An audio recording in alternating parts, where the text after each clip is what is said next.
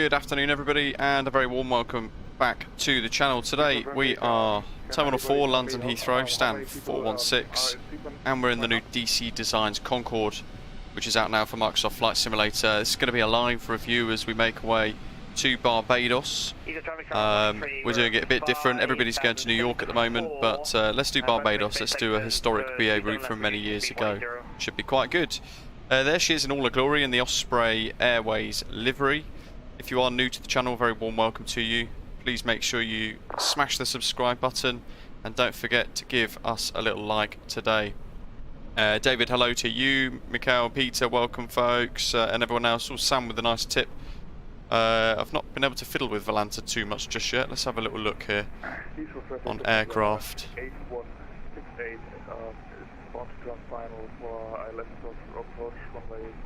Ah, found it. There we go. Let's change that to Conch. And BBX for the airline, Osprey Airways. There we go. Lovely. That's fixed. Thank you for that tip. So our route today is going to take us across the Atlantic, like so, while people are arguing on Unicom and having a stressful approach.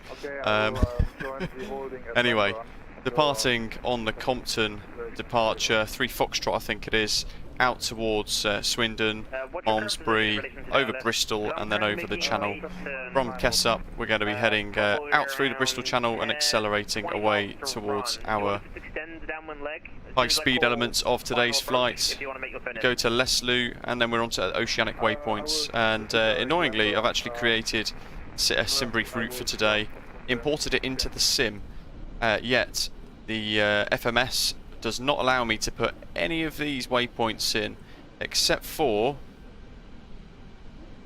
34 degrees north, 40 degrees west. It's the only one that I've been able to put in successfully, which is quite frustrating. So who knows what our route is actually going to look like when we're doing it. This is the first time flying with Concorde. Tapsy, hello. Tapsy, by the way, painted this livery, so thank you very much to him. It's available on our website. I'm sure you guys will all appreciate it. It's looking pretty fantastic as well. And he's looking forward to this. Not sure if I am. There is Concorde model matching, but you need to have it installed. I haven't seen any of the Concordes alongside us yet, to be honest. Would be good to see it in action alongside some other folks. Let's jump into the flight deck. And welcome to Concorde. That's a frustrating issue. Although you've reminded me actually, or that guy's reminded me to make sure tanks are all on 100, and they are. So apparently to get rid of him, you can just hit 0 and he disappears. However, he doesn't. So that doesn't work. But it's very annoying, because you can zoom out in certain views and all of a sudden you've got some pilot's face in the way. Right, I need to load up Navigraph, and we're going to be flying 281 degrees inbound towards Compton. Oh, fantastic, it's not working. Oh, that's set to 281 anyway. That's strange. I mean, this was literally working the other week. Oh, for God's sake. I find some of the elements to this extremely frustrating, as you guys can probably tell. There we go, that's why, because I had it in INS mode. So effectively we're going to be following that on a GPS. Down here you can see the route added in, and a bit of a TCAS as well. Ian, good afternoon. So let's plan our pushback, because we're not going to hang around too much. We've got a long flight ahead of us, lots of stuff to try and achieve. Let's see here. So we probably want that, followed by that. And we've got a runway crossing at Heathrow today, and then some interesting weather too. Andy, yeah, this is version 1.0.1, 1.01. Weather at the moment, winds are 270 degrees at 28 knots, gusting 39 knots. So this is the most intense sort of route that I could think of for all of us today. Who knows, who knows, who knows. This guy doesn't look too impressed. Most of the startup procedure is ready to go. So what we're going to do is begin the pushback. I'm just going to make sure everything's clear around us. It is. We've got our nav lights on.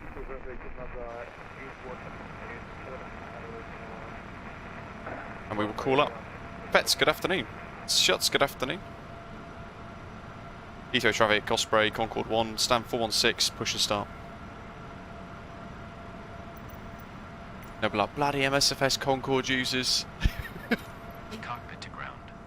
Here we go. Ground, stand by. So, starting procedure-wise, when you get in and you're cold and dark whilst the tug's getting in position, you want to flick that to close. Main split battery A and B online. And then you open that guard, flick that to on. Up in the overhead panel, engines 1, 2, 3 and 4 go online. And then you look down towards these switches and you want to make sure that all of them are in the up position. So open the guard, click it once and it goes up like you can see there. You do that for each of those 4 guards and you turn each of the 4 cross feeds onto in the inline position. We are absolutely full of fuel today and we are 10 kilograms or 100 kilograms or so below the maximum takeoff weight as well, so it's going to be interesting. Engines 4, let's light her up.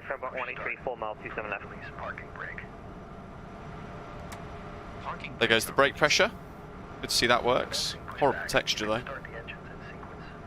Yeah, we'll start in the sequence. Engine 2 is, or engine 4 is spooling up.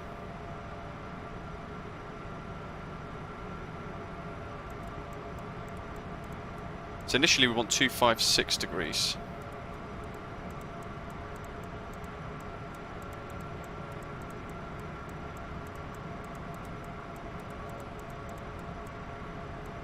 (256 degrees) into 6,000. Engine 3 starts. Oh, look at that. Don't they look good together? Although he's floating.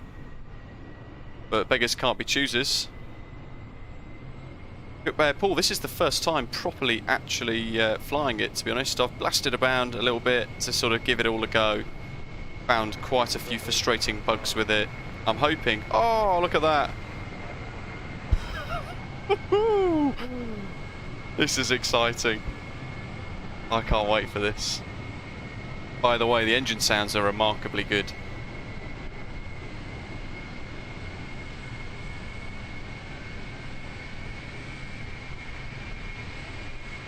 It does come with the manual, yes. Who is that? There's somebody buzzing in above.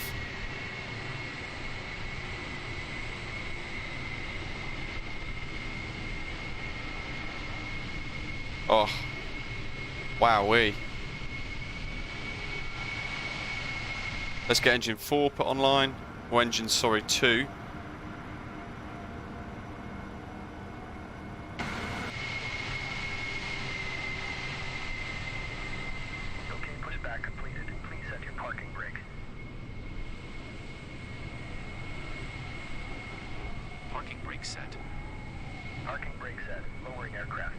So Terminal 4 years ago was the home of British Airways and the home of Concorde in this little cul-de-sac that we've parked in today. Look at that. I mean, she does look good, right?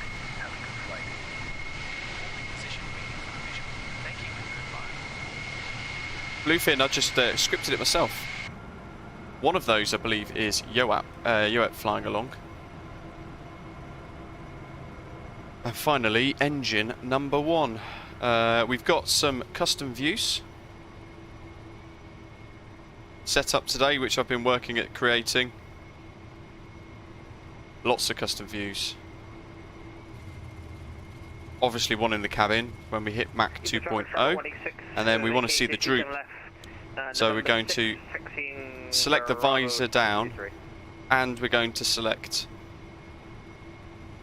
number 5 degrees. But you'll notice we've selected it, it could take a little while.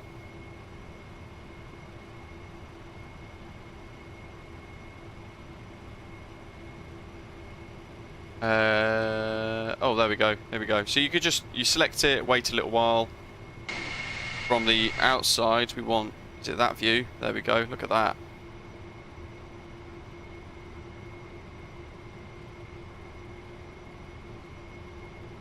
And that's ready to go. Just need to remember where the landing lights, there we go, taxi lights, taxi turn, main landing. We want to extend them, we'll pop them out the belly. Welcome on board Osprey Airways. Okay, so after departure we're going to just start to climb. Oh, no worries. Jessica, I haven't. You're watching me learn it live. Stand 512 for truck racing officer.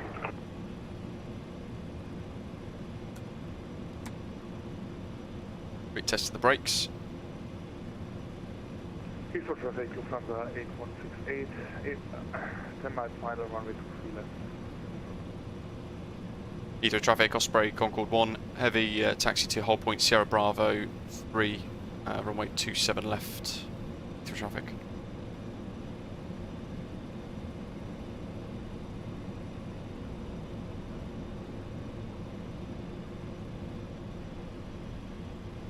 Leo, yes, that's a great point. So the nose wheel is all the way back behind us. It's kind of underneath probably the first couple of rows of seats.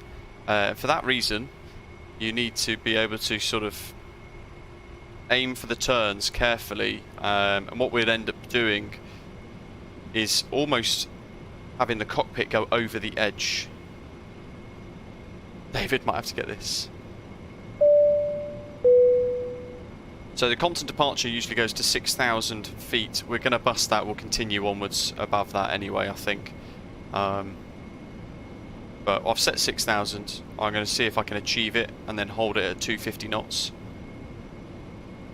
Is it easy to program the FMS? No. It's not particularly easy, to be honest. There are a number of waypoints.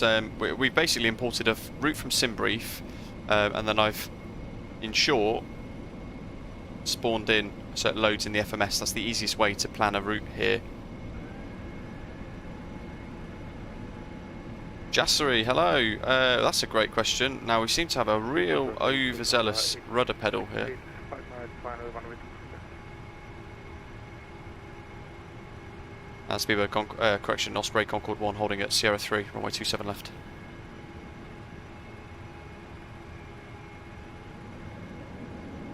Dan, so we're still waiting for Frex to paint it.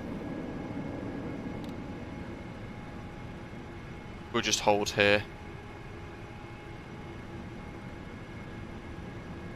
Yeah, first officer's a big guy. Mark Collins, welcome aboard, thanks for subscribing.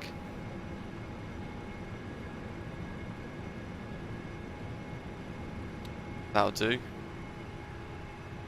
And I'm going to come to a halt because I want to test the rudder pedals.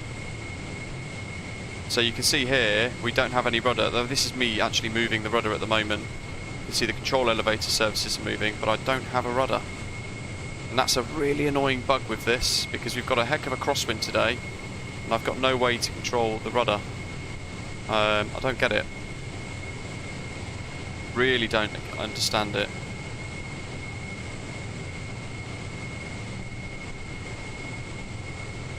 The thing is, the nose wheel is turning, so it's like the animation is just broken. If that makes sense. But either way, that is a wrecker for me. That's one of the big issues that I genuinely quite hate about this, because there's a lot of stuff that just doesn't work properly. And you get oh, it's an MSFS thing. It's not. It's the only aircraft that I have that has that problem. And it's not good. The textures I find quite nasty as well. I don't know if you guys agree with that. Some of them, like this, where it says Airways Middle and Outer, they just look like somebody's gone onto Photoshop quick and just put a bit of text over an orange circle. So there's quite a few things that are nasty texture-wise on the inside. There are things I like as well. The rudder thing is a big issue, to be honest. If I'd have noticed that prior to us flying today, I would have ended up resetting the sim. And if anybody has got the Concorde and knows a quick fix, do let me know.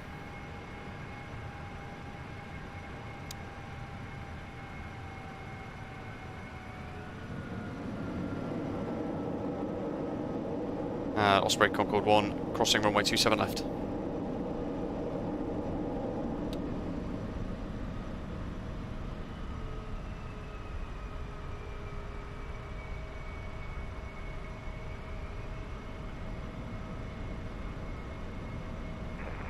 Your information on the 51 Victor Kilo, projecting in flight level 7 0, expecting LESLU 7 left. Reese, nail on the head. Nail on the head. That's exactly the problem. And you can't use the sim as an excuse when you've got developers like PMDG creating a highly accurate 737. That's not a problem with the sim.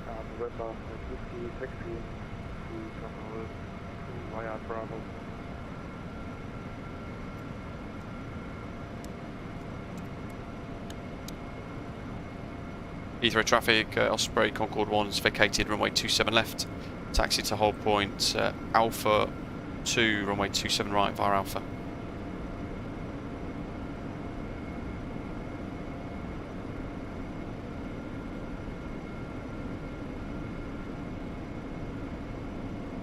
Passing the other Concorde, bless her.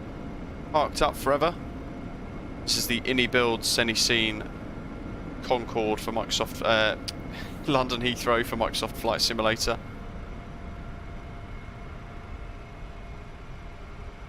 I'd say the FMS is not only awful, it's quite stressful to use as well. I mean, one of the big questions I'll end up getting, no doubt, is it VATSIM ready?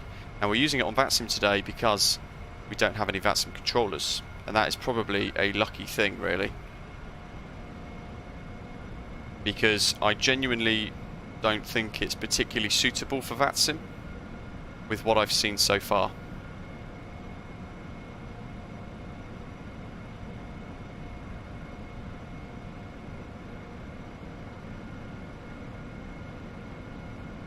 Dan, yes, because it's a Concorde, I feel like it's hidden or allowed people to just maybe push aside some of the problems with it.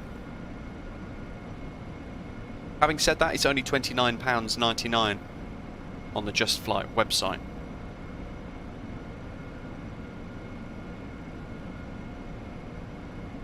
I'm still getting to grips with a lot of this. I think INS is the equivalent of LNAV. We're going to be using IAS Acquire for departure for the auto throttles. Information after 41 with kilo, Victor Kilo, descent from flight level 70 to 2,500 feet, expecting Airbus 7 left.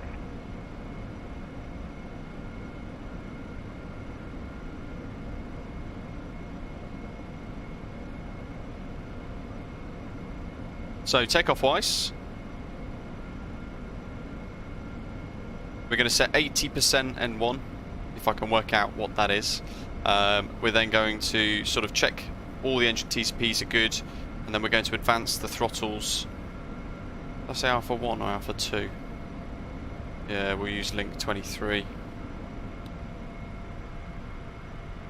So really you want the nose to almost go over the line here, and what that does is then keeps your nose wheel inbounds. I mean, look how far back the nose wheel is. It's about 6 rows in. So if you turn at the cockpit, you're doing this, you're cutting the corner. So you need to wait until, oops, about here.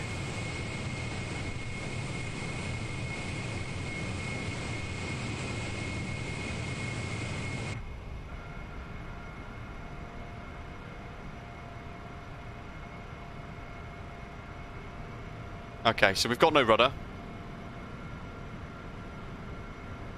Not quite sure how we're going to depart properly with it. I mean, I've seen some people review it and say it's amazing, it's this, it's that, it's so good. I don't think it's that great. Yeah, the fact that we don't have a rudder for a very strong crosswind departure. Well, winds at the moment, they're straight down the runway at 28 knots, but they're gusting 39 knots, and all it'll take is for it to swivel around a little bit.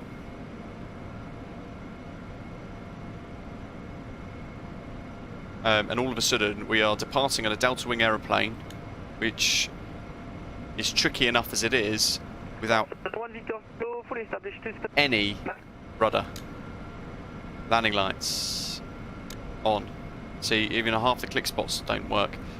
Heathrow traffic, Osprey Concorde 1 lining up runway 27 right and departing Compton 3 Foxtrot departure. Heathrow traffic. Joshua Ball's just landed, lovely stuff.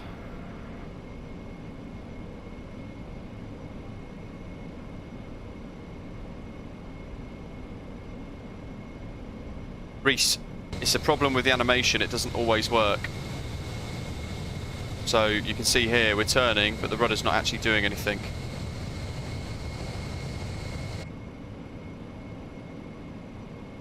And the Heathrow traffic 766 is holding Alpha 4. Yeah, Michael, it's a real shame, isn't it?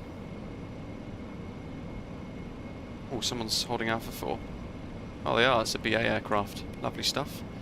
Okay, so we won't hang around too long. It's not fair on them. We're trying to work out stuff that's going wrong.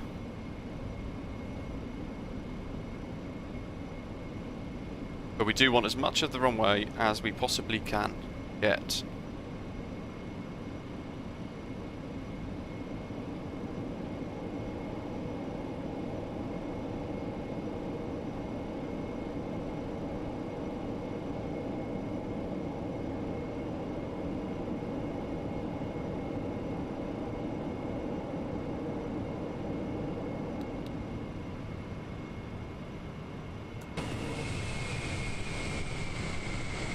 Here we go.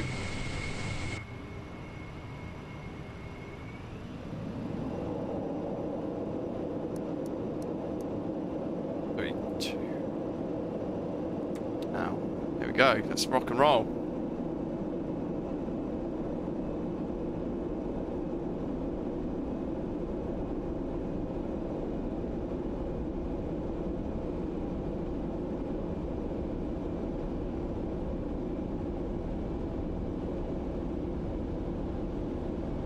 Traffic 160 knots. 180. We're going to start to pull back to about 13 degrees now. Short final 27 left, Air France, 1 Victor Kilo, and we have visual on the aircraft, 27 right. Oh, look at that. And Air France,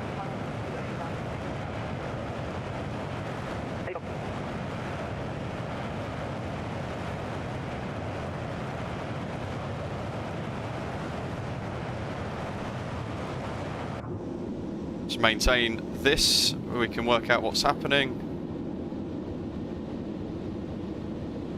I'm actually going to kill the relight now because we're already zooming up. We're at 250 already.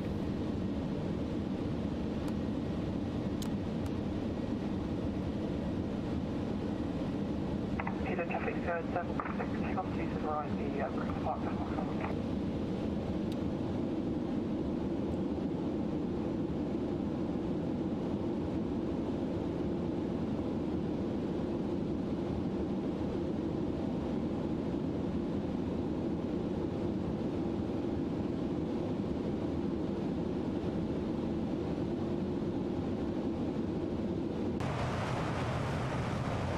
So one limitation is even though we've turned the relight off, it doesn't actually turn itself off in the sim.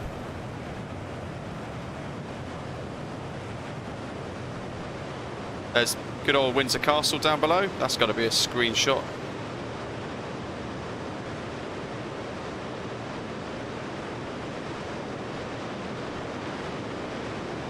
Okay.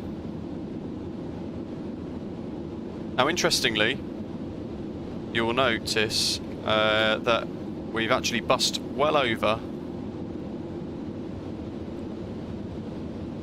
250 knots. So I've had to reactivate. Let's continue up.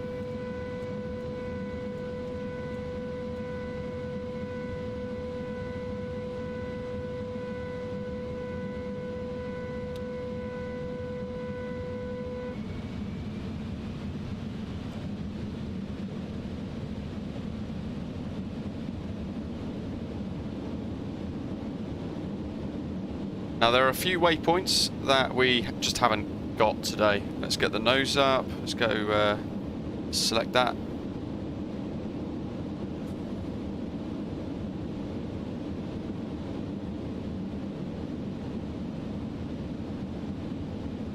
And it should get a little quieter.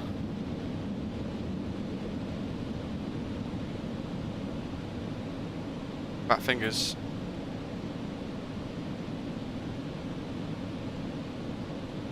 Okay, so 250. Let's acquire the new altitude. Was it max climb, wasn't it? That's what we want.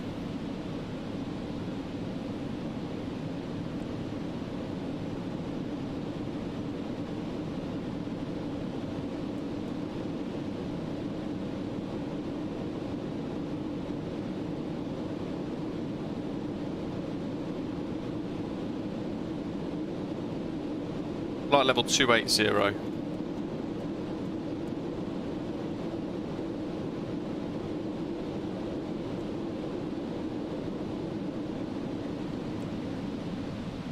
Same thing again, dropping off the speed.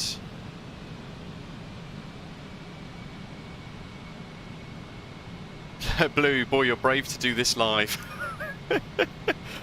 Thank you. Philip, hello, welcome. Indicated airspeed acquired turned off when you press max climb. That's interesting. That's why we're getting that weird issue then. I mean, I love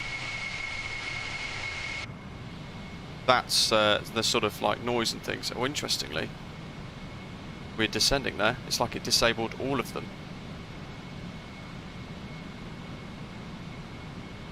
Island control, no, it didn't, sadly. You'll see it's a bit of a mess actually, this this FMS thing, whatever it's called. So if I click up, you'll see that's TPP. There's a waypoint called inbox, so I've got no idea why that's in there or where it is. And then we've got a lot of these H4521s. I don't know if that's half waypoints or not quite sure. Let's just monitor this. 250, altitude's going up again now. Good stuff. Vertical speeds, positive.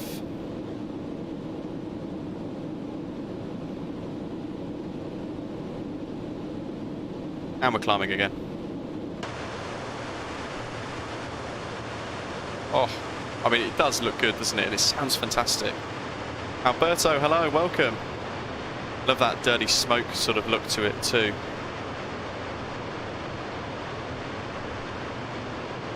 Then when it does something like that, you've just got to check to see what's happening.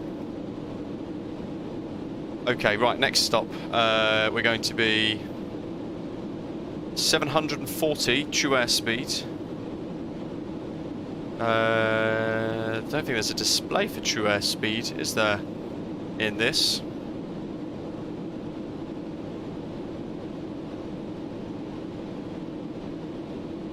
We've got ground speed. And we've got a Mach number. Let's see, there's something here actually. True airspeed in knots, pressure altitude, minus 1,000, true airspeed, calibrated airspeed.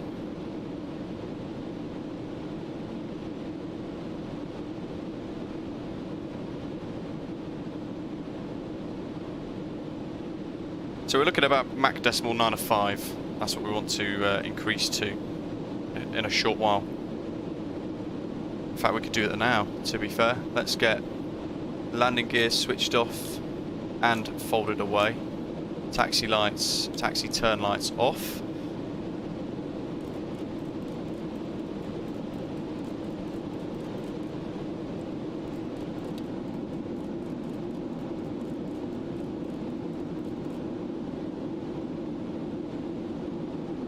So looking at the Mach number there, we'll probably aim for just below 0.1 We'll just monitor it as it accelerates.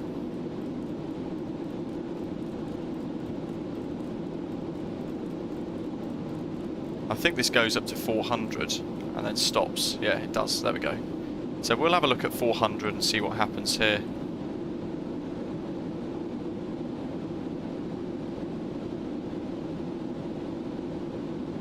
And it's an interesting angle of attack, isn't it? We are... Ooh, let's see. Plus 15 still, to be fair. You do get a sonic boom. That is quite cool. We're going to listen out for that in a little while when we get nearer towards Mach 1. Keep smashing the like button while you're here as well, folks. A lot of you watching, actually, so if you're tuning in for the first time, do say hello. We've got to balance the fuel tanks shortly.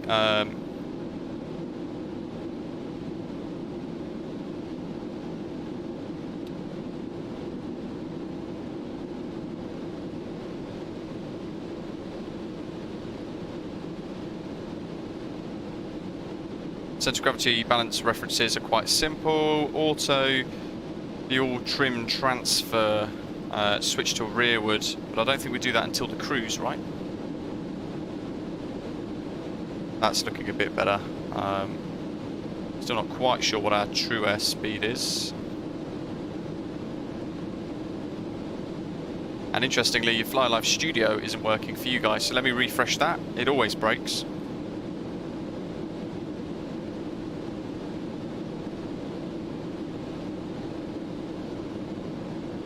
That's a bit better. Now you can see on the top of your screens. Part of me thought might get a true airspeed from that. That would be quite cool. Okay, right. What is next? Jeff, it is. Everybody's doing the New York route, though, isn't it? Aren't they? So I thought we'd do something different.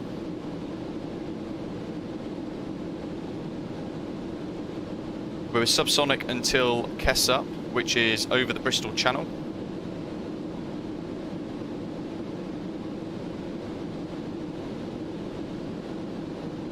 So those of you in Swansea might hear the sonic boom.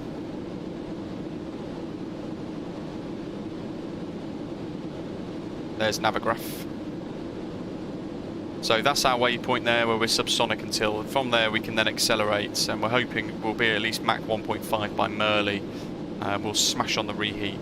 And interestingly, Concorde's only got enough reheat to last for about 20 minutes. Before then we're looking at burning way too much fuel. A little interesting fact there for you guys. Let's reset the QNH.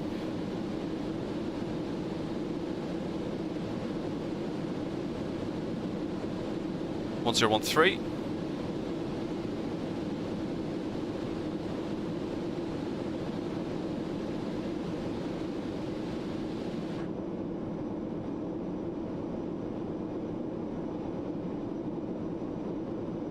Saying time to go 7 hours, but that's because we haven't zoomed forwards yet to higher speeds.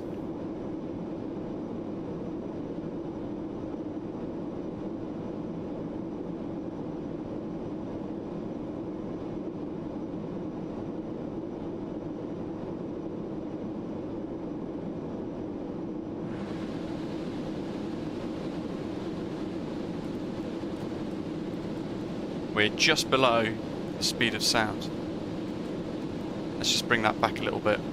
Oh, Hotel Moon 380 Mach 1.0 at flight level 280, I think. Awesome. So we'll do 370. We're almost going to be there anyway. Ben, we're looking at 3 hours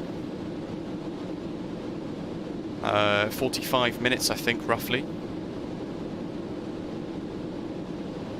I mean, it's the Concorde. It's a Concorde for everybody, isn't it? Everybody to enjoy. To be fair. Bristol, whoops, hello, through Dave. Let's get past Dave. Bristol's down there somewhere.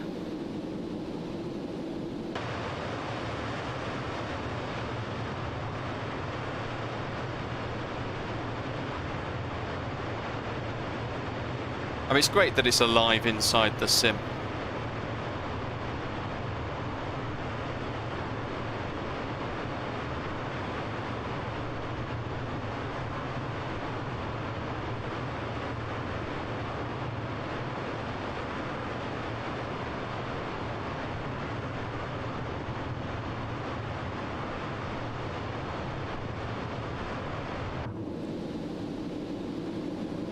quick sit rep. Can't really leave it for too long.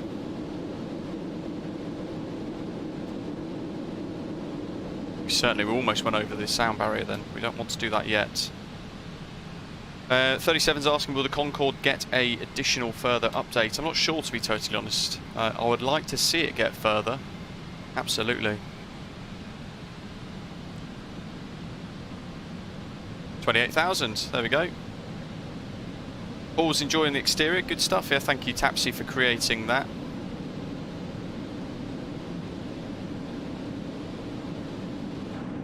So in the cabin, Mach decimal 901, 28,000 feet at the moment. Ground speed of 500 knots.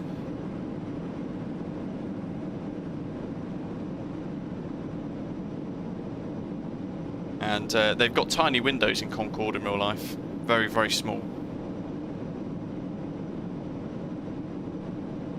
The aircraft stretches laterally about, is it 2 meters? Once it goes over the speed of sound, which is quite cool. While we're doing this, actually, we've got a couple of seconds. Let's have a little look here.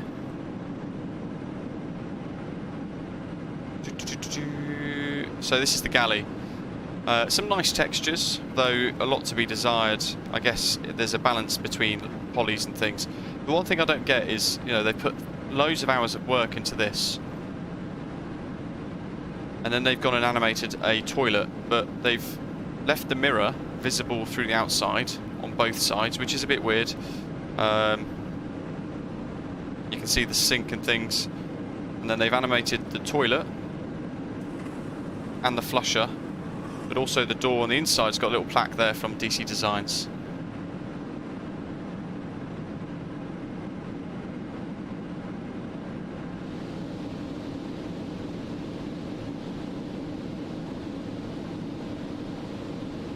Right, next stop is going to be flight level 450.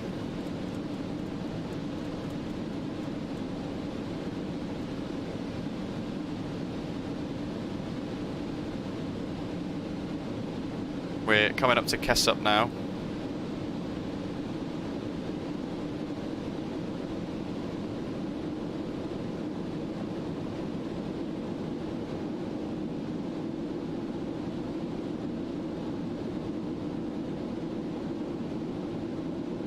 Moon saying the developers did say about implemented speed bugs and TLA bugs once people get used to it. Not sure about artificial flight engineer. INS is supposed to follow after it's WASM supported.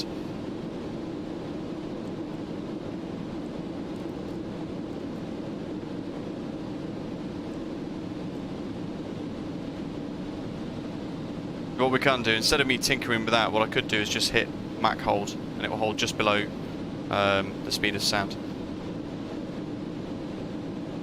Bluefin, I've created my own SimBrief Concorde profile. It's basically an A300 plus 7% fuel, I think, from memory. It's a bit of a tinker.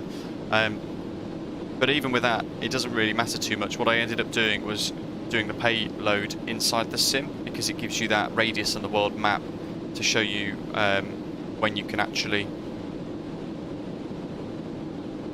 or how far you can get on your fuel load.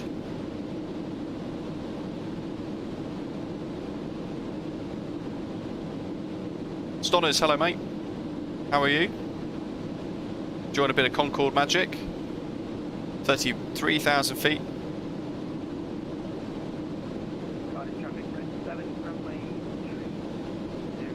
Guess it's been a few.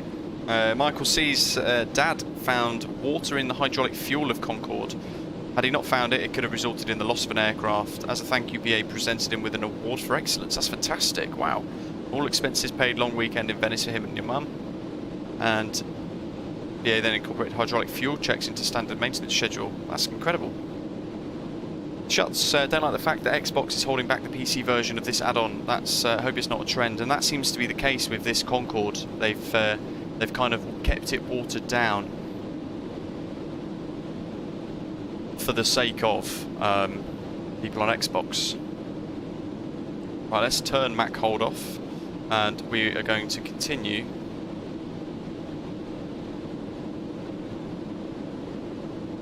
What's our next speed going to be? Step climb 740.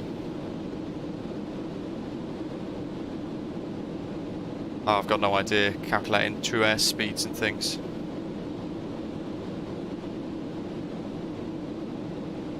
Let's put that back on for a second.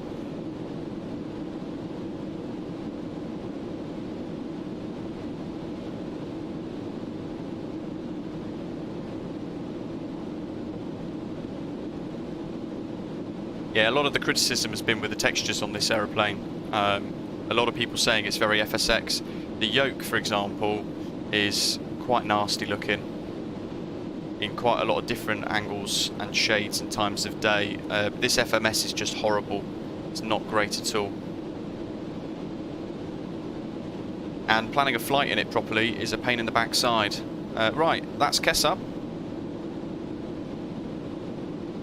Let's get above the speed of sound. Mach hold off. 1, 2, 3, 4. Little wiggle just to make sure we are max power. Looks like that is the case. And then it was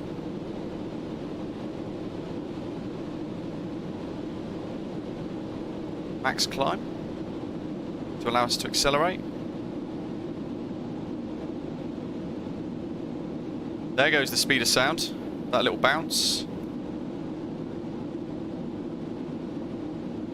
British Scott, hello, welcome. There we go. So that's the buffer first. That should be us passing over through the speed of sound now.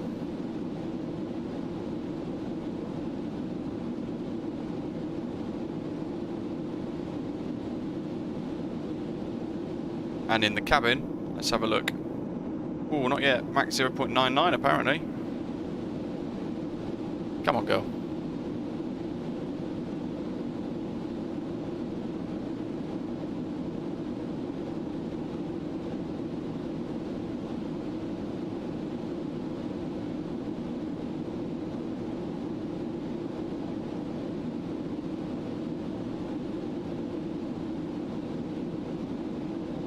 There's Mach 1. Happy days. We need to do some fuel transfer things.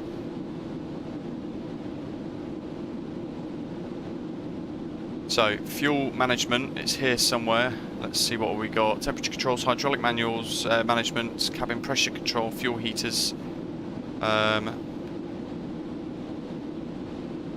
We want a bit of a fuel bay, fuel management, refuel. Trim tank, here we go, trim tanks, auto master to the rearward position. That is in the rearward position now. Tank 11 limit. Good grief, where is tank 11?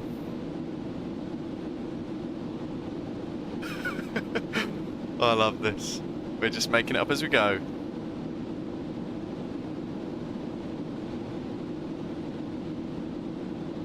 Tank 11, inlet valves to open. Oh, pump 11, here we go. Limit selector to 5,000.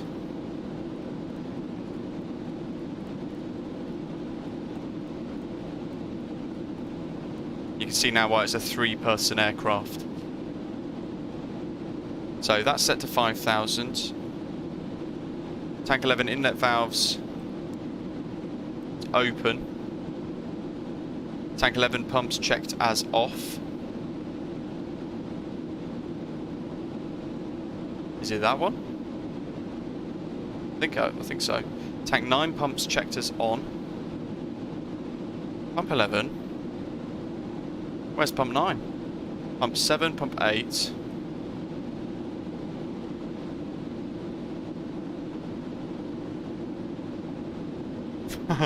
I love this. This is so confusing. Pump 9, here we go. Up here.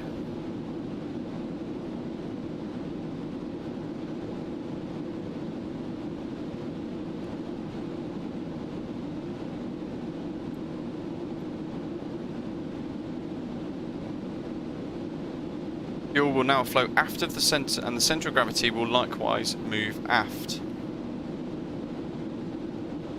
Okay, so out of there it goes down to here. Is that correct? Is that what it's saying? When the CG marker reaches 59. God, where's that? That's that one. When centre of gravity marker reaches 59%, close the valves to tank 9, 10 and 11. Well, I haven't opened 10, I don't think. That wasn't on the instructions.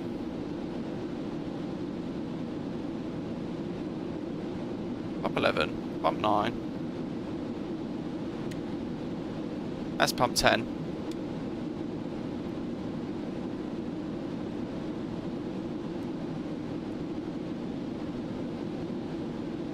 I'm confused by some of these.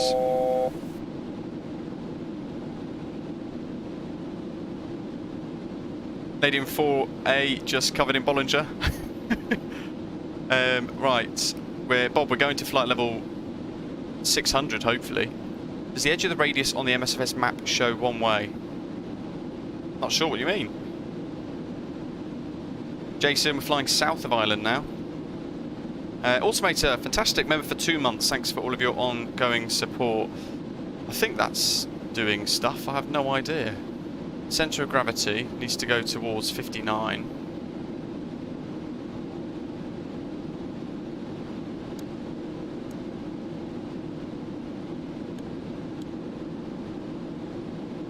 Oh, hold on. No, that is on rear already. We've done that.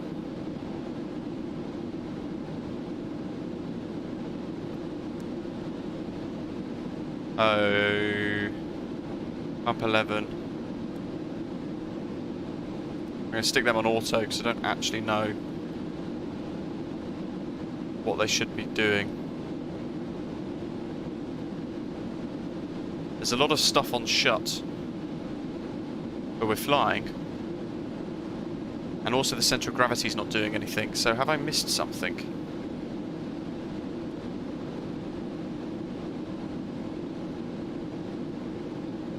Oh, here we go. Now it's moving. Slow transfer of fuel. It's Concorde Malarkey's easy. Mach hold.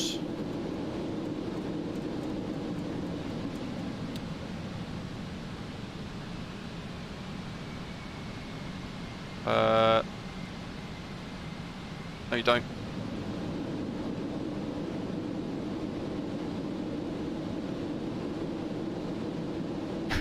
Shuts. I love how I love how you're trying to sort of like point that out, but I actually have no idea what that means. Right, let's accelerate up anyway.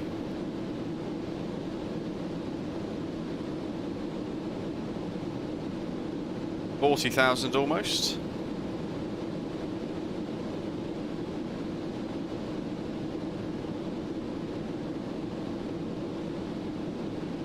And one thing I haven't really worked out is the vertical speed mode.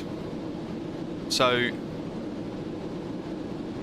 there is no way that I can work out that you can kind of set your vertical speed. But anyway, you want to hear the sonic boom? Everybody does. So just as we pass aft, actually, let's do faster drone speed. Then we can do this as we're zooming along, and when you're ready,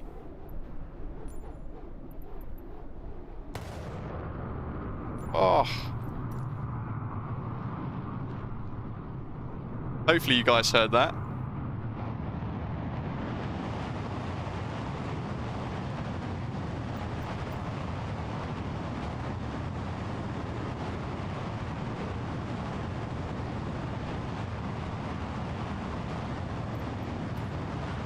There's a rocker in the center console.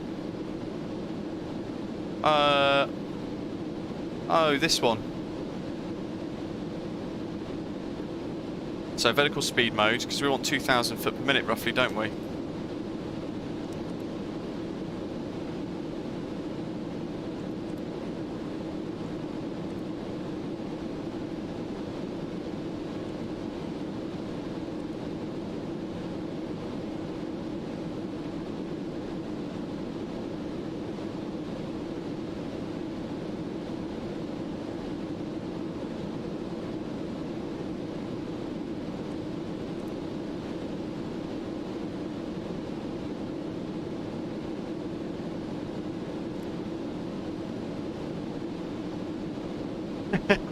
do it again. Okay, I will. Once I just get back into this climb.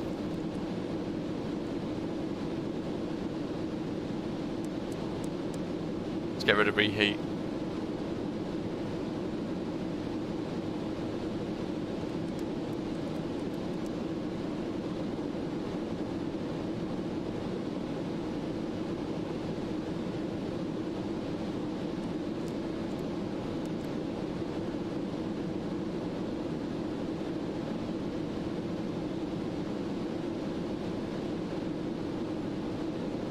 We are still at the wrong centre of gravity, yeah, but we're going to try and accelerate as best as we can. We're going to hold about Mach 1.5 for now. And we'll take that slow climb up higher. Right. You guys want to see... Ooh, silence, the other side of the sound barrier.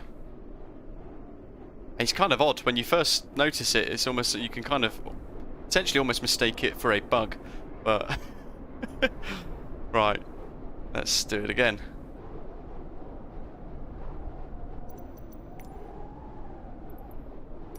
Maybe if I pop this out. There we go. 3, 2, 1.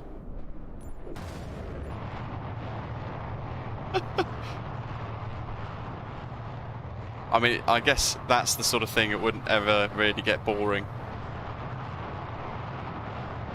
Look at the curvature of the Earth as well. Eggs barley, I'm not sure actually.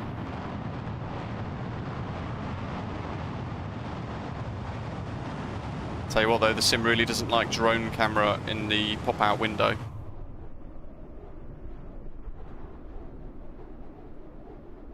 Where's Concorde? We'll do it again. 3, 2, 1.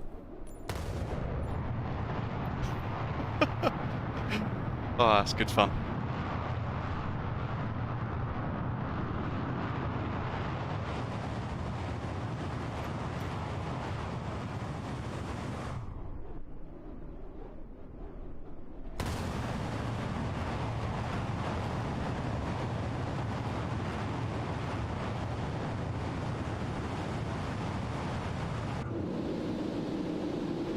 Bernie, there were quite a few from what I understand. Mach 1.25. Oh, we're losing speed a tad here. Let's go those down.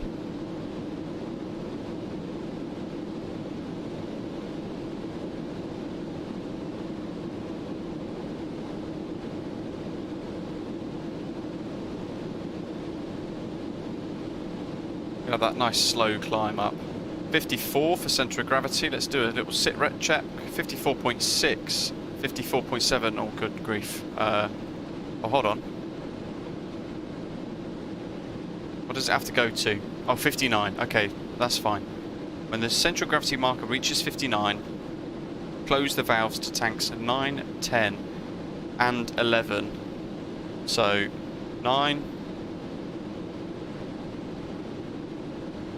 That seat's in the way. 9. Oh, God. 10.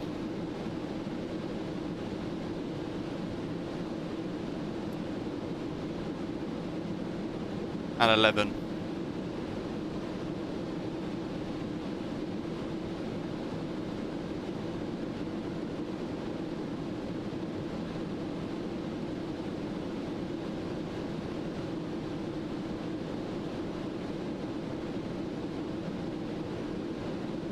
.9.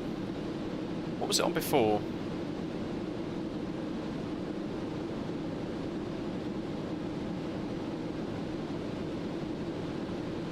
We're going all the way to 59, aren't we? So I feel like we'll have to kind of keep an eye on this. It's creeping up slowly though, isn't it?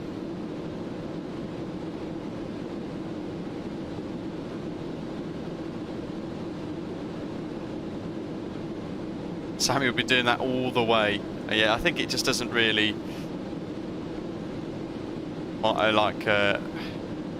it wouldn't ever really get boring, would it? Reheat is on. Interesting. We shall turn them on.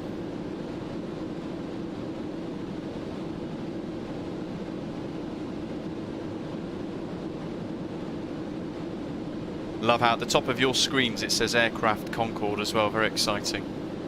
I mean, the manual is not very well written, as that kind of doesn't help things. I think you should move from tanks 11 to tanks 6 and 7, Aki. There's no mention of that in the manual though. This isn't like an explain one. As I was saying, the manual's not very well written at all, to be totally honest. Got any autos? Any auto pumps? They're on.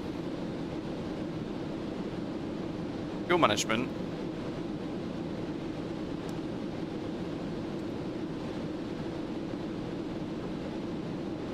Four. That's on auto. They're on.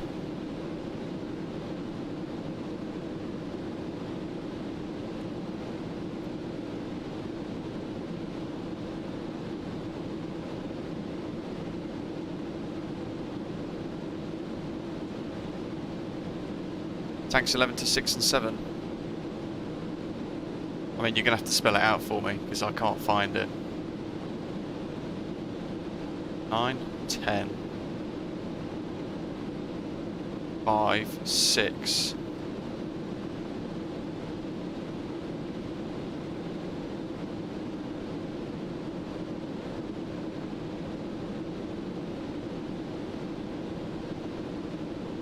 Standby inlet valves, that's these, right?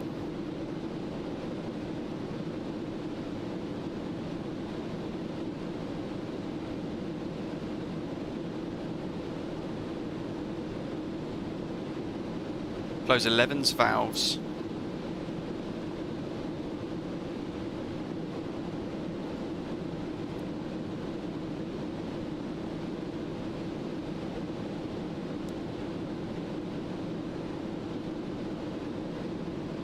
Like that.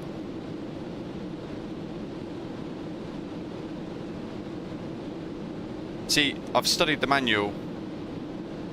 I say studied the manual. It doesn't really make much sense reading through it. So you end up trying to sort of like, well, I guess do what we're doing at the moment, trying to work it all out, piece it all together to fly the thing.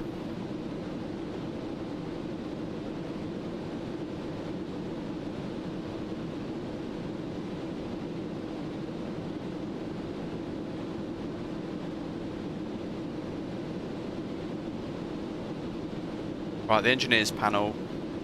God, it's such a terrible manual.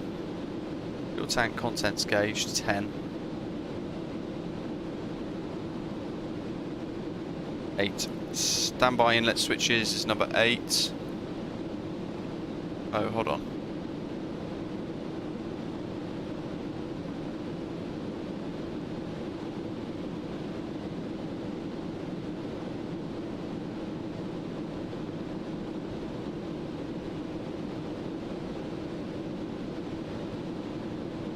No, no idea. Put joining into the blue wall had difficulty, Andy. No, the valves on the left and right of 9 and 10.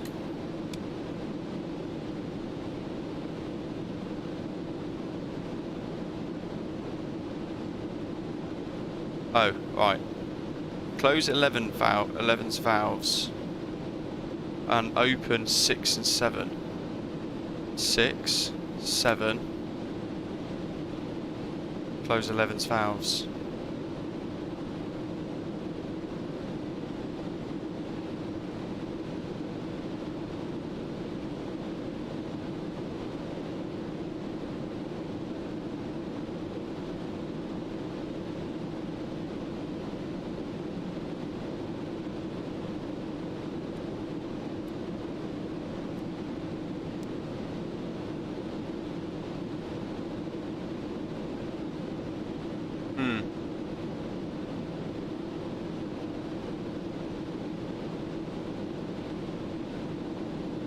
Yeah, we're on a real slow climb, 47,000 feet.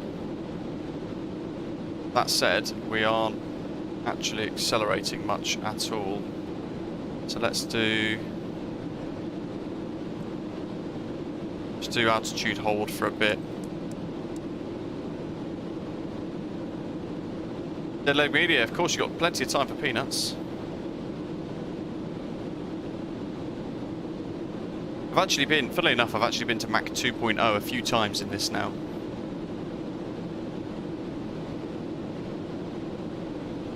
But even 1,000 foot per minute, it doesn't want to do it, interestingly enough. Probably centre of gravity related, let's face it. But we'll get there. We've got a few hours. Engine 1, 2, 3, 4. Electrical engineering controls.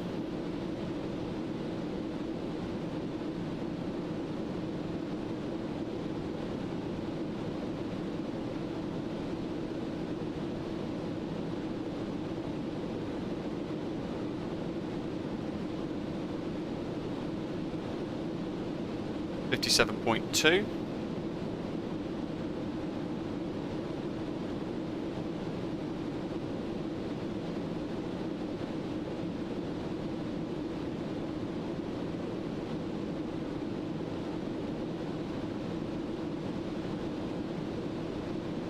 Yeah, I mean, we may never reach Mach 2.0, like you guys are saying. It's all dependent purely on whether or not the temperatures allow for it. Mitch, auto throttle is no, well, it's armed, but it's not actually on, if that makes sense. The three above here, Mach hold, IAS hold and stuff are off. I've had manual control of the throttle for the whole time.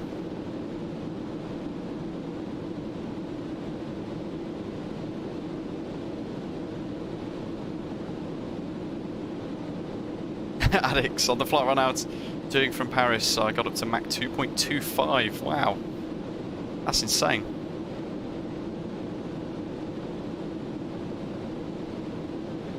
Very cool.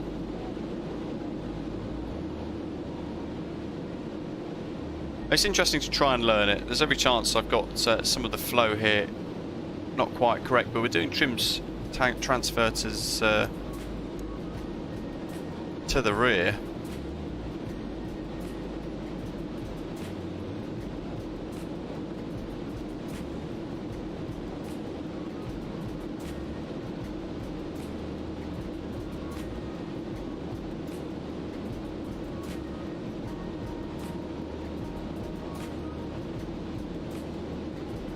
We're almost there, we're 57.9.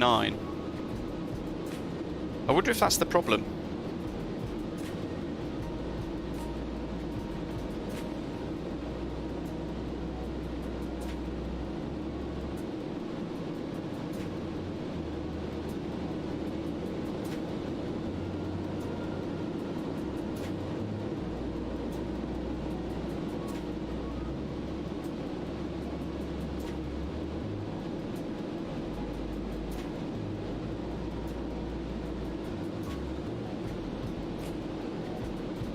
I don't know if I need to do anything up here to try and give it a bit of a boost.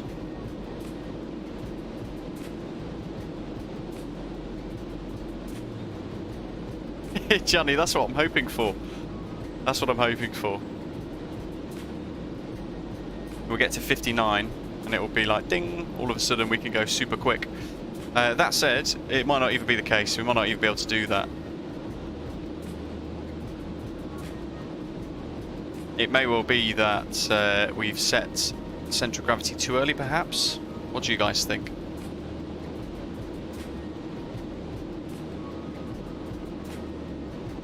And again, it's, you know, the manual throws a lot of information at you, but a lot of it isn't particularly relevant to you actually trying to operate it and use it.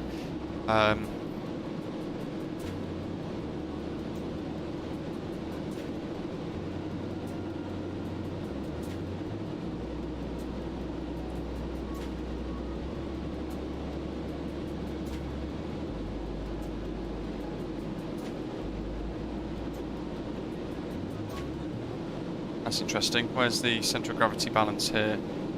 So that's showing it's well out of balance, which is probably why we're not actually being able to fly them properly at the moment.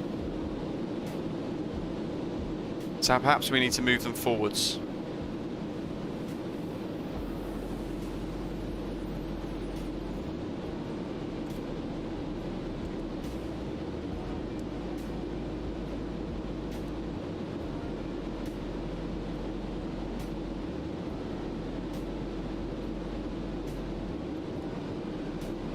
I reckon we need to move it back between those brackets.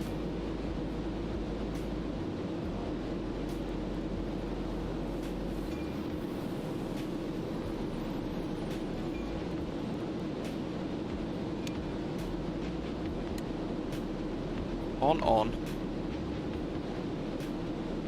Inlet valves are on.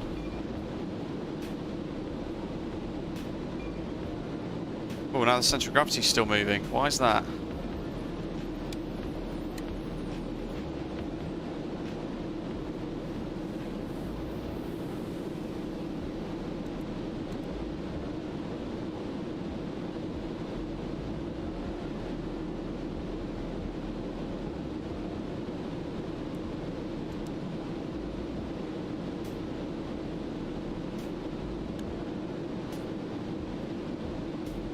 See, that's what we don't want.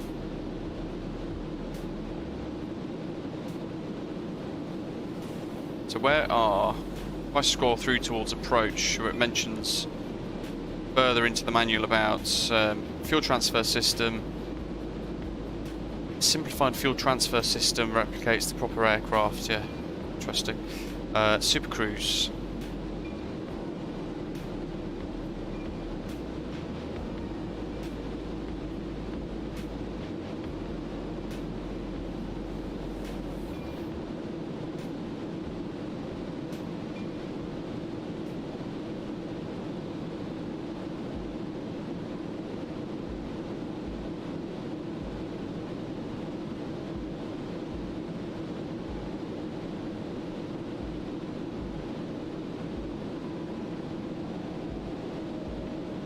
Nope, nothing about moving that back forwards again. Interesting. Manual procedure, here we go. What's the automatic procedure actually? Autopilot and auto throttle procedure.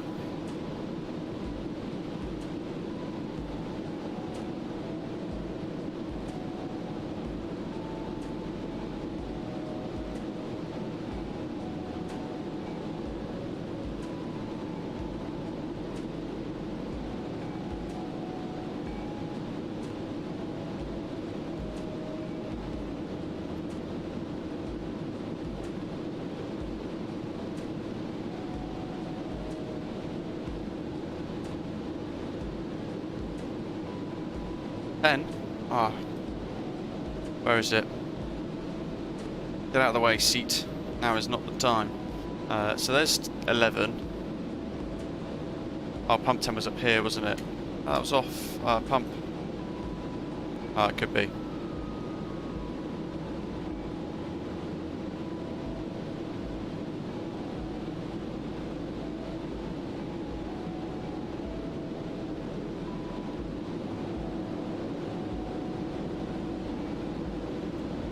No, at the moment we had altitude hold mode on because we weren't able to actually increase our speed very much.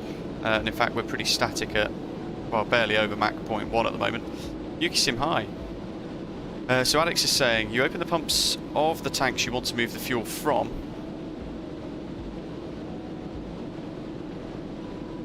And you open the inlet valves of where you want the fuel to go. So if I want them to go back into 9 and 10,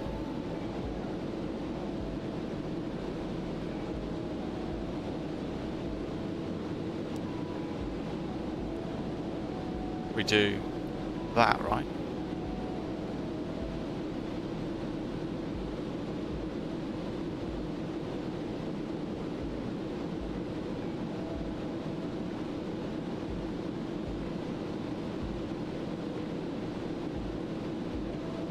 Andy, so we had AltaQuire on most of the time.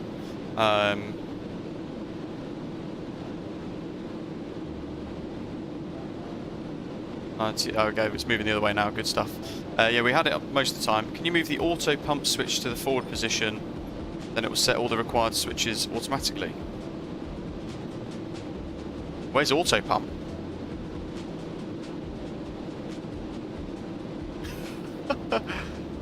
Hey. We're making it up as we go along. Where's the auto pump? Am I being really dim? Auto.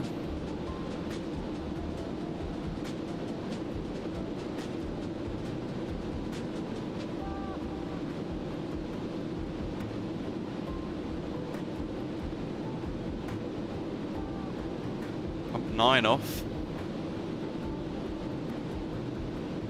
Which is that one, right? Oh, hold on. No, that's that one.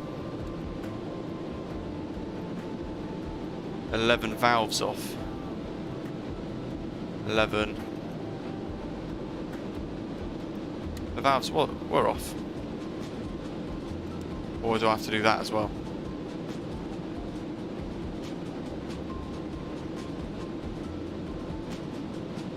Oh, you mean just do that? Click it to off.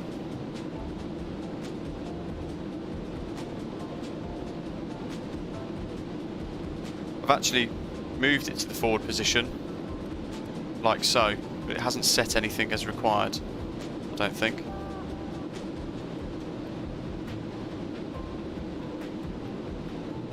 I mean, is it the Collimata Concorde in X-Plane? That's supposed to be very, very good. This seems complex in areas, but without the material to actually assist people in fixing it. I think that's the only way, isn't it, folks? A bit of descent first.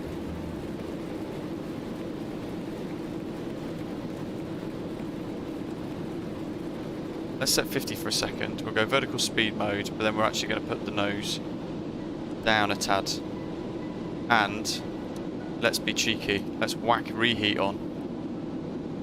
Super fast.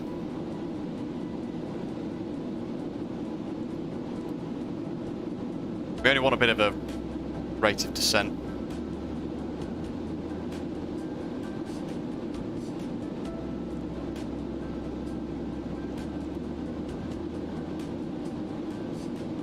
No, the switches aren't moving. If we move it, so if I do that so you can see the main panel and I flick it across,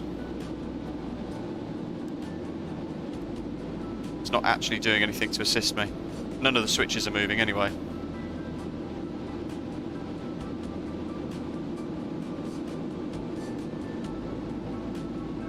Yeah, the auto throttle's off, Andy Glore. And it only goes up to 400. At this point, we've actually got the auto throttles off, so we're not really bothering with any of it.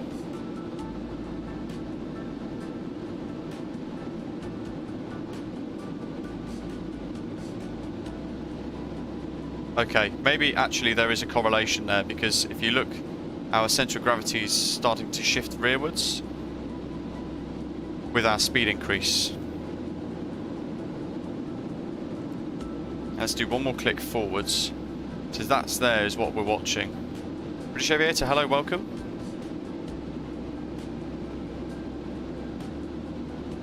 Yes. Look at that, it's definitely moving, isn't it?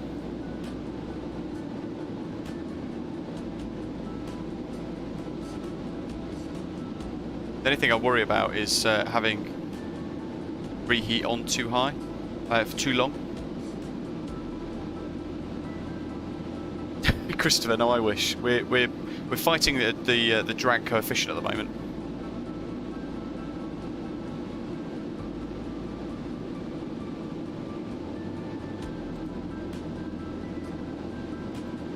I think I'm going to leave a lot of these switches on auto.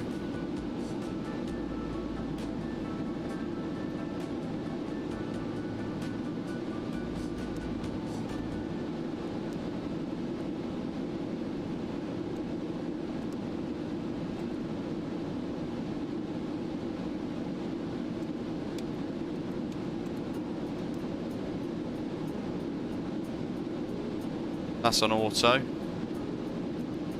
That's on auto. That's on auto. Don't want to click that because that has off on it. They're on auto. Oops. The other way, please. We just want 59. And there's our centre of gravity now, look. There we go, now we turn it off. That should stay now, he says. How's our speed doing? Yes! Okay, we have to keep it in between the yellow. That's, I think, where we went wrong earlier. I was trying to work out how to get it back in by moving the fuel back forwards. But there we go, that's looking a lot better, isn't it? So we can bring that nose up.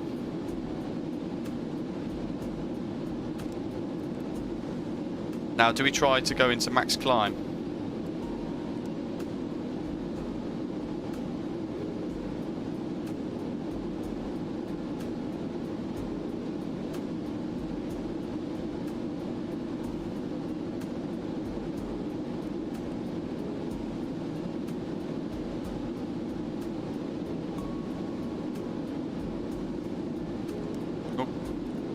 That's the way.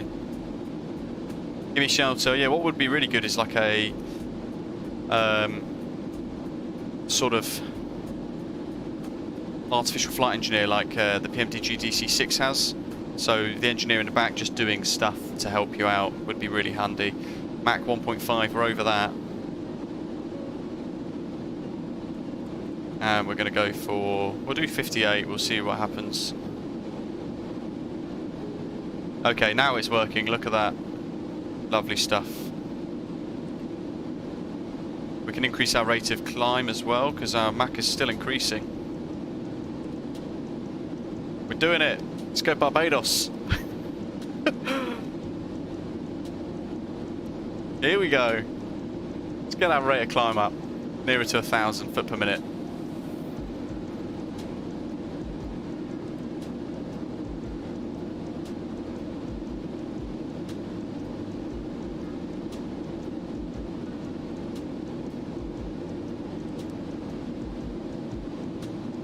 Let's get a 60,000. Why not? Let's go to the top. I'm like a child. It's ridiculous. Max climb. Roger.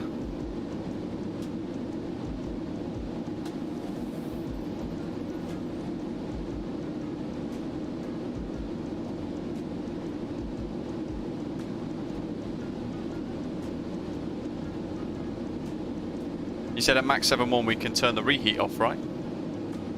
You know what it's time for? Another sonic boom. I mean, it's things like that that are interesting because it shows the developer has made quite a bit of effort trying to get it to work nicely. We ready? 3, 2, 1, boom.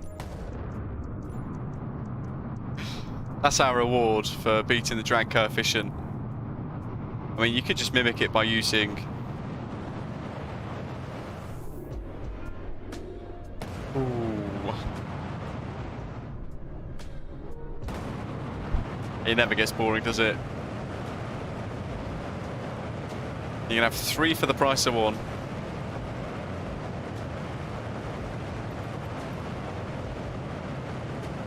And the livery looks great as well.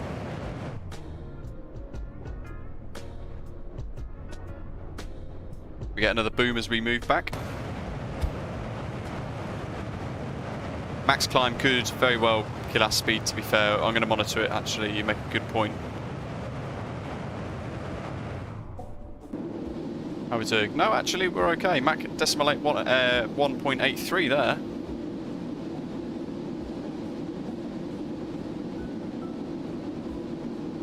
Yeah, a lot of the flight characteristics I think are very, very good with this. That's the one thing I think is exceptional.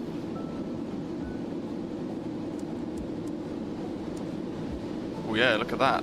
Barrier has moved aft.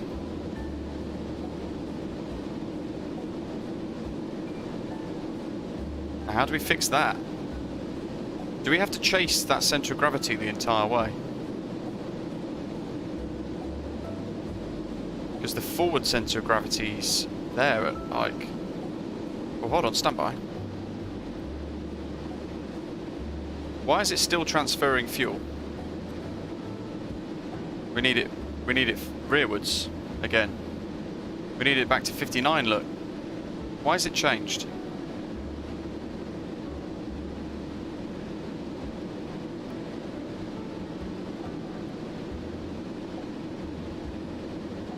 Oh, Delta Tango, don't say that.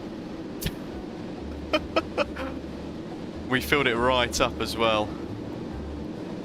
We're Mach 1.89.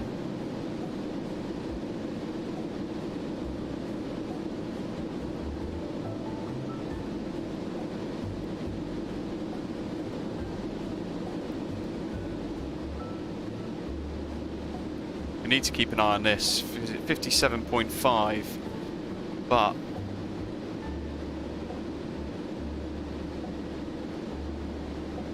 well, ADIKS thought it was a automatic transfer.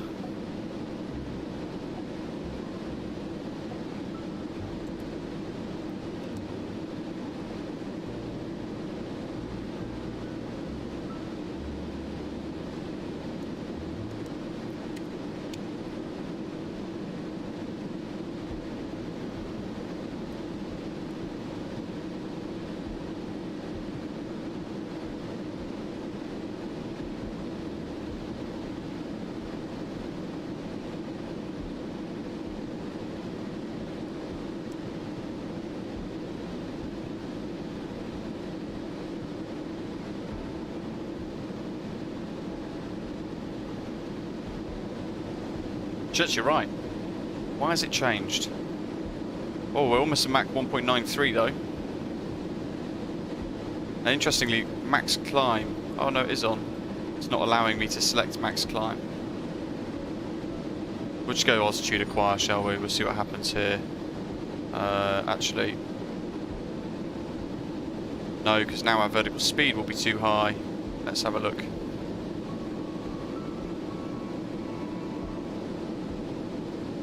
Just keeping an eye on that Mach number, 1.94.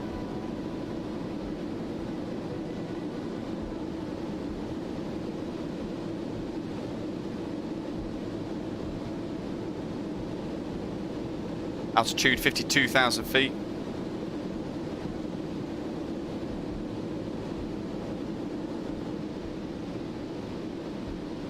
Quick change of this.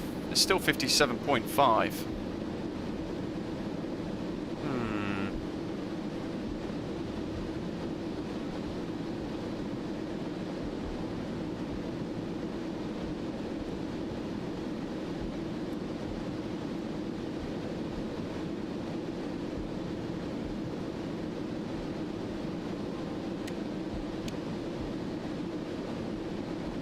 There we go, we're moving it. I mean, interestingly, I thought moving it rearwards, that would have fixed it for us, but hey-ho. Let's see, where's our display? Mach 1.93. They take, thank you, 9 valves off.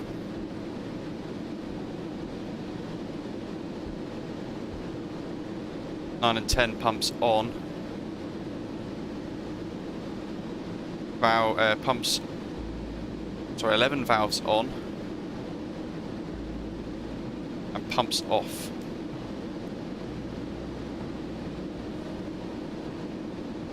God. Yeah, we've got just manual fuel at the moment. We're back in the central gravity limits now anyway, which is good. The thing is, how do you turn it all off? Do you turn all the pumps off? Like, do you turn all of these pumps off to actually stop the fuel transfer? Or do you shut all of these inlet valves and does that stop it? I'm not quite sure how it all works. Or do we just leave it set like this? We're almost back at 59 now anyway, which is good. A lot of monitoring and stuff. Mach 1.92.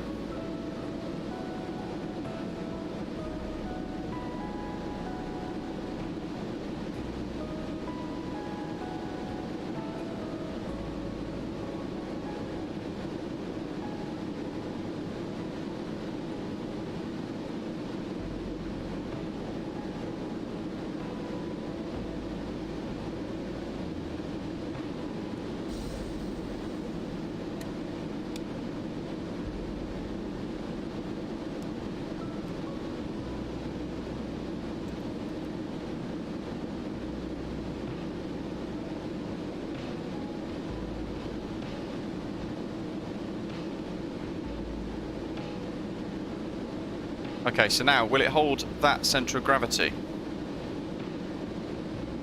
No, it's not. It's still doing its own thing.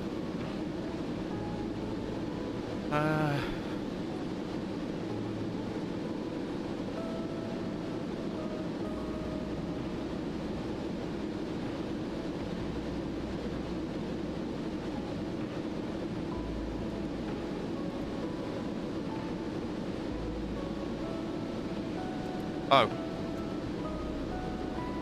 There we go.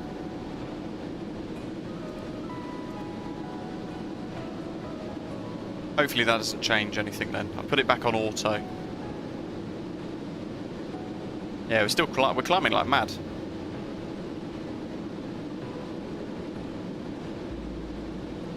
No, you need shut, not auto. Interesting. Okay, thank you.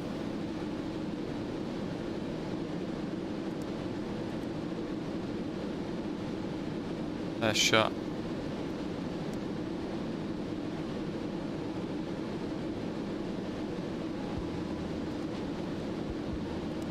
They're shut. Do I shut them all? Pumps below 9 are still on.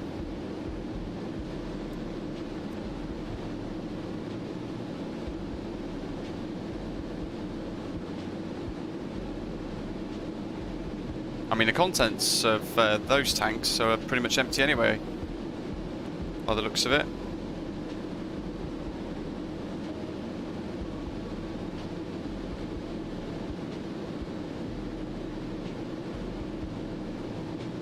$59.8. So we don't really want that to change much further, but as long as it's within the boundaries there, I think potentially that's going to be all good now, right? I think in my head, I was thinking if I shut them all off, I'm thinking it's like a normal fuel pump and I was just going to turn everything else off, but that looks like that has actually stopped it, so thanks folks. Maybe the inlet valves there need to go off as well. And that's everything down. Except for those pumps. But it's actually not transferring anything anymore. Mach 1.9. And we're at a cruise altitude now of 60,000 feet after all of that. And one thing that I've noticed through Microsoft Flight Simulator, let's see.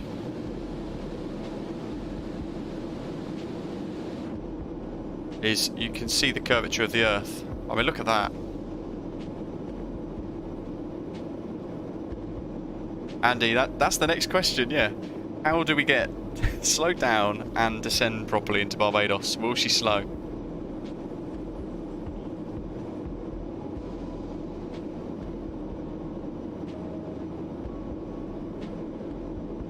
Great to see loads of you tuning in. Hope you're enjoying it so far. It's been a bit chaotic, hasn't it? 70 likes as well, remarkable. Thanks, folks.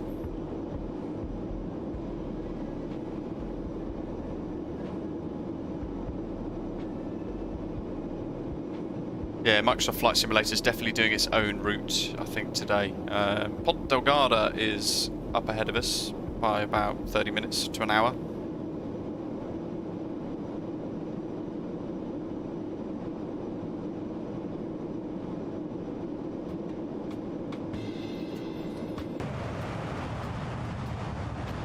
See, from the outside it kind of looks flat. Thrust reverses during descent. That's probably the best way to get the curvature. As we listen to some interesting new lift music.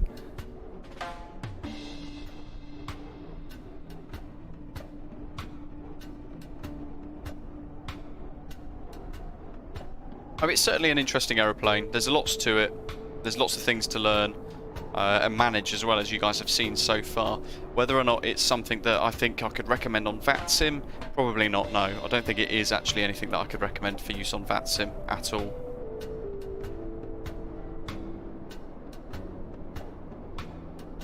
Unless you really know how to use it.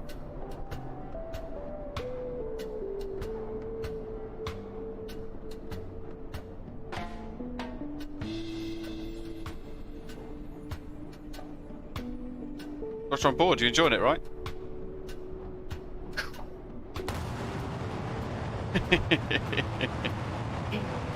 Such an easy way to trigger that sonic boom, isn't it? Okay, right, let's serve up some Bollinger. There's some of the views.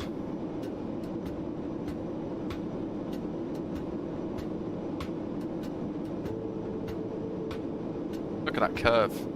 And the darkness above.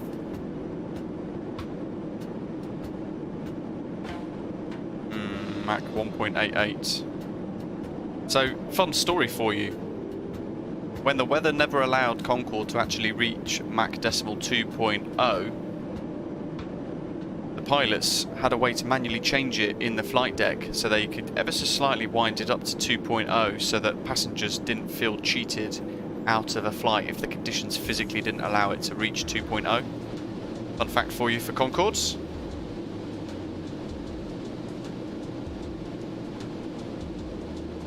Distance to go, 3,662 apparently.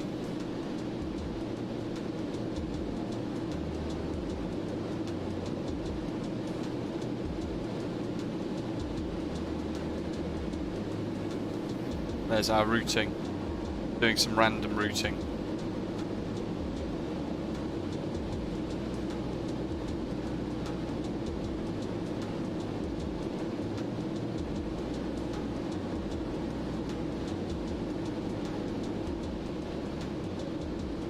What's that centre of gravity? Has it moved? 59.8. No. Happy days. I might actually just try and move it back forwards to 59. My OCD's kicking in. So what, we flick that to forward, don't we?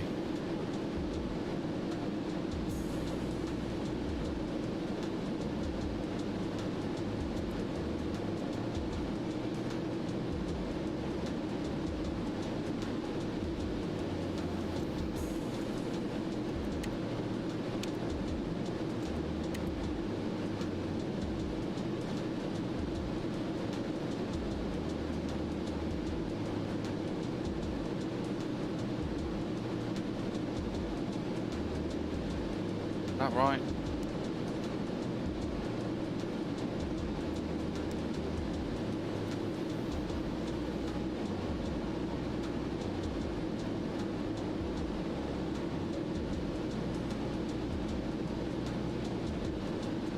Yeah, perhaps we are too high.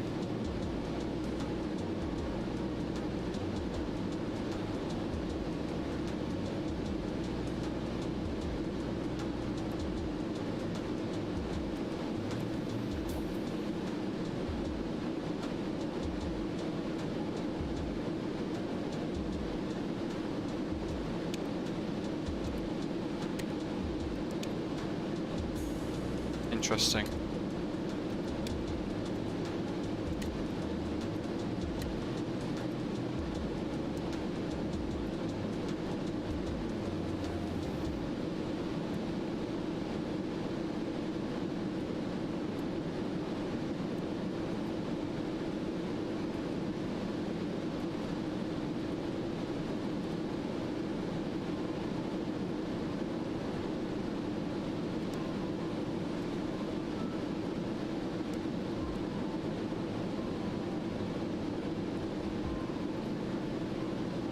Quite happy with 59.7. I think we'll be fiddling around with it too much otherwise.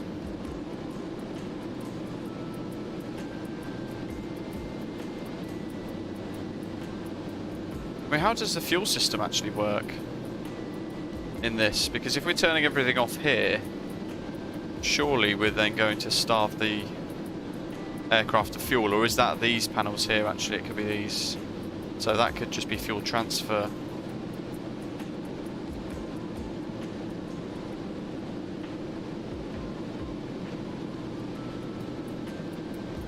We might go to 57 or so thousand feet.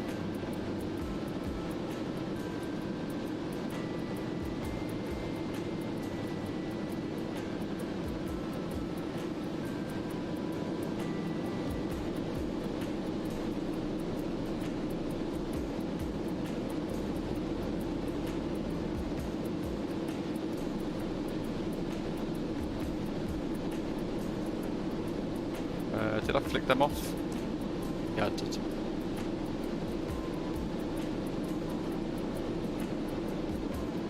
Distance to go, yeah, you're correct, it isn't updating.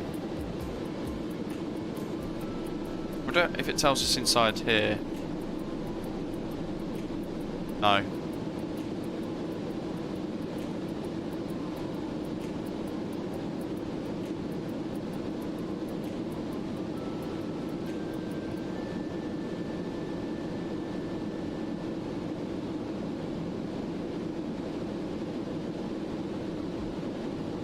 Says the approach box, but a lot later in the flight. I think it's going to be one of those things as we ever so slowly burn fuel, we will end up in a position where we can actually hit Mach 2.0 and sustain it as the PTU is going off.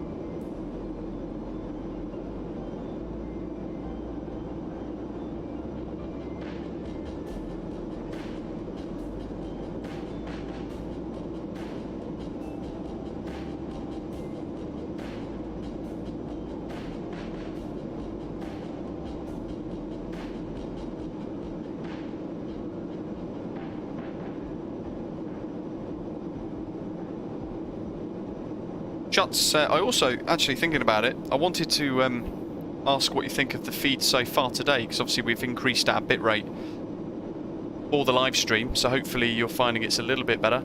Steve Duke saying fuel burn is largely governed by how you manage the fuel flow from the tank, so if the aircraft is out of CG it will have a higher angle of attack, therefore more drag, more fuel burn. Yeah, I mean that's a good point. That's in any aircraft. If you're not flying it correctly, you're going to burn a lot more fuel anyway. But as we were doing to begin,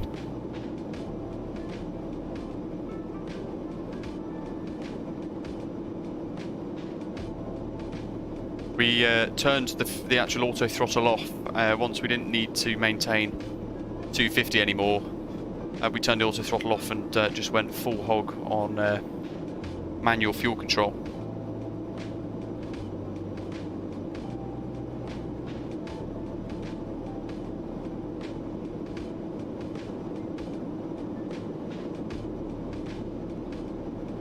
Goodness me, which one is it? Is it that one? There we go. Hero, it was a very tricky chemistry of speed, altitude, centre of gravity, weight, time and calm to succeed.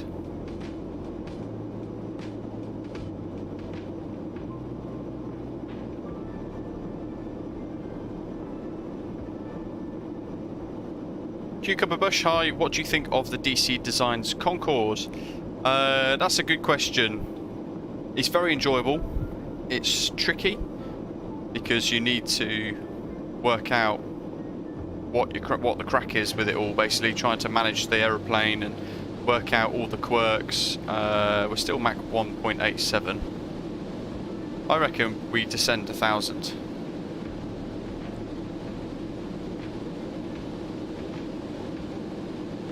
Steve, yeah, we've got the latest update. We'll descend 1,000, we'll see what happens with our Mach. If not, we'll descend another 1,000. In fact, let's just do 58. We'll do 58,000 feet.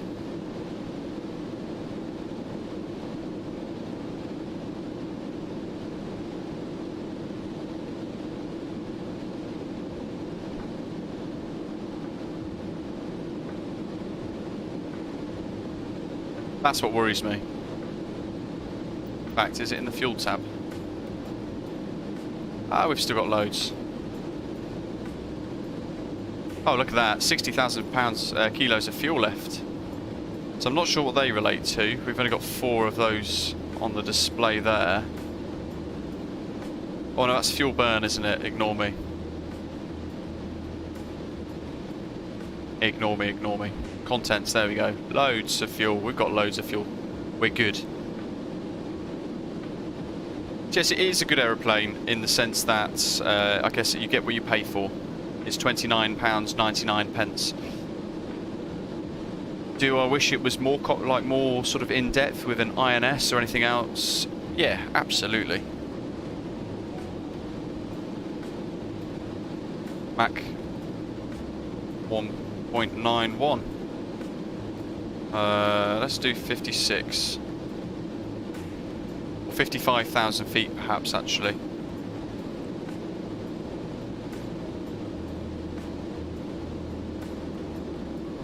That might be the most economical way to fly this.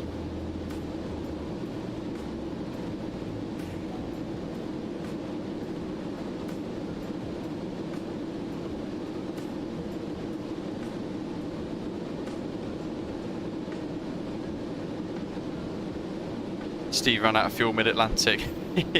Well, see, I read online that via some real accounts of Concorde flying, that the aircraft actually could only maintain reheat for a maximum of 20 minutes before you're at risk of actually running out of fuel. So it's a CG out of trim. So I was quite conscious to sort of maintain that. No, it's all in trim, look. It's in trim for the sort of flying that we're doing at the moment, but the fuel tab that we were looking at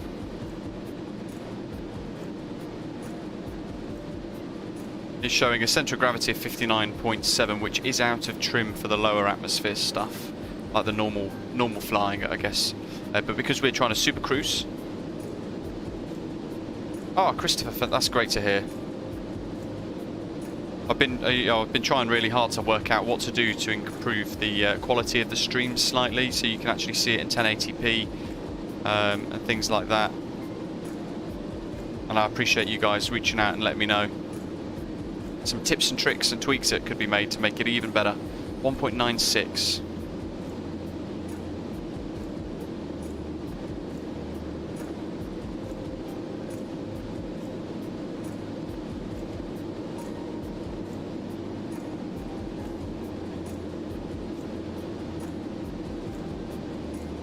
Now I think Concorde went... What was its cruise altitudes? 54,000 and above, wasn't it, I think? Or 50,000 and above.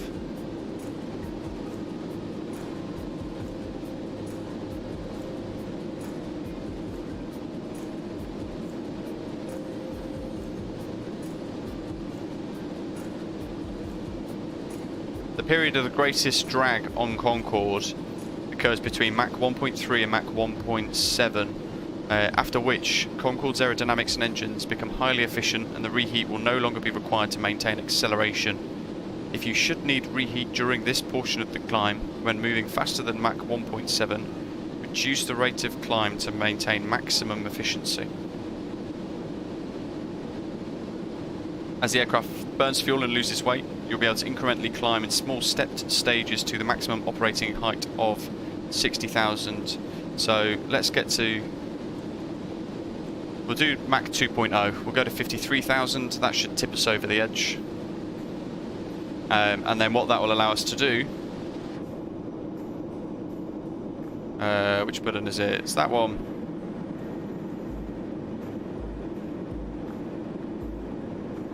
We should be able to just sort of reassess as we get further down our route today.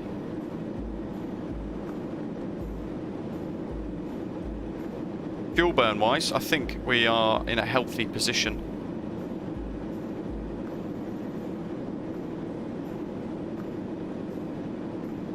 Sam, yeah, so initially it started at sort of 50,000 feet, and in increments it would maintain Mach 2.0 and it would try to climb further up. Hoping the big numbers now show Mach 2.0 any second.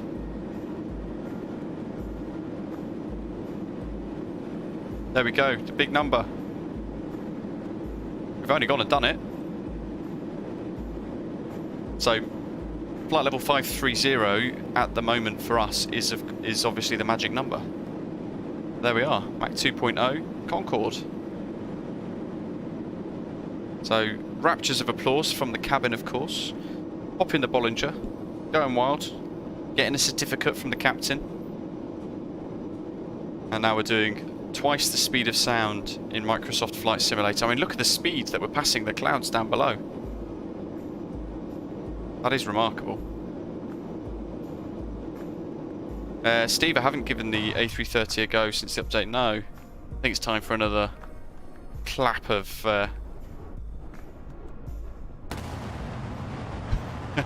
the sound barrier. Why not? Ay, ay, ay.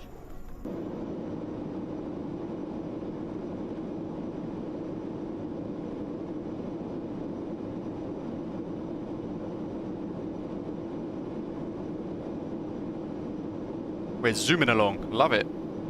I mean, it is good fun. $29.99 this cost me, and we're buzzing along at Mach 2.0. We found the sweet spot of 53,000 feet, look, as well. That's obviously at the moment the best flight level at the moment, so I don't know, 20 minutes time we'll reassess, we'll try and go higher.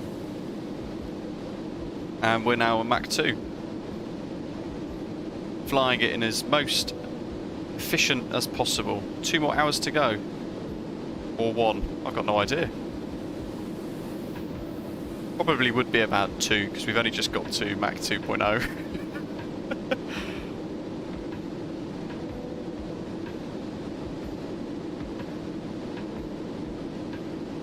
I wish I knew what the headwind was as well. Yoap, any change of opinion? Yeah, so I really wasn't much of a fan of it, to be honest, over the last week or so. Over the couple of flights, it's good fun doing Mach 2.0, but I mean, the thing I still struggle with is the waypoint entry into here. It's put its own waypoints in, even though I've downloaded a route from SimBrief, which should be in an MSFS supported format, and it's put it. I've downloaded it, imported it into the world map for it to be added to the aeroplane and the aeroplane's FMS. Yet still, I've got these random sort of waypoints. I don't know what CR474 or N4030 is. That should be 40 degrees north, 30 degrees west, but a half waypoint, I think. CR474 inbox, I don't know what they are. H4521, don't know what that is. Not seen those before. And then Glass and Bennock aren't in my route either, but neither is Alido Elixir. So they're going to be more towards the actual approach.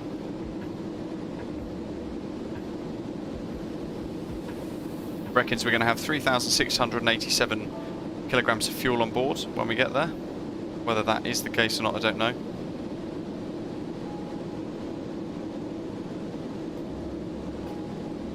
Let's see if we can do this.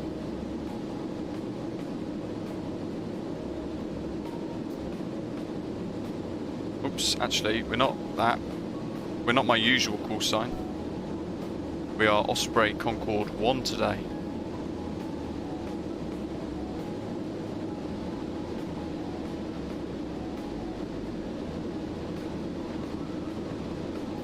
George, your giggles precious every time you hear the sonic boom. It's good fun, isn't it? Do we want to hear it one more time? Special supersonic waypoints? I don't know. Bang.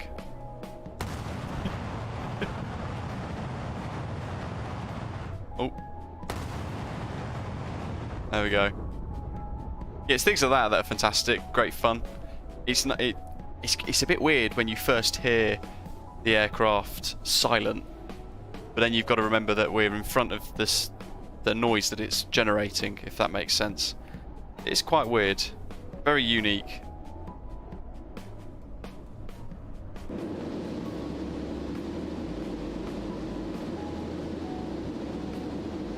How are we doing? Mach 2.01 now. So potentially we can ever so slightly begin to... actually no, I won't climb just yet.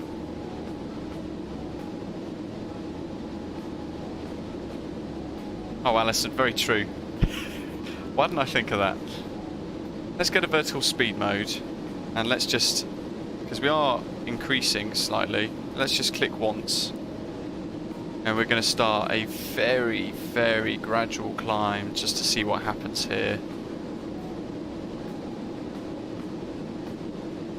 But yeah, the Concorde pilots, I think, earned a fortune. So, very slow rate of climb. What's that? 50 foot per minute? 100 foot per minute? And we'll just see what we can achieve with Mach 2.0. Samuel, they're never going to get old, is it? I mean, that's one of the great things about this for 30 quid. It's Concorde. And you can hear the sonic boom. Shuts. Yeah, man. Mach 2.0. Everyone's going wild in the cabin. They're seeing us climb now. I mean, interestingly, we've got passengers set inside the aeroplane, yet we don't have any passengers actually visible. Oh, somebody's been using the toilet. Let's close that.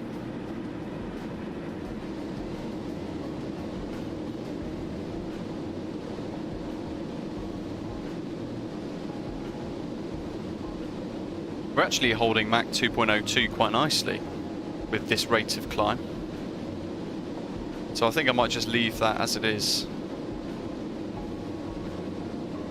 What do you guys think so far? Are you enjoying the complexity? Are you enjoying the sort of the level that it's at based upon the also, you know, the price as well? What do you guys think?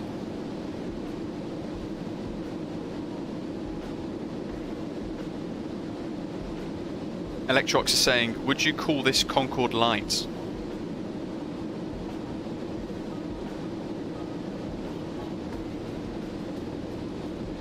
Probably, or Concorde 0.8 maybe. Oh yeah, absolute royalty, weren't they, Kirill? If you met somebody and they said, I'm a Concorde, you go, oh, what do you do for work? Oh, I'm a pilot. What do you fly? Concorde. Then instantly you are this upper echelon of aircraft.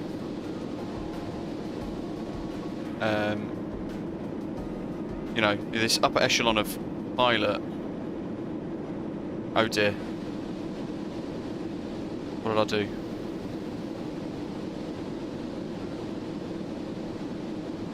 That's my fault.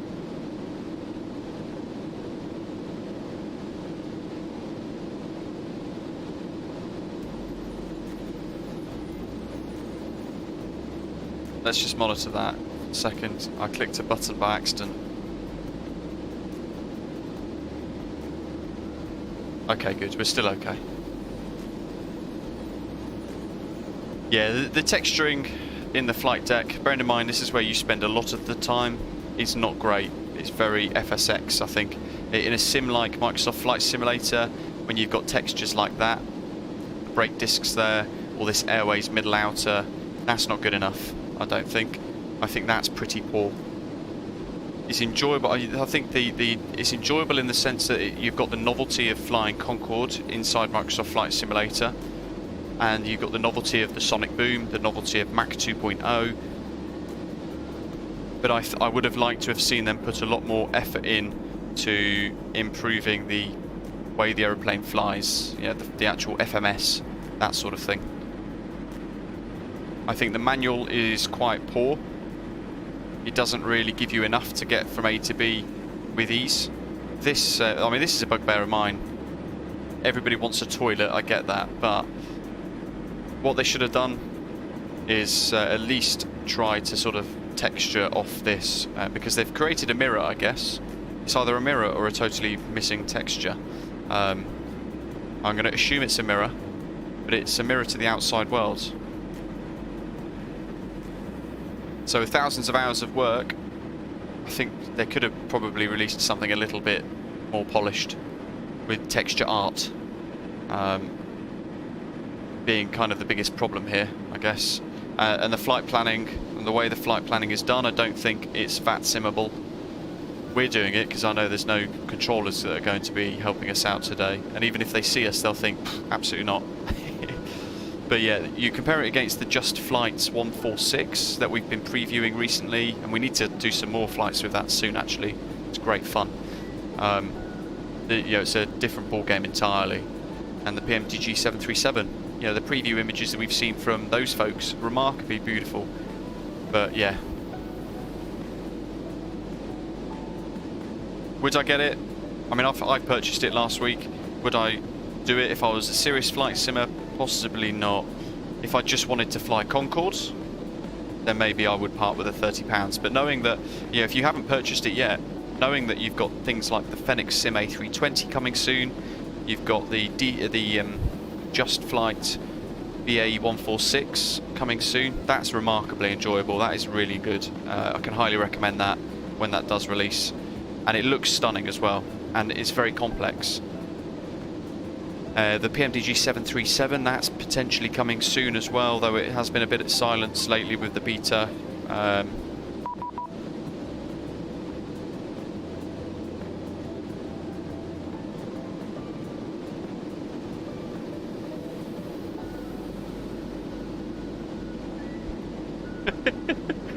Daniel just absolutely tripped me up flying TAP 1337. In fact, you got me so much I've entirely lost my train of thought. Oh. What were we talking about? Add-ons, yeah. So I mean, the £30, I guess you can either decide, would you want to buy one or two sceneries for it instead for that money, or would you rather put it into a pot of money for the upcoming aircraft add-ons that are coming soon? I guess that's the question. Waffle, hello to you, welcome. Yeah, it has been months, hasn't it? I hope you're well. Glad to be back in the sim. Just bought the Concorde, and the autopilot has still a bit of work to do. Yes, it is quite a bit of work to do, isn't it? In some ways, late, but you know, we're not even halfway, apparently. Concorde's cockpit certainly is unique. When I was flying the 146 the other day and I mentioned how this cockpit has got a slight similarity to the Concorde, it's because of this sort of centre engine stack with the 4 engines. Bluefin, amazing news. Tried to start up the Concorde, turned on the EPU and the sim said I overstressed the aircraft. Wow. Makes you wonder what they've coded to make it work then. Interesting.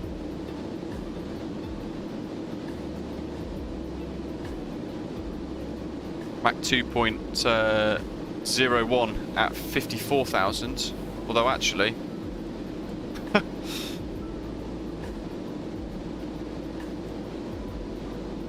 we want 55,000 feet. I'd left it in vertical speed mode, hadn't I? Whoopsie daisy. Let's do 55,000 for a bit. Dan's asking, do you think the PMDG silence is worrying or a good sign? I.e. avoid the hype train, just get it right. I'm not sure. It's PMDG, so I think we can rely on the fact that their beta program is very in-depth, very detailed.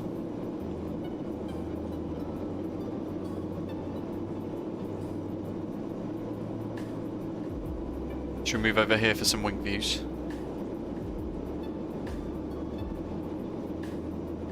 I think it's a good sign.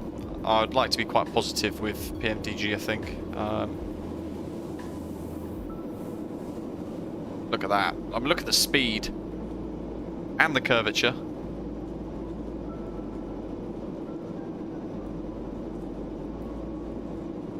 I think with PMDG we could probably expect a progress update in the next week or two, I'd like to think. And by that point, we might even get an answer as to when it will release. I would imagine the lack of update from PMDG is because they are working on all the videos that they like to do, perhaps. Although I think I read, did I read somewhere that they might not be doing the videos? I can't remember now, if I'm honest. Waffle, that's the key. you don't want to use auto throttle. So my auto throttle is off. But also, a lot of the folk in the chat were helping me out earlier. You've got to balance the centre of gravity and things as well, because my CG was quite off. Waffle, yeah, the A380 is at least a year away still. Look how fast we're going. I just keep looking at the clouds and the rate that we're passing them. Oh, Steve, that's not good. That's one aircraft I've not flown in for a little while, actually, the DC-6. Sam saying the new preview on the Aerosoft A330 cockpit looks promising. It does. That's another exciting aircraft project, isn't it? And from the folks at Aerosoft, we know it's going to be good quality. Peter, don't forget you have to prepare for landing 300 miles out. Good, you make a good point there. Well, sitrep-wise for you folks, let's zoom out here. You can see how the MSFS world map has taken my flight plan and created its own. If I go onto Volanta here, it's doing it very much its own thing. Oh, there's an aircraft, Concorde. Speedbird 3 going to JFK. Funnily enough, at Kessup as well. But there we are with that beautiful Concorde icon. Ponte Delgado down below to the south, or the southeast almost. And we're kind of that halfway point. So Heathrow over there. Yeah, I'd say we're kind of halfway. 1,500 nautical miles-ish to go, perhaps. You can see the route that we've tried to select, and then the route that Concorde is flying itself. Even though I've manually tried to change it inside the sim, it's not really having it. So I've got no idea where it's going. Who knows? It's Barbados. We've got the Payware Barbados scenery as well, although I forget who created it now. Waffle, yes, so the centre of gravity needs to be 59% apparently. And I had quite a bit of help getting it there, so thank you to everybody that did give me a hand. So we're at 59.6% centre of gravity. Really appreciate that. All the tips and tricks. Had to flick that catch to rearwards, which I did in the manual, but then you had to open a load of different inlet valves and things. It's things like that you have to get used to a lot. Right, rule of 60. Descent 100 nautical miles from DME at 20,000 feet. With 300 knots ground speed, and that means an ETA of 20 minutes. We need a descent rate of 1,000 feet per minute. And then up here, 1 kilogram is 2.2 pounds. Mach 2 is 500 knots indicated at 55,000 feet.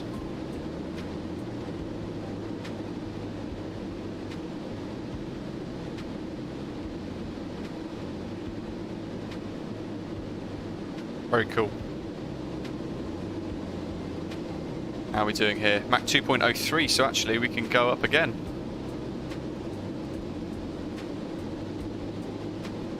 Vertical speed. Actually, if we do altitude acquire as well, we are on both of those modes.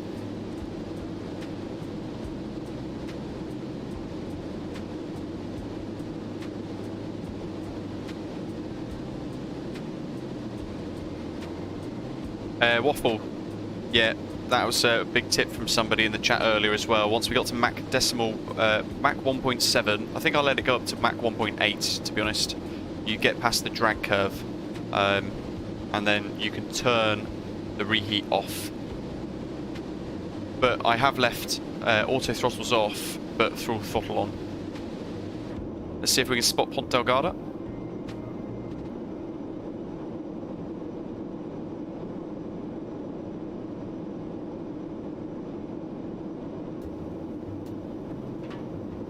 God, look at that height. Look at the curve. Beautiful.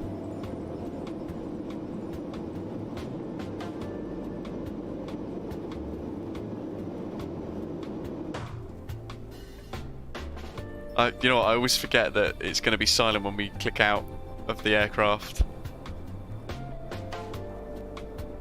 Waffle, no, absolutely. You're absolutely fine asking all those questions because a lot of them I don't know the answer to either. And there are people in the live chat that are very good with the aircraft. Oh, look at that. Why are we turning right?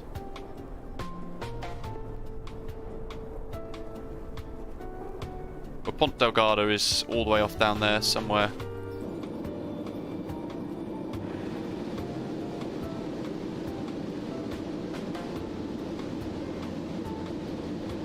God, it's so disconcerting not knowing actually where we're going. Let's have a look at the VFR map, because this loads in from the world map. The hell is that curve for?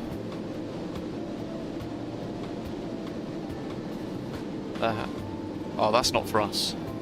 Okay, so we're going there. Charlie Romeo 474, over that island, then a right turn.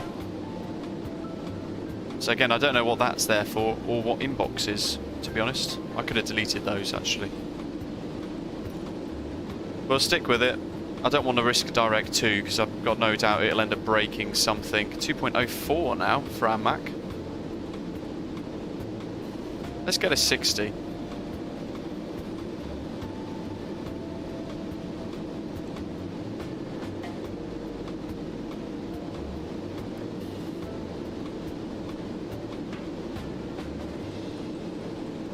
Actually, we'll reassess it. We'll do 58, I reckon. Yeah, a little GPS thing down here, isn't it? It's quite cool. Bit clunky. That's as far as it will go.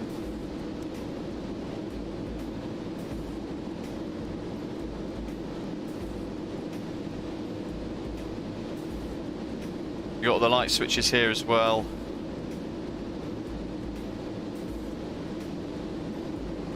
So we can actually turn some lighting on.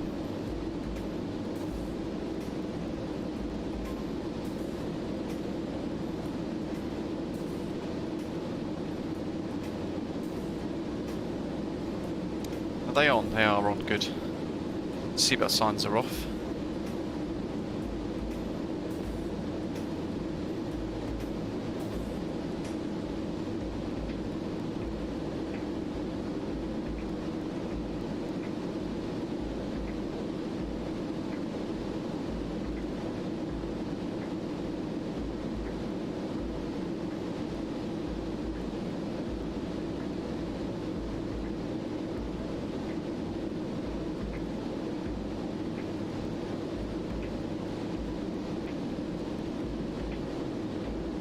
Yeah, it is, Steve. Yeah, thank you for that. I should have thought about it. Peter, livery looks great. Great to hear. 2.05 now. Oh, that pilot's back. Where'd he go? That's one of the bugs that I really wish they fixed. Do you leave max climb on after turning off reheaters after 1.7? Manual says engines can keep max speed without reheat sufficiently. I've had like 200 foot per minute, still lose Mach without reheat. So I had that problem, and it was all linked to the centre of gravity. I had to move it back to about 59. How'd you turn the passengers on? Because obviously in the back here... What the hell?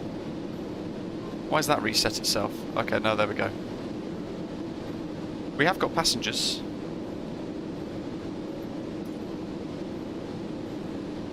Unless there's a button that turns them on. We don't have any passengers in the back though, that's the only thing. I can't really work out why.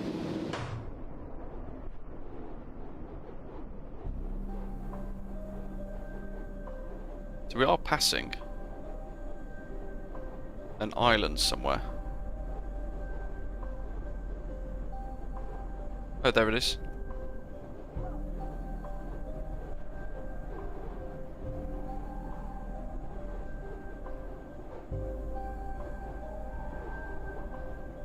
You ready for the boom?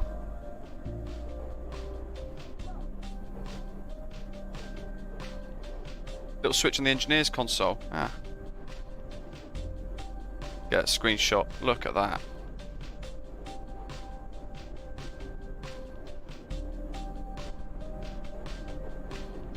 Bang.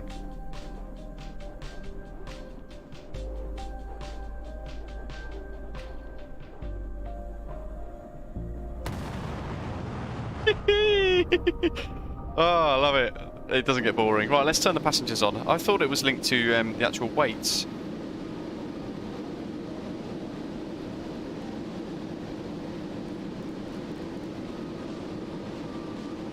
Oh.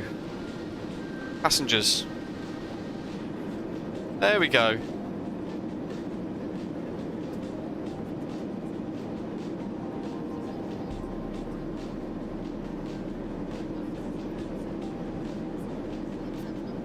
Permanent state of clapping and amusement. Mach 2.07. Wowzers. Let's increase our rate of climb, shall we?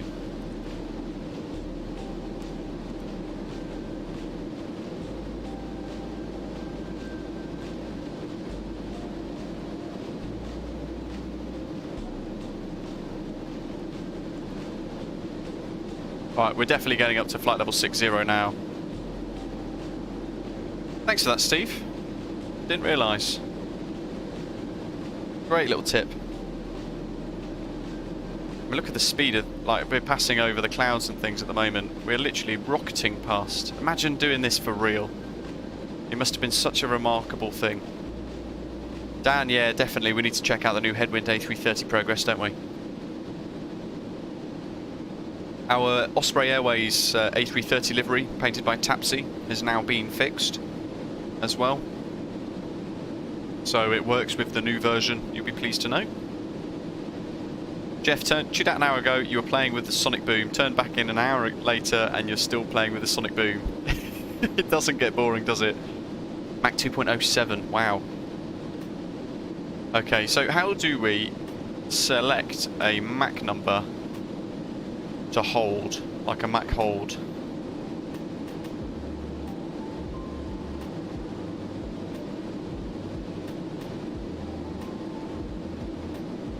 Such a good update. Fantastic. Are you in the Osprey livery, Dan, at the moment, or are you... Actually, you're flying TAP, aren't you? Boo.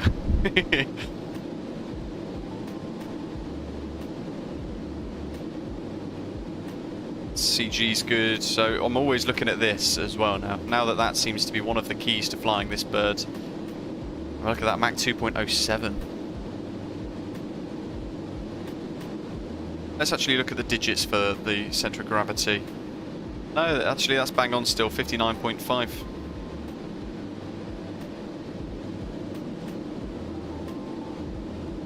The more, the merrier. Welcome. This Osprey Concorde livery is damn slick, respect. I thank you to Tapsy for painting it. It is rather nice, isn't it? It's going to be updated soon. There's a couple of tweaks and things that need to be done with it.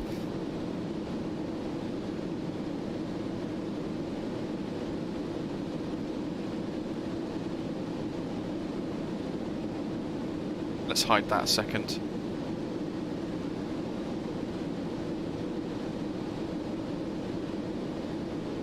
Mach 2.07, who knows?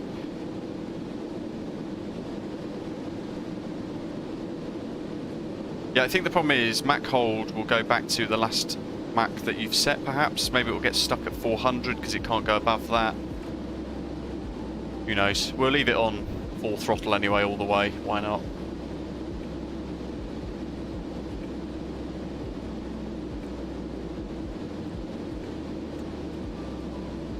And we will go right to our ceiling of 60,000 feet.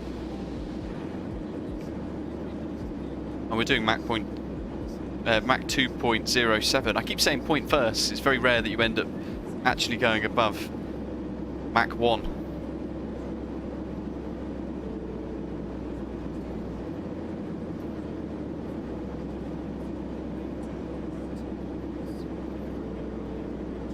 Dan, love it.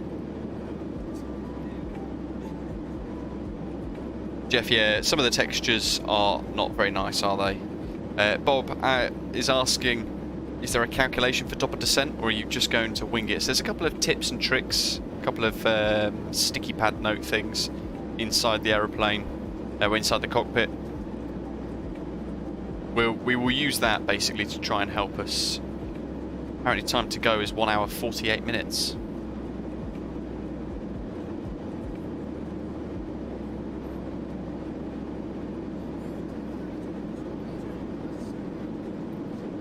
Oh, Kirill. I know one of the... Ooh, Akari. I I know somebody at work who almost had the chance as well, never did get the chance. Might want to turn on the inlet valves of 5A and 7A, so the remaining fuels in there can go to 5 and 7, but that will move the centre of gravity forwards a bit, so be careful. Brilliant. God, there's 5. 6. Where's 5A? Is that 5A there? No, hold on, 5A's here.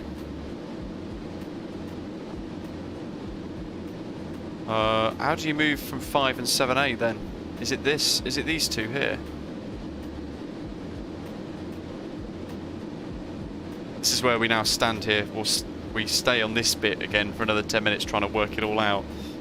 Information Alpha, hello. Yeah, very well, thank you. How are you? Hope you guys are all enjoying the Concorde stream, by the way.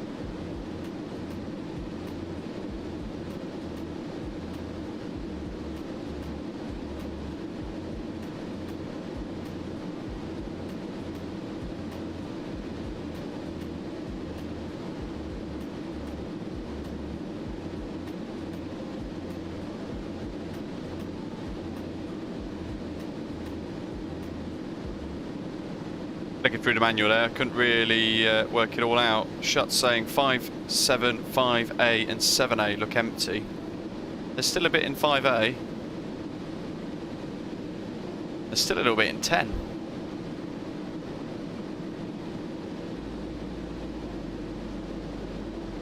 The inlet valves are between 5A and 5, 7A and 7 respectively. Huh?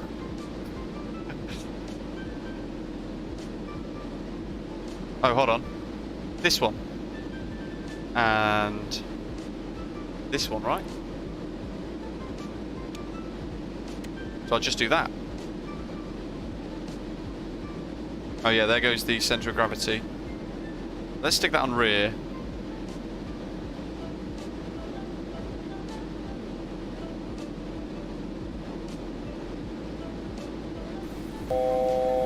Dan, welcome. Yeah, 5 is empty, look, folks. Pump, well, we've got tank 6 is full though.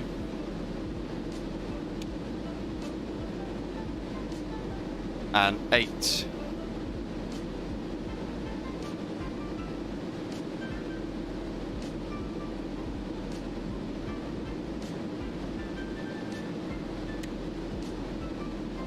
Seven A is empty. 5A is now empty.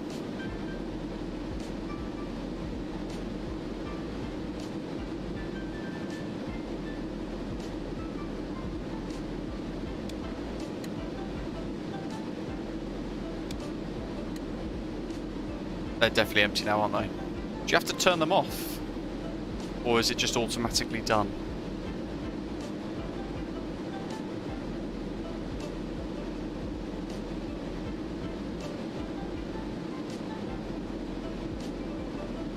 I'm trying to work out when we need to move the fuel out of 10. Oh, Dan, fantastic. Oh, welcome back.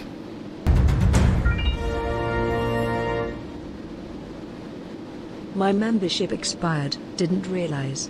I'm back. We could probably do it moving the centre of gravity a little bit further forward again.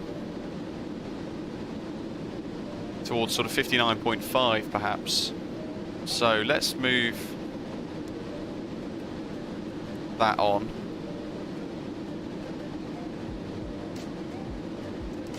Inlet valves open.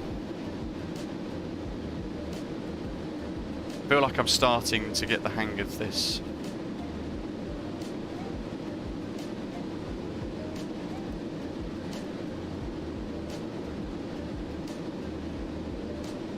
That's on rear.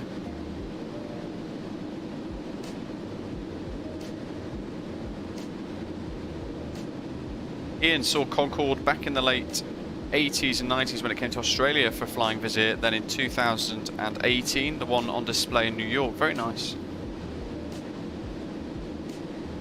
Fuel on board there, total fuel remaining 48,530 kilograms. But look how quick we're burning it. About 10 kilograms every couple of seconds.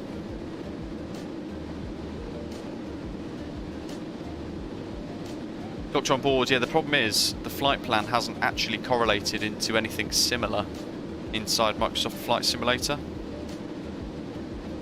And that's our problem.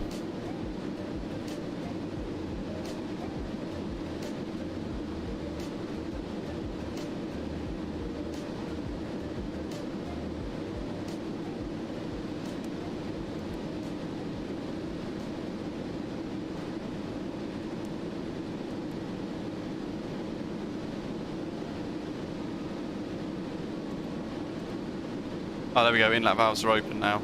Let's move some fuel.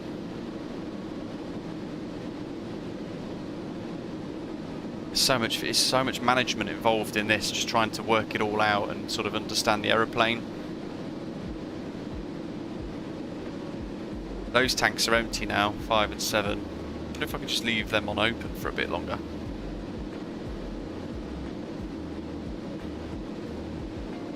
I mean, tank 5 is almost closed as well, empty.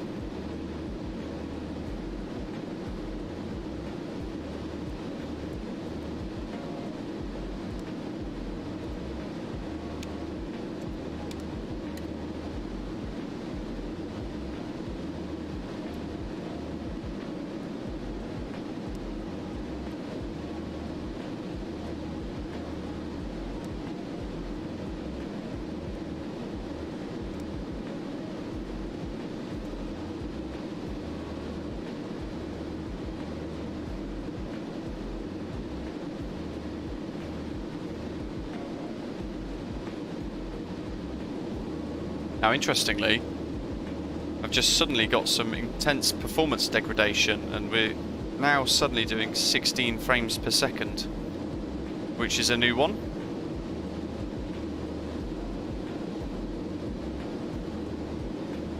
Literally out of nowhere.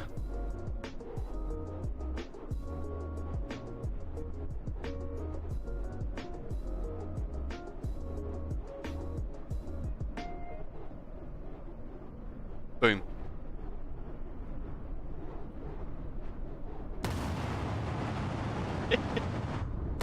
Oh, this keeps getting better and better every time. I mean, the sounds are remarkable, aren't they? 16 frames per second. Wow, what on earth? We're going to be landing this like a slideshow. Oh, I also forgot the landing rate monitor.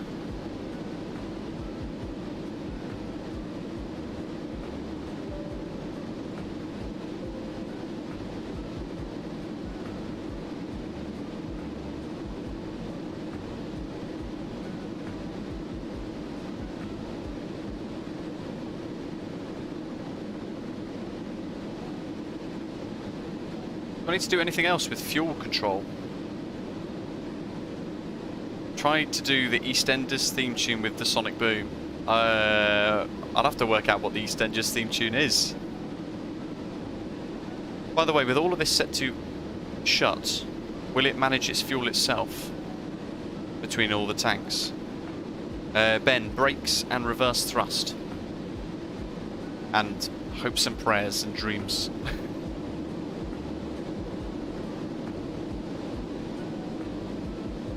Well, I was flying back from Edinburgh the other day, and I was watching out the wing, or even into Edinburgh too, actually. I did notice, wow, we're doing Mach 2.2.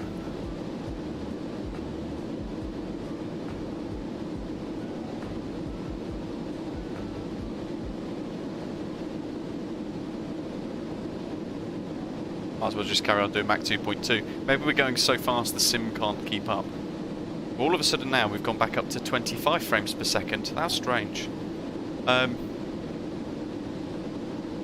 Yeah, I was thinking the other day, I couldn't work out if on Microsoft Flight Simulator, when you touch down in an A320, the ailerons also both deflect upwards at the same time that the spoilers deflect.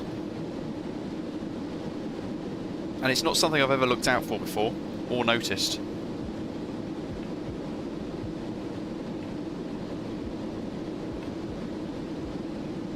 Patrick, could do actually. Jim, no afterburners. We're in Supercruise.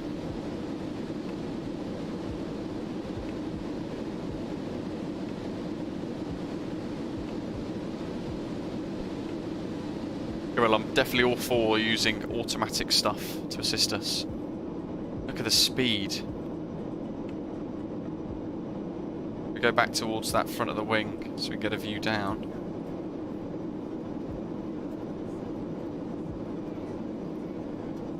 Look at that. Hopefully you guys can see that just as quick on your screens. Zooming along the Atlantic Ocean at the moment.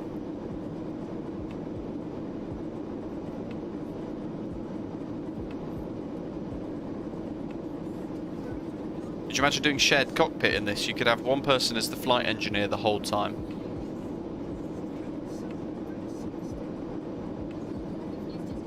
And then you could have somebody else flying it. We could even have a triple whammy actually. Shared cockpit with 3 people perhaps. Is that a thing?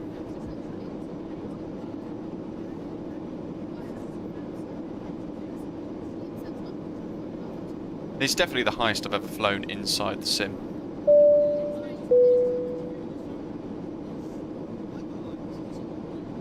DC Designs, welcome.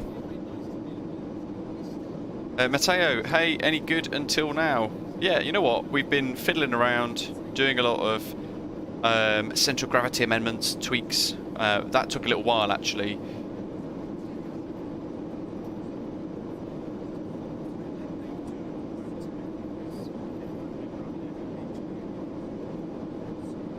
DC Designs there in the chat saying Concorde can indeed exceed Mach 2.04 if the atmospheric conditions are right for it. The external fuselage temperature is the limiting factor. Mach should be reduced if the temperature exceeds 127 degrees. There's a fun fact for you. We might have to have a look at that in a second. Patrick had a flight on this once in your life, Paris, New York, invitational flight attendants and family. I was 6, but I will never forget it. What a wonderful memory that is. Wendy's saying, how is the Concorde treating you so far? It's hands-on, isn't it? There's a lot of fuel system management in place to get it to Mach 2.0 and the higher altitudes. I think I was probably a little bit over keen to get to cruise and get to 2.0 initially. But with some assistance with folk in the chat, we've been able to sort of tweak our centre of gravity, readjust a few things, and we've managed to get it back up. And we're zooming along now. It's yeah, quite nice. But all we're doing is leaving it on LNAV to do the pre-prescribed flight plan route that we've created. I've tried to add in the coordinates today, which are in the live chat. I've tried to put them into an MSFS format and add them into the flight plan, but it keeps coming up saying not in database. So it's taken the route that I've imported into the world map and it's created its own route basically, which is not the same. So it's a little strange.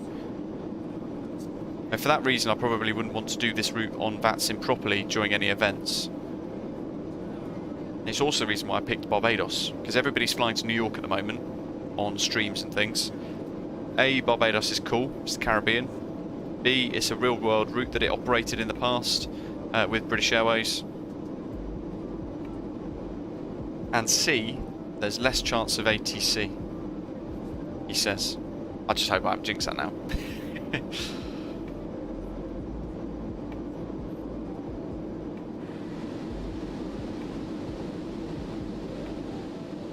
Mach 2.2, I mean that's just crazy speed. I assume the total is plus 140, that's going to be the airframe temperature, right? In which case we'll have to bring the throttle down ever so slightly. I've got my Velocity 1 Turtle Beach yoke and throttle helping me out today, and that is what's giving me independent control of all 4 throttles.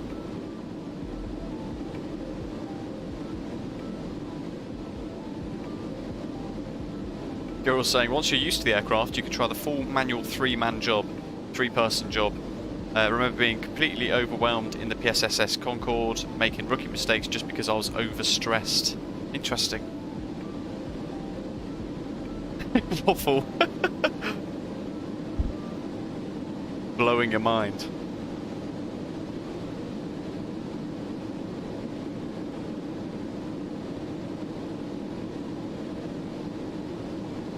Wendy's saying, is the sonic boom actually modelled? I wouldn't be surprised if it isn't, because I think it's currently a difficult thing to model correctly in the sim. So there's the noise. We move the other side. We're getting some weird issues with frames today. Boom. Or better still, we go to the camera. 3, 2, 1, boom. How's that? Is that a good enough demonstration, Boendi?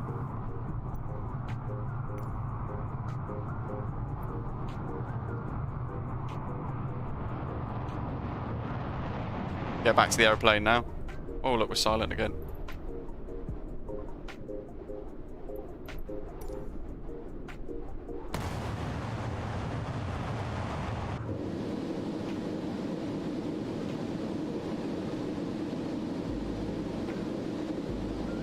There we go. Let's just tweak that. We're doing Mach 2.13 at the moment.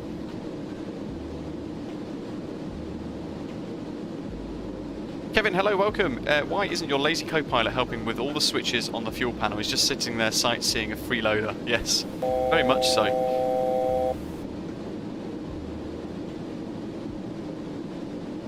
Bluefin, welcome on board. Thanks for subscribing.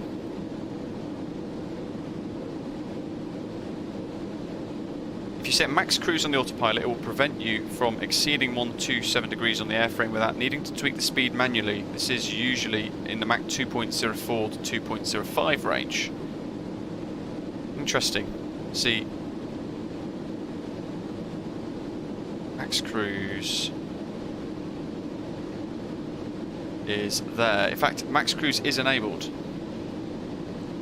It was already on. But perhaps we have to have auto throttle armed as well.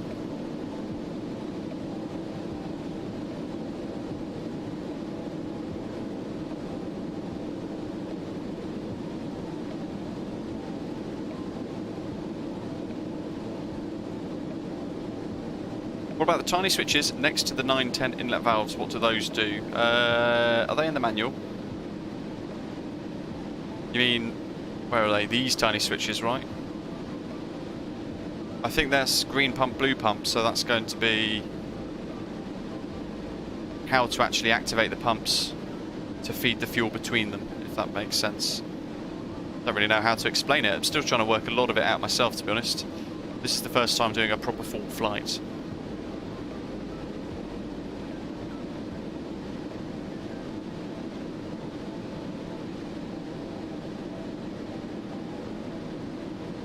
Let's see here. Landing wise, what have we got? We're going to plan for an ILS. Concorde's autopilot and auto throttle system provide the crew with the ability to approach an airport to the very point of touchdown.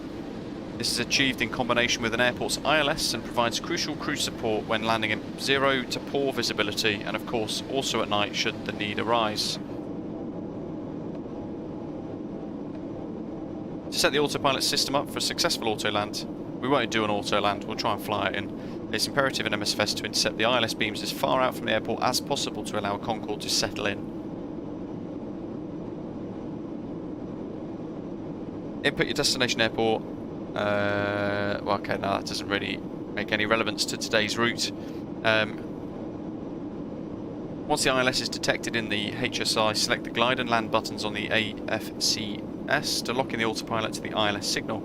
The auto land lights will illuminate to signify Concorde is now in auto land mode. Make sure AP1 and 2 are engaged.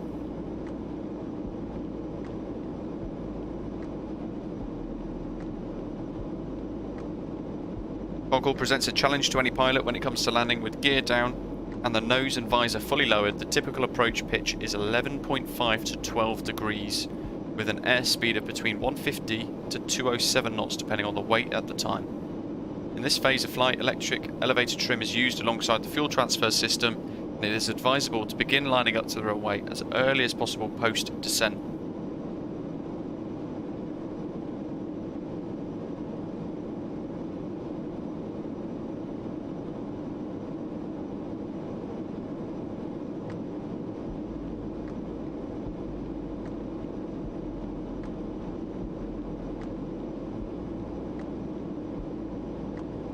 Kruger saying amazing birds. Calvin, yeah, I've got MDU switched off actually. It's a tip from before. DC Designs. Looks like you got it all well in hand. Well done, thank you. It is great fun. 123, Mach 2.13. Where's my cursor gone? Clicked that by accident. Invisible cursor problems.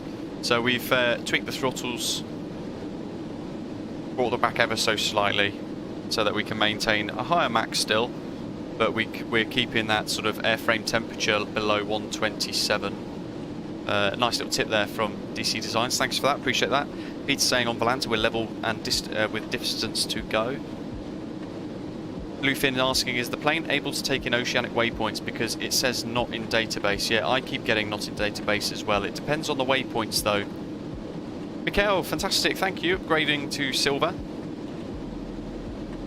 So some of the waypoints, like this one here, hopefully you can see it. I'll move closer. November 3340, that's a MSFS waypoint. So that's gone in okay, that's gone in correctly. The other ones, however, haven't. Fact.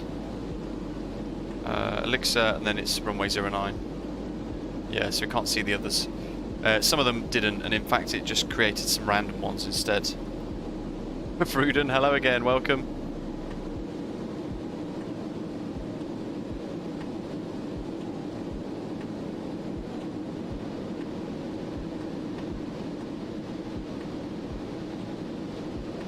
I mean, we're well over the halfway point now. We should be there in the next hour and a half, hopefully.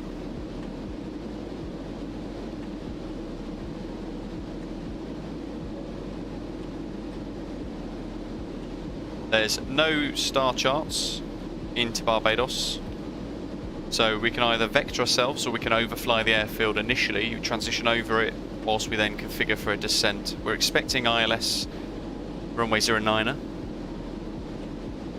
Waffle, I'm going to give my dog attention outside for a bit, I'll be back. Maybe we can look at transferring fuel to the front for me when I get back. Yeah, absolutely. In fact, I will have to do that soon too. We did it a little earlier on actually because we basically transferred too much fuel rearwards initially because I'd messed up our speed and lost a bit of energy. But forwards, you want to flick that to the forward position and then just sort of either set what ones you want or set them to auto so it does it itself. But I've already pre-selected this to get 5,000 kilos back in later on.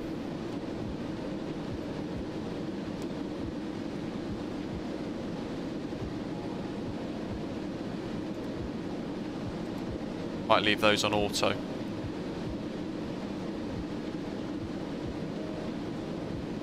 And just have a little look, because that is off. We'll see what happens in a second.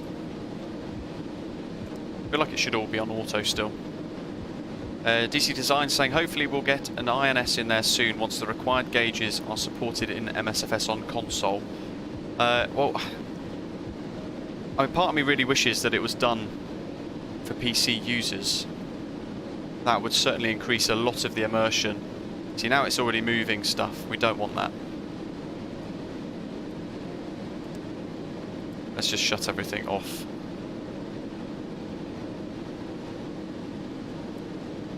That is off.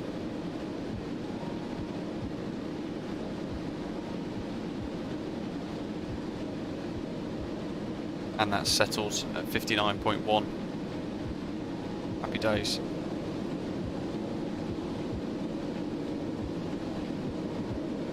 Yeah, I think the issue for a lot of add-ons, Xbox-wise on MSFS, is it's almost ruining the ability of the add-on for PC users. I I for one would love to see an INS put in for PC, and either a separate entity created for Xbox, or the Xbox users have to wait. I don't know. But I guess that's potentially me just being selfish, being a PC flight simmer instead. But I'd very much, if it had an INS, it would be great to use on VATSIM. You know, hands down, across the pond, things like that, you could make the most of it. But yeah, it almost becomes unusable on busy days in VATSIM because you can't put the coordinates in particularly well. The pinned messages has got the route for today. Stick that into SimBrief, guys.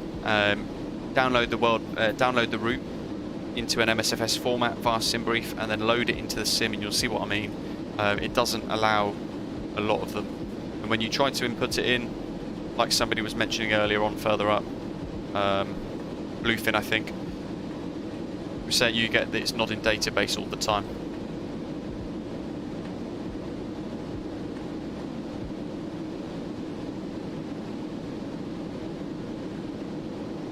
There's a DC Design saying there, no, we can't build one for PC only. Asking console users to wait months to have a Concorde at all would not be fair.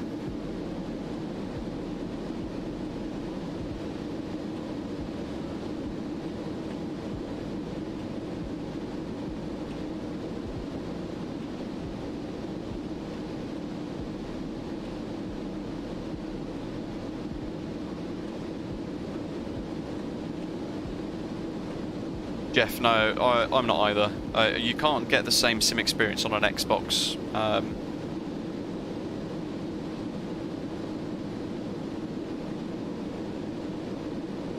But it's, you know, it's their product, and they need to create it based upon what they want to achieve with the product.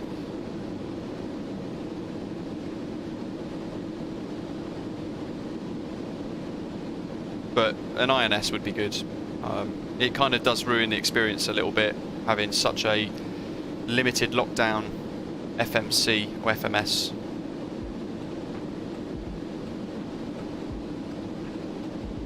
I'd like to see the textures upgraded as well.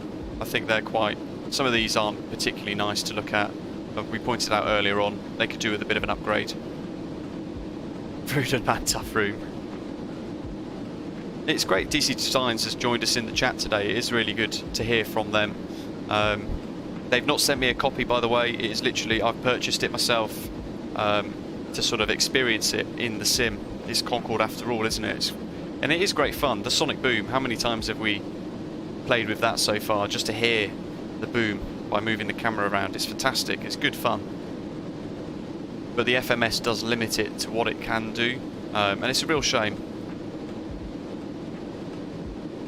I think we've just passed another waypoint. We have.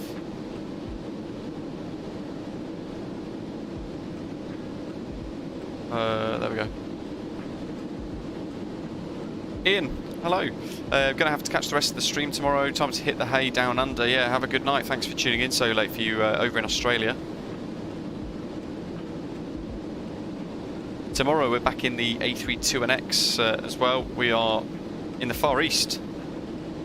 We're going to be taking part in the Singapore Friday Night Rush on VATSIM. Shuts, yes, and the toilet mirror.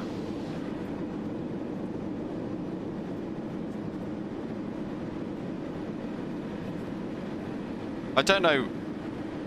It's open actually, it's reopened itself. People keep using the toilet. Yeah, it goes into the inside, the outside world, doesn't it? It's not really a mirror, but more so like a open texture to the outside. In fact, it kind of looks like that mirror is as well. It is, isn't it? Or is it me? No, that's reflecting the outside. I think part of that is going to be the fact that things aren't actually structured properly inside Microsoft Flight Simulator. I might be wrong, but like when you in a scenery, you get rain coming through the building because they're not completely solid, if that makes sense. Perhaps that could be the reason behind that.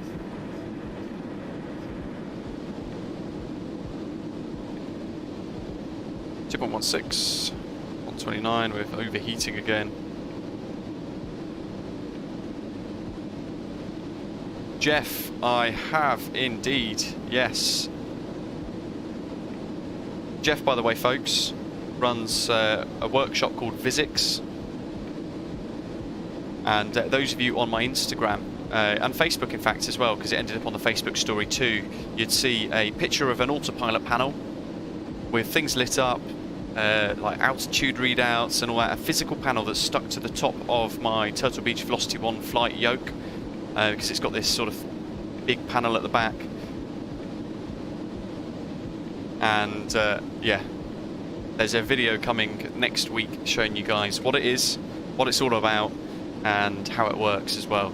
And my thoughts too. It's fantastic. We're going to be using that tomorrow as well, Jeff, throughout the stream. Even though you guys won't be able to see it, I'll be using the VATSIM autopilot controller. 127, there we go, that looks good. Little nudge so we don't slow down too much. We want to hold it on its max. Give me shelter, yeah, this is version 1.0.1 of the DC Designs Concorde. DC Designs saying from PowerSork's comment, there are as many console users now than PC users. By your logic, I should prioritise them, and thus Concorde will not be released for PC until ready for console. I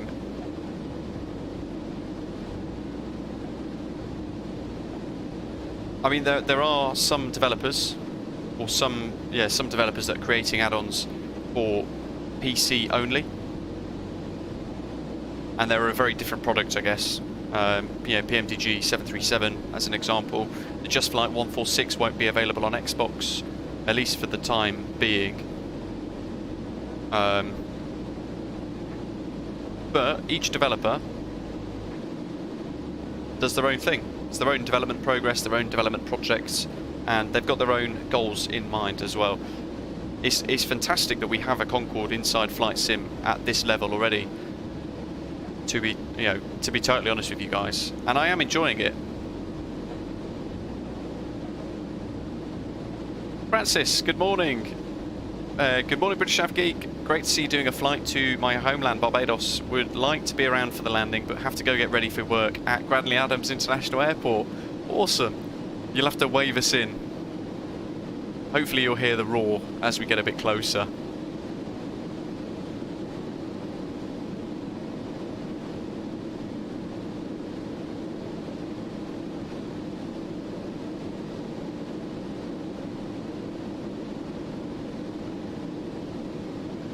I mean, a lot of people enjoying the Concorde as it is already anyway. Yoep, one of our channel members, has had it since release as well. I think we purchased it pretty much bang on the same time actually, but I've only been able to use it once or twice myself. Just in fuel management, I think it's set to auto, but it does seem to like tweak things every now and again. What I've done is I've turned a lot of it off for the time being, because it transfers fuel around otherwise, and it can throw you off balance. Back 2.15.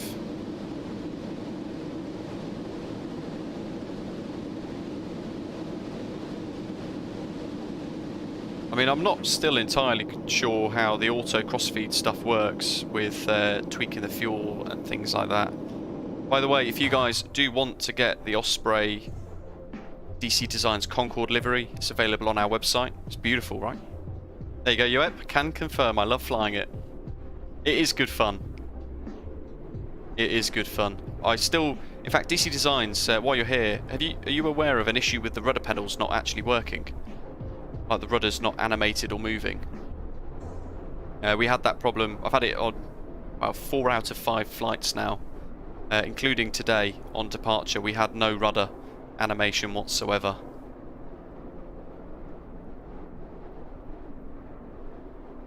Mikhail, absolutely. It's nice to see developers take the time to show up in streams. Yeah, I really appreciate it as well.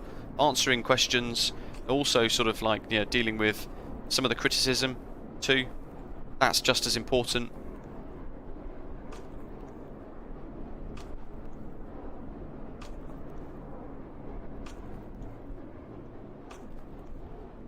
You can look forward to a livery update soon as well for Concorde over the near future.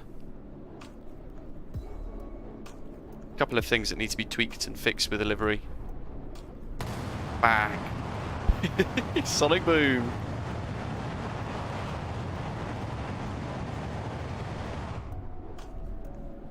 It's great fun, isn't it? And it looks great.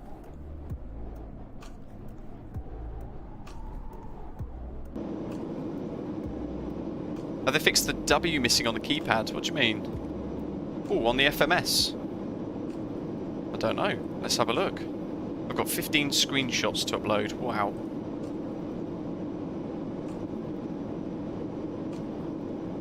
Interesting. Yeah, so it's happened to me quite a lot. I don't know if it's linked to the fact that maybe I've got elements of my setup we're using FSU IPC or something like that, perhaps. Hopefully uploading all those screenshots won't wreck it all. Did any of your oceanic waypoints work? And if so, can you type in the chat an example of the format that you entered, Bluefin? So, a lot of them didn't work, to be totally honest with you. I think I got one working, which was Sam saying can confirm my rudder isn't working either. So Sam, interestingly, the only time my rudder worked was when I spawned on the runway. So give that a go and see if that works. And then I found if I spawned cold and dark, it didn't.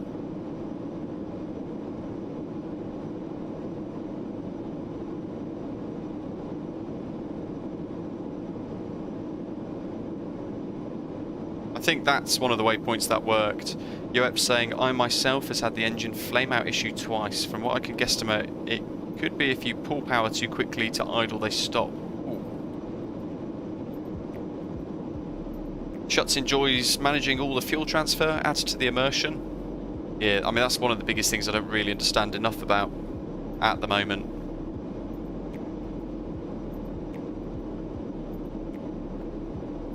Where's my Navigraph? So we've got Adams 1127 as a VOR. Oh, there goes some death frames right there. Look at that. Why has that got so slow all of a sudden?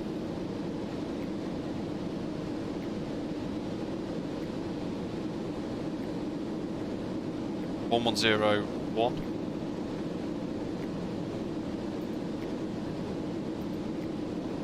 No, there's a W there, look, on the keypad.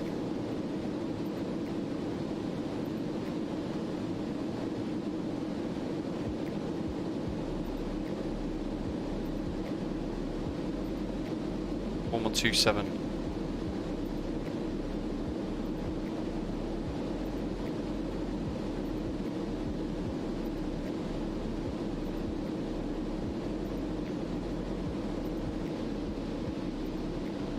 So eventually, when we get a bit closer, we should get a readout on DME2 highlighting our distance to go effectively, but we need to begin descent around 300 nautical miles from our destination, which is crazy. Yeah, there was quite a lot fixed actually inside the latest update to Concorde.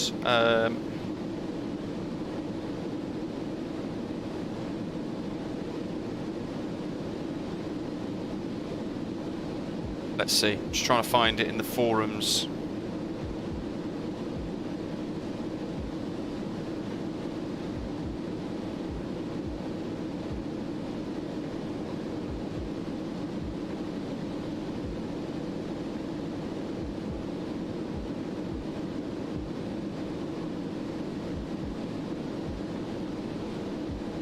Nope, so it'll be in my mail. Let's have a look. Keep smashing that like button, guys, while you're here as well. If you're new, you're not yet hit the subscribe button, then please do. Let's go, here we go. So this is all the updates at the moment from version 1.01 or 1.0.1 of the DC Designs Concorde. So it was released yesterday as an update to the package. ADF and VOR compasses animated. So that's one of the things that I was sort of mentioning inside our Discord server from the early couple of flights that I did. ADF needles corrected, ADI pitch animation corrected, the level of detail 01 external models improved, autopilot emissives enhanced, ACFS panel texture weathering reduced. Yeah, and that's quite noticeable actually as an improvement. Window frame textures resolution increased, engine condition enunciators animated, Landing gear retraction animation improved. Stray polygon UV maps on fuselage fixed. The registration on the Air France livery is fixed. The HSI to from flags added for VOR navigation. First officer's panel light knob animation fixed. Shot handle numbers correct. Parenting fixed. Stab and fill switches off, labels corrected. Multiple switched WY sounds corrected or added. FO turn slip face corrected. External fin UV map corrected. Manual updated with the new information and instructions. An interactive checklist expanded to cover entire flights in more detail from cold and dark. Cold and dark starts all the way to shut down.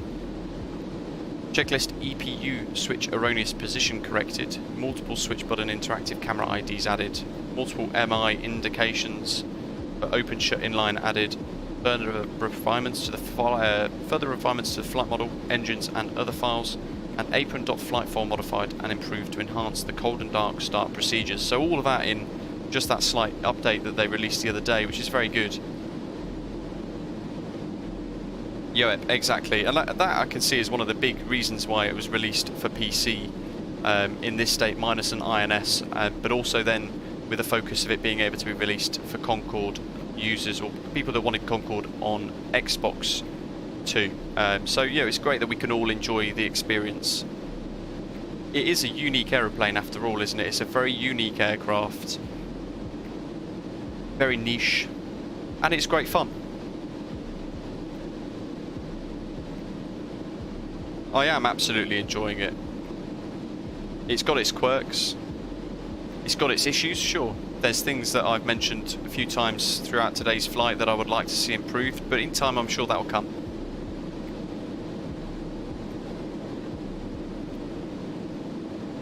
Somebody mentioned Volanta, they checked Volanta for top of descent. There it is, there's all our screenshots by the way that I've added for our flight so far. You can see the route that we're supposed to take, but it's not taking it, it's done its own thing. It kind of took that, which is what we imported from SimBrief, and I guess made its closest possible fix. There's top of descent. In fact, we're almost there. Holy moly. Doesn't tell us distance. Distance to go, 1,238 nautical miles actually. Blue, didn't get your overpriced champagne yet. I'll get you some little stuff.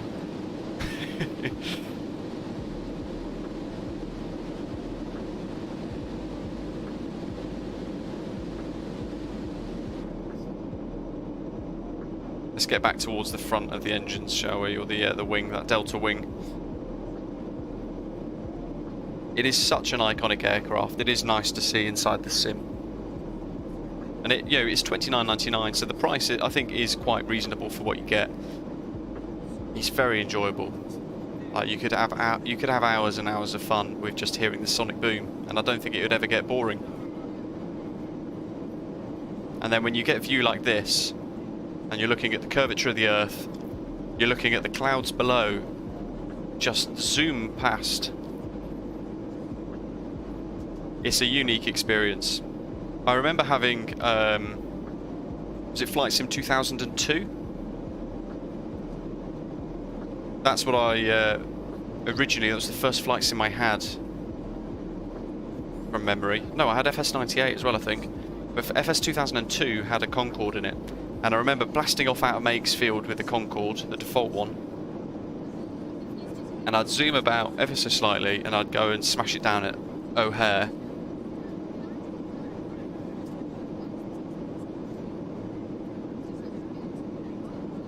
Yeah, you know what? Having used it so far, this is the most I've used it. I do think it's worth the $29.99. I've seen some streamers put on their websites a review rating of 9 out of 10. I don't think it's that. If you use VATSIM like we all do, then I think it'd probably be more towards the 6. To be totally honest, from a VATSIM sim pilot's point of view, I think you're looking around 6 out of 10 for it. It needs a lot more within the FMS. Configurable flight plans, waypoints, oceanic waypoints, coordinates, all that's got to be able to work properly. The key nuance for this was oceanic flights. and it can only do it if you import the route into the world map properly, and even then, you've seen on Volanta, it does its own thing. I definitely wouldn't use it for cross the pond or anything like that. But as Joep's saying, I think for the price, the Concorde experience itself is part of what you're paying for. The external model is stunning, the sounds are incredible, there is enough immersion there to keep you busy through the flight. You've got to transfer the fuel aft to change the centre of gravity, you've got to fly it properly, manage the systems correctly. Yeah, exactly, yeah. It's not a bad thing, 6 out of 10. DC Designs as well, saying what I said at the start today, it's a Concorde for everybody, which is what makes it so nice.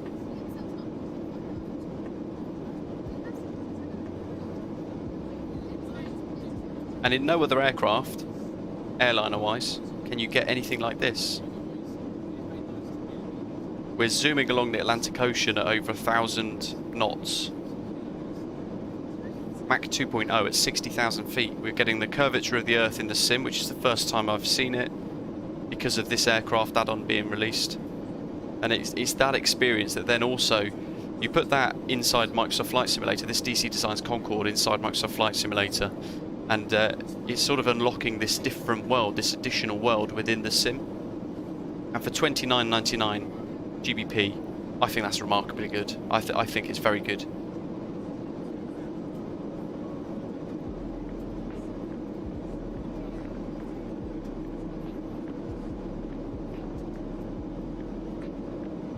Peter, exactly. There we go. Great value. And if it puts a smile on your face every time you hear the sonic boom, that's £29.99 well spent, right? At least in my mind. Maybe that's just the inner child within, loving all those sort of like little unique aspects to it. But that's part of Concorde. That's the growing up as a kid. I mean, that's what this kind of brings back as well. Memories of growing up. And I remember seeing British Airways Concorde all over the news all the time. I grew up in the Midlands, so I never had the chance to see it or fly on it. Unfortunately, but I see it all the time at Heathrow because I work airside at Heathrow. So I see the BA Concorde parked up, static, on display, and every time I look at it, I remember driving home from school, being driven home from school on the day that it was doing the UK tour, and it was being flown around the country with the red arrows as like a farewell tour.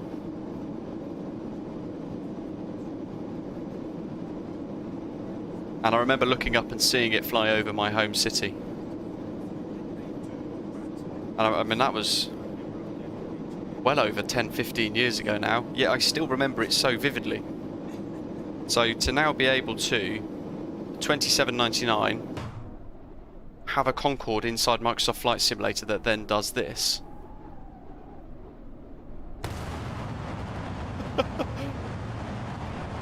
It's remarkably good. It's so good fun. It's such good fun. It makes me stumble my words. You know, to have those ever so slight memories of the real thing in the past.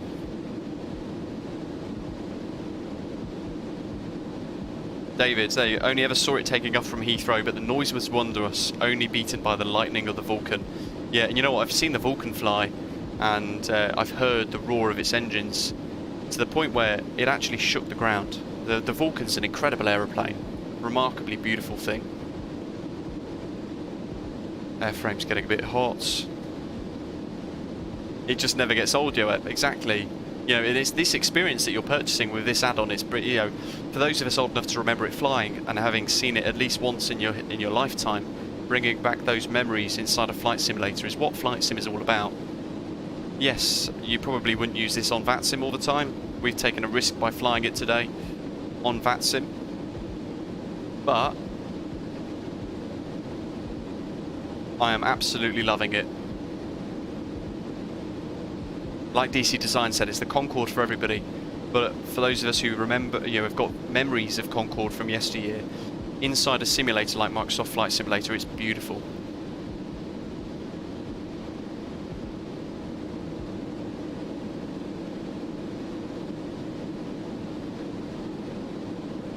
I mean, it literally was £27.99, but what That's $27.99 of my money well spent, because I'm having great fun with it so far. I mean, we've got to get down. Yeah, I've got to land it. Yeah. Who knows? Oh, there we go, folks. Tapsy has messaged me on Discord. Our Osprey Airways livery has also been updated for Concorde. So a couple of the little tweaks that needed to be changed and amended have now been updated. So if you head to britishafgeek.com/liveries, I'll put the link in the live chat, you'll be able to see it. I mean, that website, part of that website in a way is its own, it's kind of an advert for all of the developers that are mentioned, I suppose, but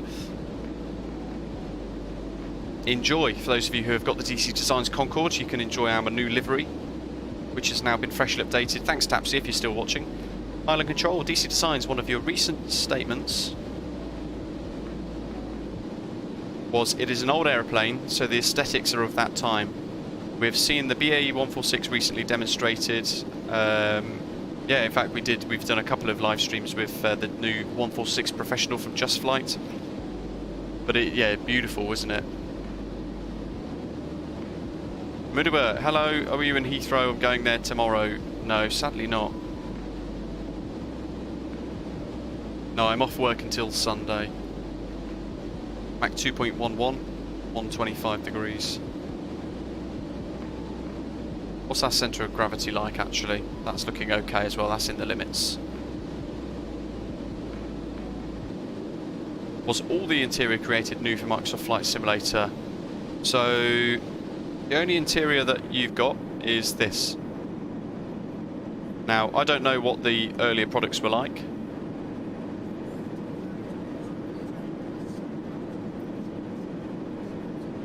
It's nice with the ambient noise, but you can't go beyond the curtain. Okay, definitely take the champagne off her, she's had too much to drink.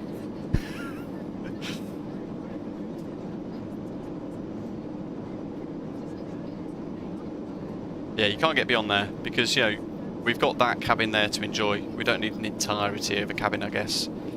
And Concorde inside is quite small. Waffle. It is always on. Is it something to do with AS probe heaters or something? What's the original question? I might have missed that one. While you're here, I might as well ask you, where do I extinguish the ADS light on the warning lights? Supposedly it is air data system. Oh, somebody was asking where the INS is, or the LNAV is INS. But if you've got your flight plan route switched, you want to flick that switch there across to INS, and it will then follow the GPS. You'll see this snap across. Yeah, somebody was asking about that earlier on.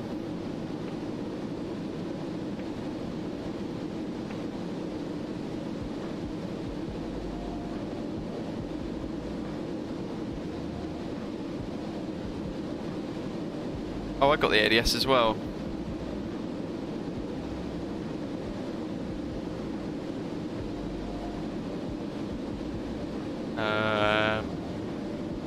Inhibit. Switch, there's inhibit there. Oh, maybe we need to flick that to cruise. It's just things like that that I haven't really got used to.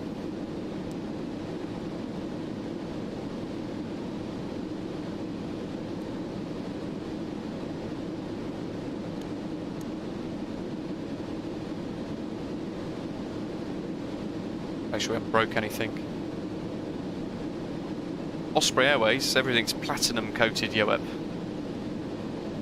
There's a special Concorde shape in Volanta. There is indeed, yeah. If you've got your aircraft added with the code CONC.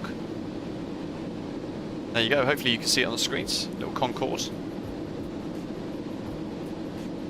There's Peter Barkham flying along, but he's Peter, in your Volanta settings, go to aircraft, find the aircraft you're in, and then change the ICAO code from, it will say Concorde in full, but change to CONC, and your little icon there will change to a Concorde, much like, there's always a Concorde flying now inside Microsoft Flight, so there we go. Speedbird 3, Joan RM. That's got to be, oh, it's a different sim. Boo.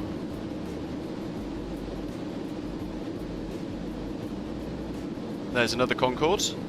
Lufthansa 999. No screenshots yet, sadly. There's one there, Speedbird 1. Declan on VATSIM. No screenshots for them either. Come on, boys. There's another one. Squawk 5040. No screenshots. He's a premium user, that's why.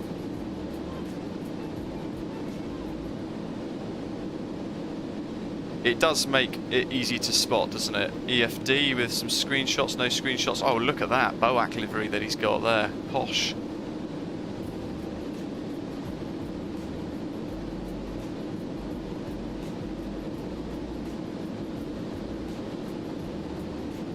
I mean, look, our speed is just blindingly fast, isn't it? It's quite cool. Sam, the Colomata Concorde, there we go, that's the one. Kartikeya, are you planning to check out the newly updated Headwind A330-900? Absolutely.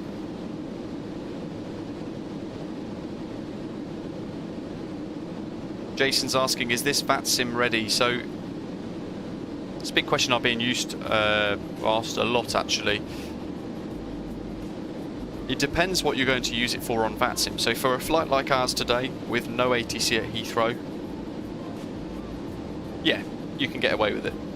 If you've got a controller online, it might be a bit more difficult. If they give you directs and things, quite a few people earlier on in the live chat were saying a direct to will mess up their flight plan. I haven't touched it to try it because I daren't break it. So you know, you could get some issues with it, but then if you get issues with it, you need to then know how to fly towards VORs, manage the VORs and track those, and navigate in that sense instead, and fly it manually if you have to as well. So you've got to be able to fly the aircraft really well to be able to do it nicely on VATSIM without causing mayhem for everybody else. But there are a lot of people that don't use VATSIM. There are a lot of people that fly on the Join FS network, on the MSFS multiplayer networks as well. And for that, it's incredibly good with those. Smooth flying, hello, welcome. Good afternoon. Welcome aboard Osprey Concorde 1 Heavy. Our service to Barbados.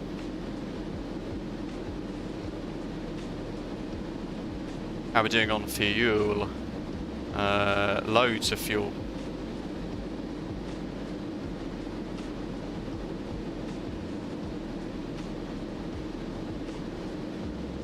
How do you get conch, Peter? So, in fact, I can show you, because if you're asking it, I guarantee everyone else is thinking the same as well. So thanks for asking. Go to Volanta, go to the aircraft tab, and you find the aircraft in question. Conch for us. And then all you do is you tick that button there. For you, it says Concorde. Click it, drop it down to conch instead, and it will then change the figure. For those of you with our OCNC Osprey Airways livery, you then want to type in here BVX, and we're now added on to Volanta as a fictional operator.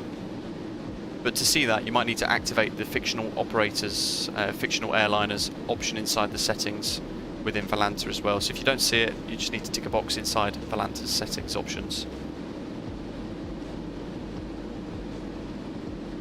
Akari saying, personally, the only texture I'd like to see updated is the lights on the levers to control the visors.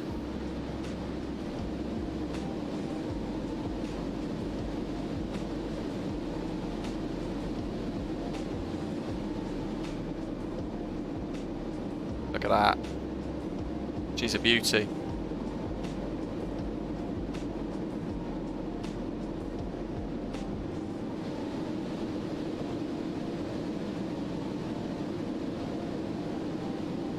We've got the landing rate monitor fired up as well, folks, so we're going to get that touchdown rating when we get to Barbados.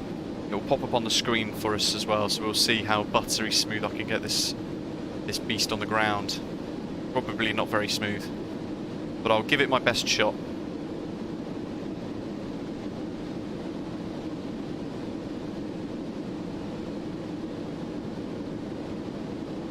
We've got 900 nautical miles to go. Can't believe how fast we're flying. It's remarkable. Lolo in Brighton, hello, welcome. Flightrar, hi. Just built a 24-button box for Microsoft Flight Simulator Arduino board, costing me a total of £25. That's fantastic. DC Designs, thanks. It's available on flightsim.to to download, folks, as well. And if you are enjoying all of the Osprey Airways liveries that we've got, including this one, they've now been added onto our Osprey VMR. So if you go to britishavgeek.com/liveries, you can download all of the liveries from there. And at the very bottom, you can also download our VATSIM VMR for model matching too. Kartikeya, yeah, this is our livery. In fact, I need to add it to the aircraft images on Concorde as well inside Volanta.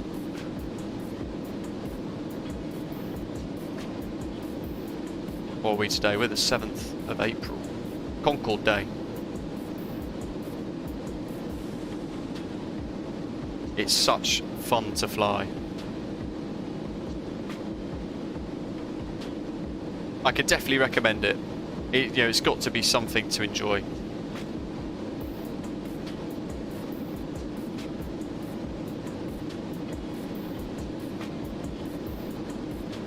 Hey Peter, you've done it. There we go. So now there's 2 Concordes. There's us.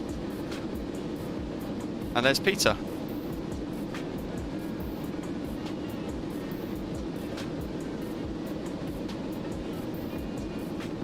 Yeah, exactly, Peter. There we go. Jeff, your livery is too awesome for the sim. Can't get the frames out. You know what? I wish we could get it painted on an aeroplane somewhere. Sarah, hello, asking, was this flight a real-world operation for the Concorde, or is it just made up for the flight? So, really good question, actually. It's a real route done by British Airways in the past. Kartikeya asking, do your VMR file, does it need to have any supporting VMR files or just the VMR and a fully updated AIG? So you want the AIG liveries, but separate to that, you will want to also download the Osprey liveries from our website. And then additionally, download the Osprey VMR 2.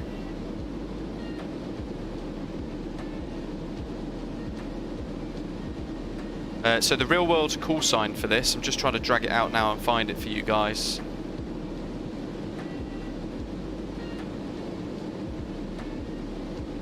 Stand by.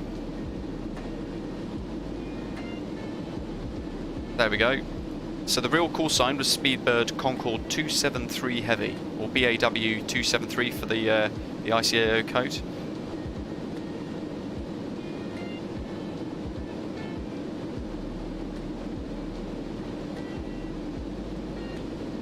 Deceleration point 200 nautical miles from 1321.05937 west. Oh, glad I read that bit on the flight plan.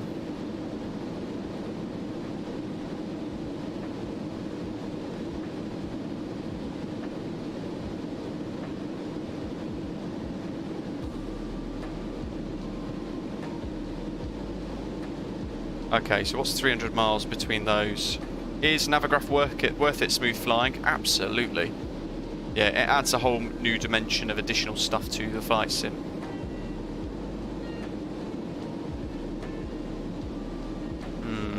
It's not going to give us a distance, is it?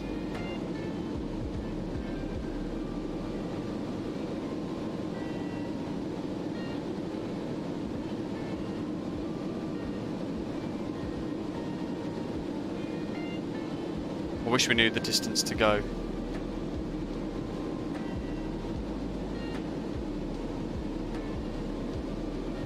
Properly, because that doesn't update, sadly.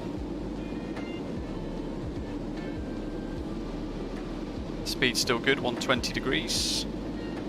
Doc, I don't think it is yet time to slow down.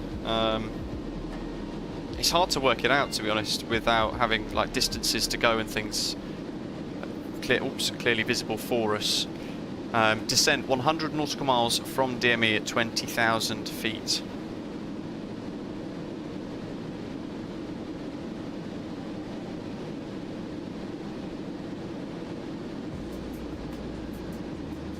And that's 20 minutes from landing. 300 knots ground speed is the target. So we're at 60,000 on 20,000. Our start speed in knots.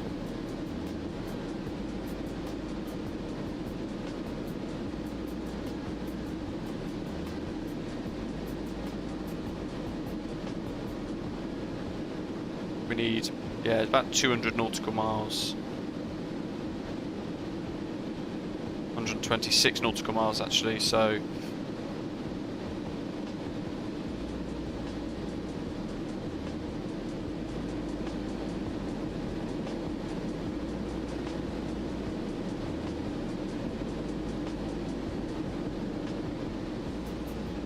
where's the manual? Full management cruise. Navigation, FMC, keypads, buttons, FMC pages, flight plans, approach and landing. Nope, I want descent.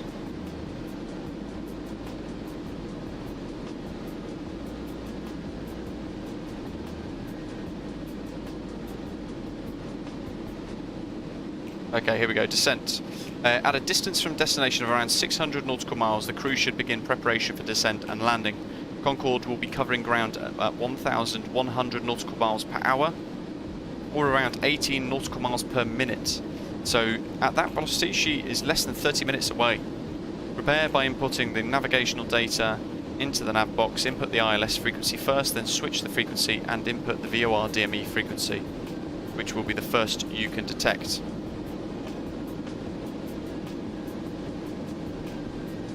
Usually at a range of 150 nautical miles.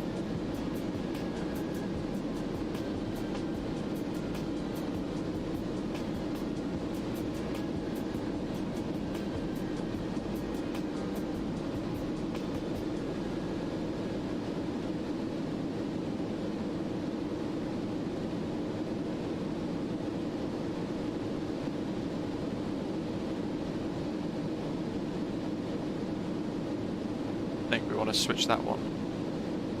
And then, brilliant, it's done that one anyway. Where's my charts? TPPB, we're going to be doing ILS Zulu. And we want some taxi charts out as well.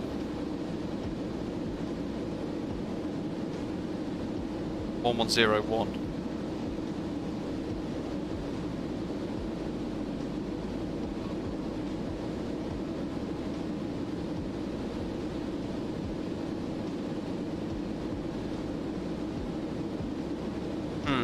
That's interesting.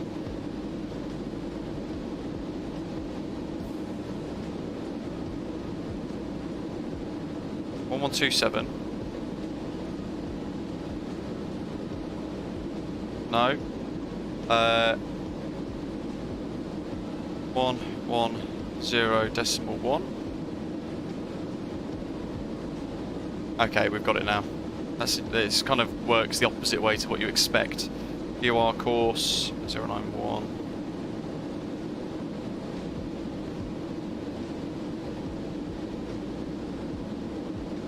There's no ADFs or anything for us.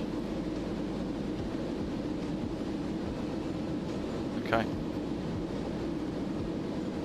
Let's continue reading.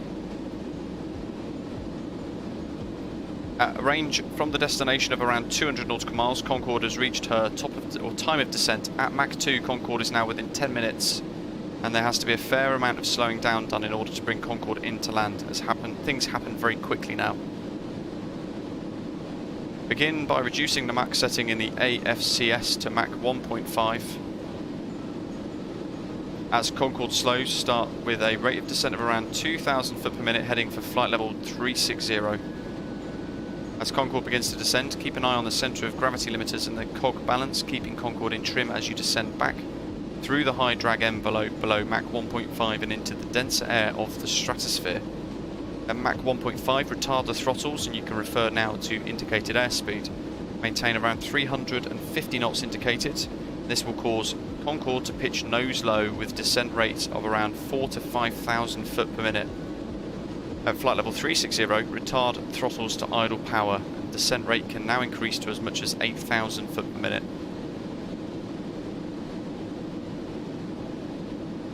It's essential to bring Concorde's airspeed to subsonic by flight level 300 to allow for further slowdown in the remaining descent. Holy woly, this is going to be intense. Because we are blasting towards Barbados.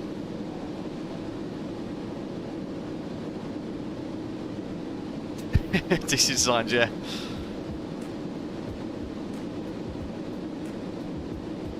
Yeah, well, no problem at all. Catches the replay for sure. Who knows how this is going to go and land. Kartikeya, one thing for sure for us, British Av Geek, you got loads of first officers on board with us. That's fantastic. Yeah, absolutely. Andy, it's insane, isn't it? Reading through the manual, you kind of do understand how crazy Concorde actually was. Note that Concorde's slender aerodynamics will make hers difficult to slow in the descent. Fuel burn may drop as low as 10,000 pounds per hour total during the descent. By flight level 300, you should reduce airspeed to subsonic around Mach decimal 9 of 5. This airspeed can be maintained as Concorde heads down to flight level 100. At this altitude, reduce airspeed to 250 knots. Check the fuel balance again to ensure sufficient to reach the destination airport. The nav system should detect the airport's VOR DME at 150 nautical miles. Once detected, tune to the ATIS, note the active runway heading and ILS. You may wish at this point to plan a slightly different route in, divert to the north. As you descend to intercept the radial for runway 22.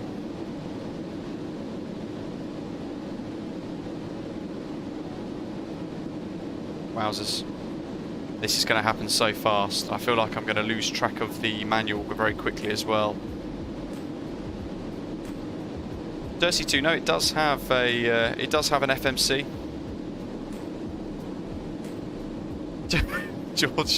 George summing it up wonderfully. It's almost like a ballistic re-entry for the space shuttle.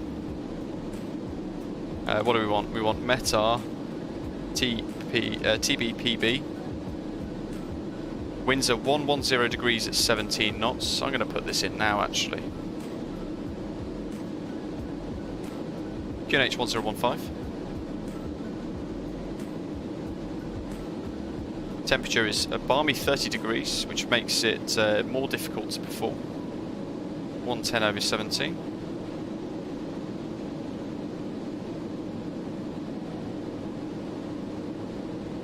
Press and hold 0, by the way, folks, to get the /. Transition altitude, put into Barbados is 3,000, so I'll leave 5,000 in. And minimums for the ILS. Category D, but actually we're Category E, 395. I'm going to round it to 400. Actually, that's MDA we want.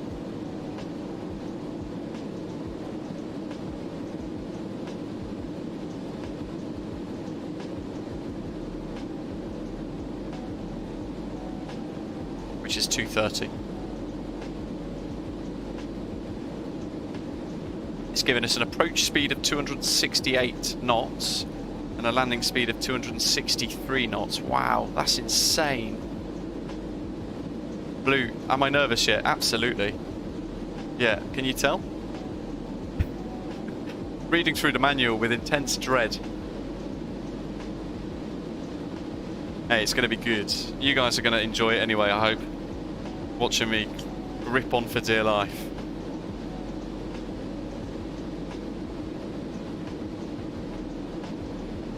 What I might do, if you guys would be interested and I get a chance, what I might do is create like a summary, just a few bullet points. Descent this, you know, speed this at this altitude. Kartikeya, do you think any aircraft will pick up the idea of how Concorde was and make a similar, more advanced aircraft? Yeah, Boom are trying to create Boom Supersonic. Kartikeya is sending out the early distress to the Coast Guard. 620 nautical miles to go. We were 900 about 5 minutes ago. Jesus. You know what, it's so fun, it is so fun. And, you know, the more I fly it, the more I'm warming to it as well. It's just, it's remarkably... There's just something exciting about it. There's something exciting about flying around in this beautiful Concorde, zooming along towards the Caribbean, wondering if you're going to try and get it down all right or not. David Bartley, wow, the price of the 146 Professional has been reduced to £50 it seems. Even happier now. That's remarkable. I thought for that price it was an absolute steal anyway.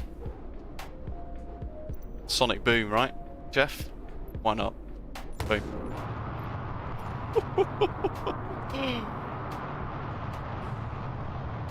Pilot control. Right, you're going to have a bit of company on the approach too. Fantastic. What are you flying? Backside going like a rabbit's nose, Andy. Oh, that's remarkable. I think it's the first time I've heard that saying. Oh, we're outside that. Boom. That totally wasn't intentional.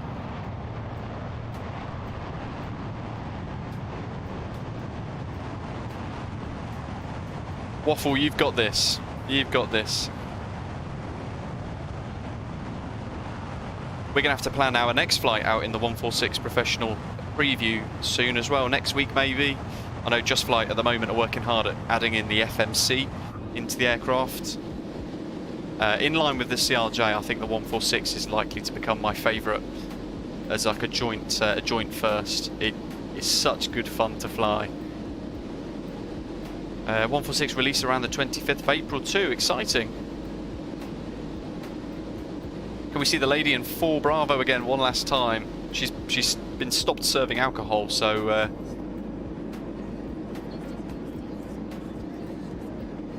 there she is.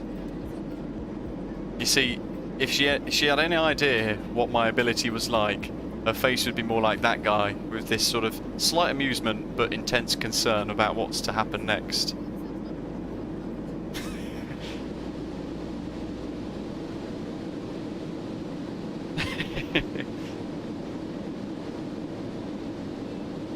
Don't worry, the water should be warm, Peter. Let's hope so.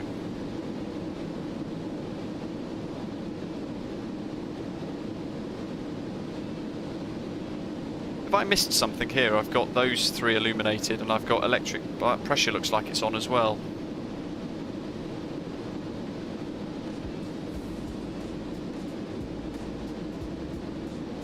What have I missed?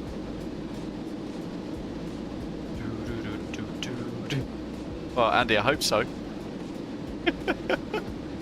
I hope it's caviar. Not some posh air gel or anything like that.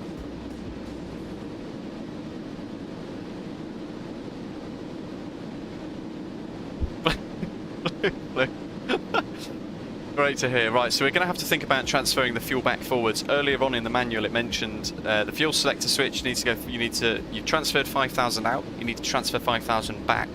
So I've set 5,000 there, and eventually, at some point, we're going to start pushing the fuel back from these rear tanks back forwards into these sort of forward tanks here, pumps, tanks 9 and 10. If I've got that correct.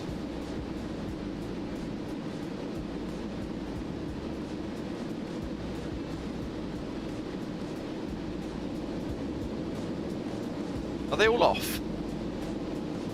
Oh, they look like they're on. Those ones, they're on, right?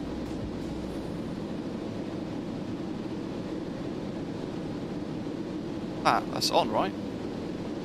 There's an on switch there, then it says off in, and then power off. But that's selected, they're all selected to on. Oh, hold on, anti-stall system. Good job I didn't stall. Oh. Your damper is off.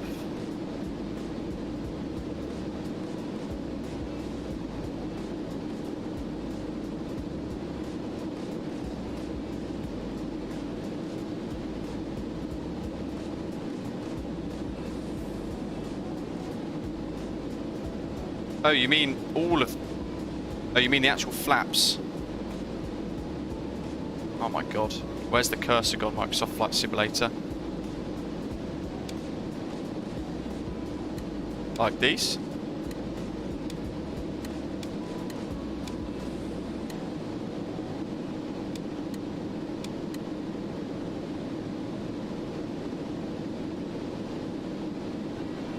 I love how we've got all the way. We've got... We've almost got all the way to Barbados, and the whole time I've had all of those off. Love it. What do they do? I have no idea.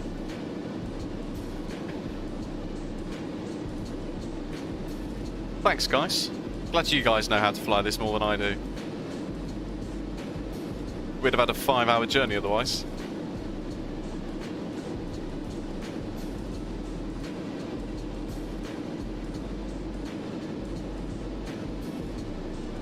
.500 nautical miles.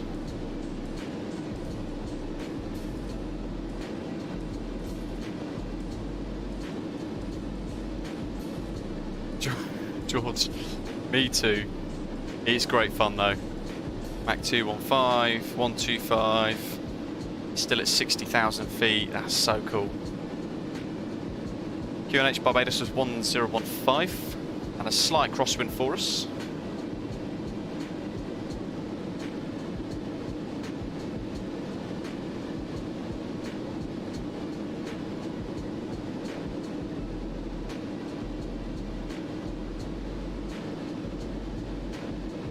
Someone was saying, no way, the Concorde pilots kept at 250 under 10k. Yeah, I don't know how it's possible. I reckon they bust up quite quickly, because I mean, you're looking at the Compton departure. There's a ceiling of 6,000 until Compton. They would obviously just get cleared above that, and very quickly you would be over 10,000 feet. I mean, we were over 10,000 feet in about a minute and a half, 2 minutes after departure, I think. And at that point you can then accelerate further. QNH, there's your altimeter. You can just change the button like so.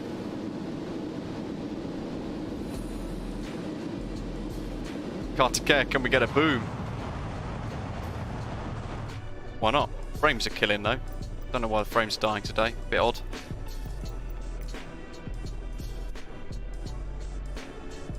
Three, 2, 1, now. Oh.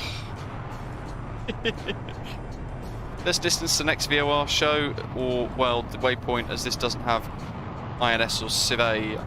So we've not tracked any VORs yet. The new update has got the new VMRs working, or the VORs, sorry, not VMR. Love the livery with Concorde.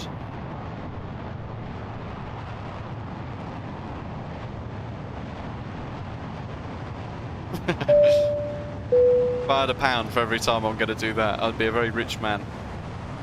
Mark Adams, welcome on board. Thanks for subscribing to the channel.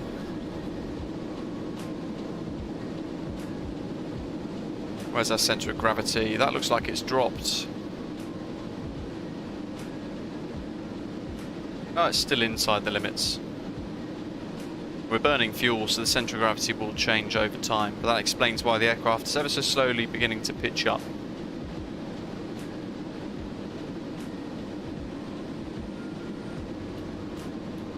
.442 nautical miles to go now. Look how fast we've covered that. That's 75 nautical miles only about a minute or so ago.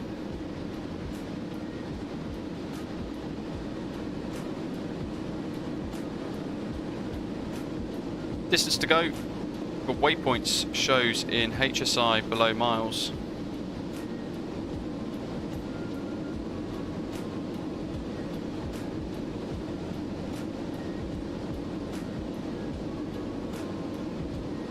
Takeoff, yeah, we're getting a big old deterioration at the moment for some reason. I don't really know why either, because I've turned that file thing off.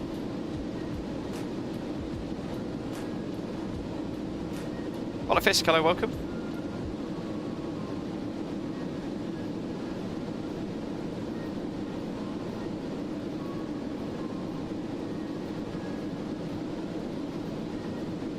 Where's my cursor gone? There we go. God damn Microsoft Flight Simulator.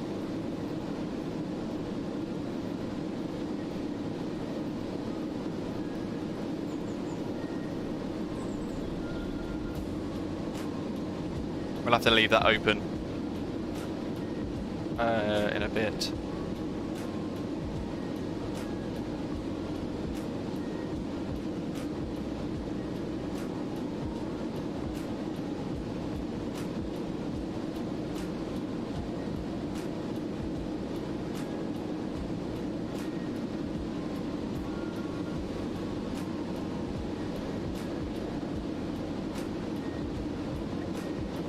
Dan, it's as if when you left I was already doing a sonic boom.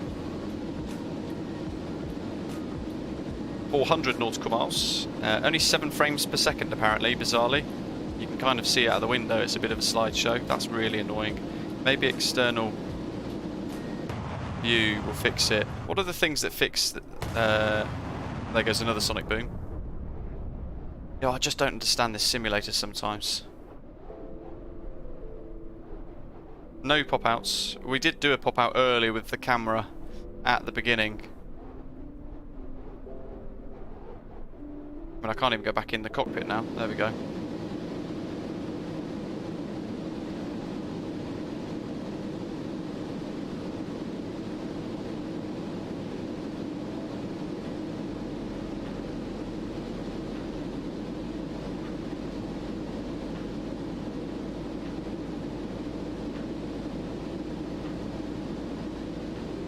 Oh, for goodness sake. Reset already.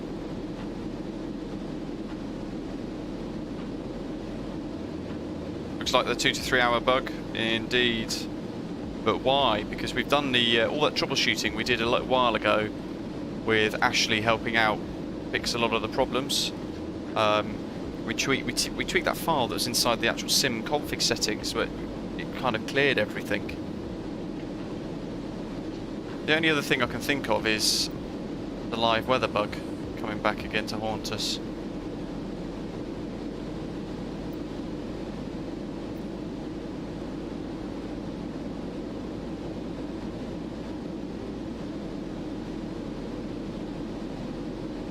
If we turn that off for a minute, we'll just see what happens.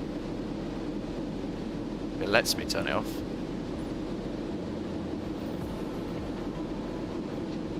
No, that's no impact whatsoever on frames. Oh well, at least it's not that. Risk overstressing the aeroplane doing that though.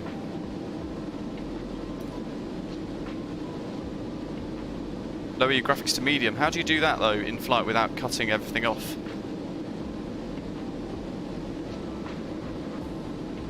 David's getting the 4 hour bug for sure as well. I thought they fixed it.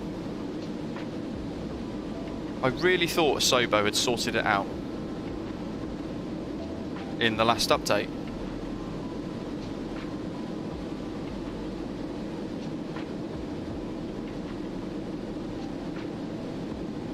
Yeah, crash detection's off, thankfully.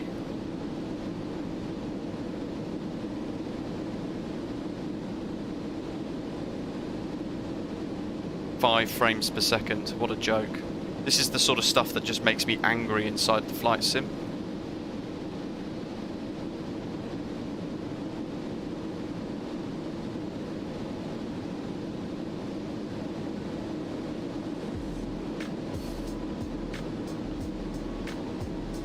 Yeah, Jersey 2, that's what we've done. We've edited that. It doesn't really do anything.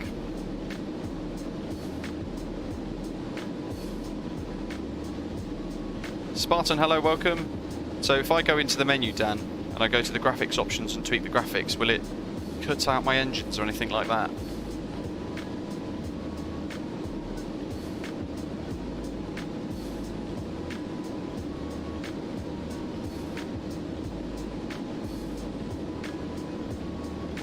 The last time we tweaked a setting inside the menu, we ended up having all of our aircraft engines switch off.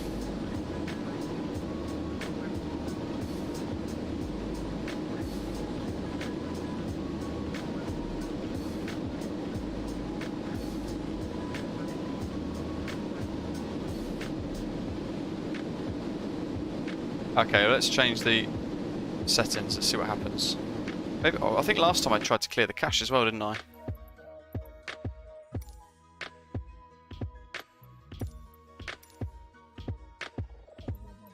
Turn that off because I don't need it.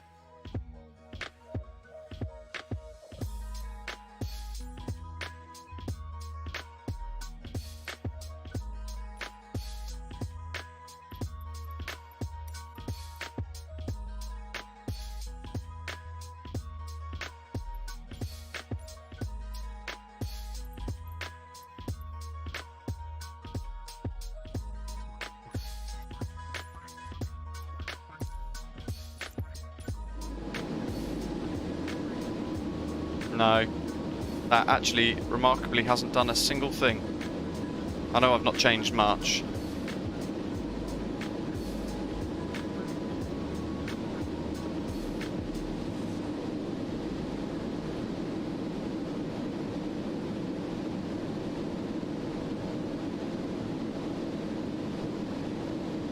David tried tweaking settings and didn't help him either. Use the medium preset. Let's give that a go. The thing is, I can't remember what settings I had before. Let me take some screenshots or a video of my screen here, because otherwise it's going to just... I will forget everything.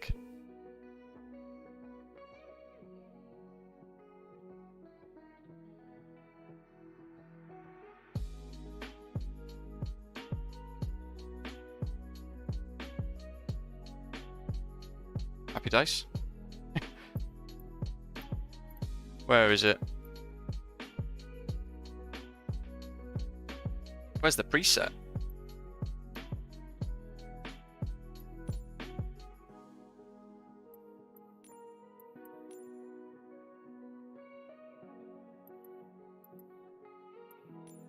Oh, there it is. This is going to make my sim look ugly, isn't it? I've got 10 frames per second now. It's giving me back a whole 3. Oh, 9 now.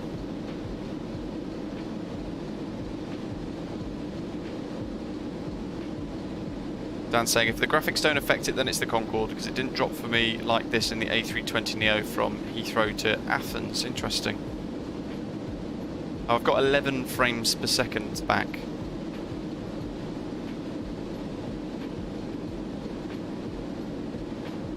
There we are. We're getting there.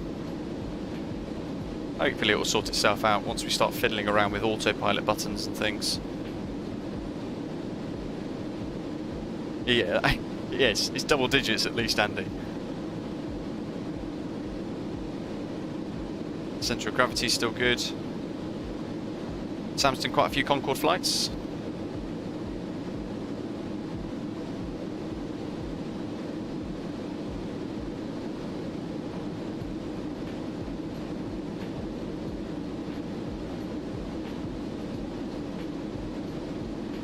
Swales, check if your PC's on fire. Blue's asking, do you know what your current memory usage is? I have no idea.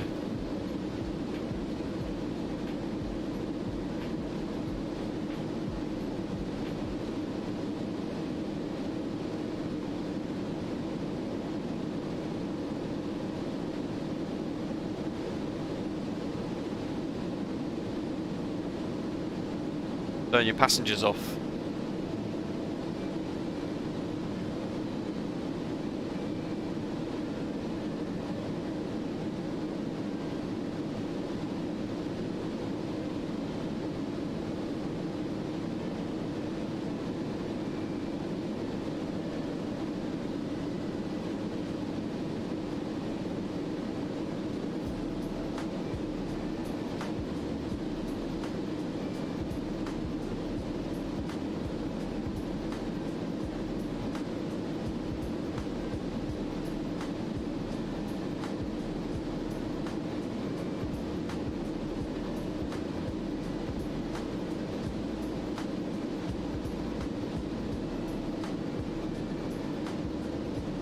Well, interestingly, I've just gone into my NVIDIA settings and I've just tweaked anisotropic filtering to go to 16 times whatever it is, but via the graphics system inside the chip, and instantly it's just giving me 17 frames per second.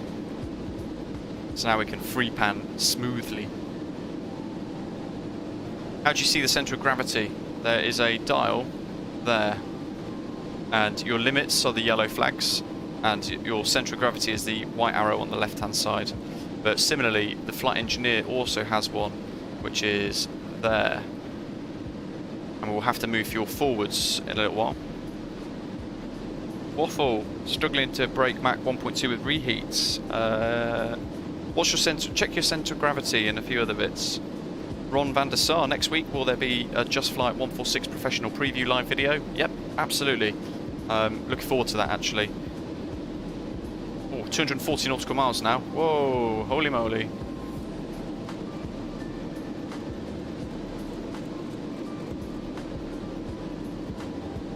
Where's the manual?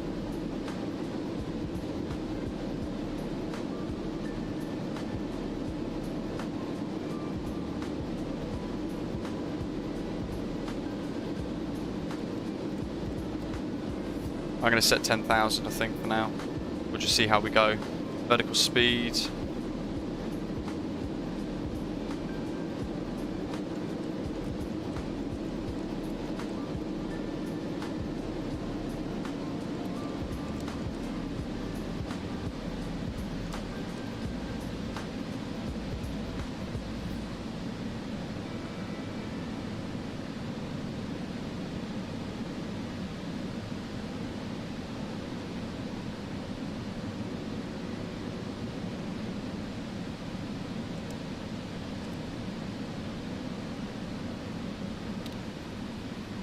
Better start moving the tanks forward.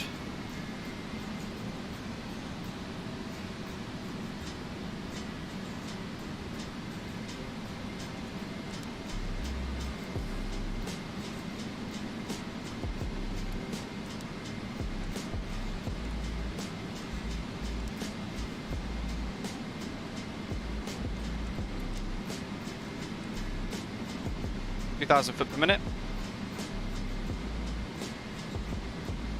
Check you're not in auto throttle mode, waffle, because you want to turn the auto throttle off and just go full throttle instead. So 2,000 foot per minute, we're top of climb now folks, we're slowly decelerating, we're now back below Mach 2.0, about to go down, there we go. Begin by reducing the Mach setting in the AFCS to Mach 1.5, though it doesn't let us.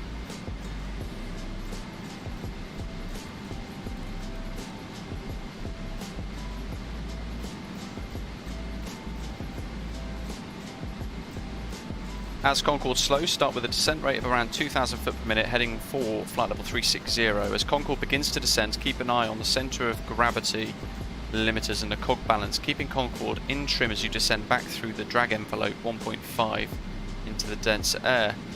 At Mach 1.5, retard the throttles. You can refer to IAS now. Oh, Mikhail, no, we've got more boom until we get below Mach 1.0. Oh, actually, we've not got throttle on, have we? So, but we're still silent. Captain Rish, hello. Oh, there we go.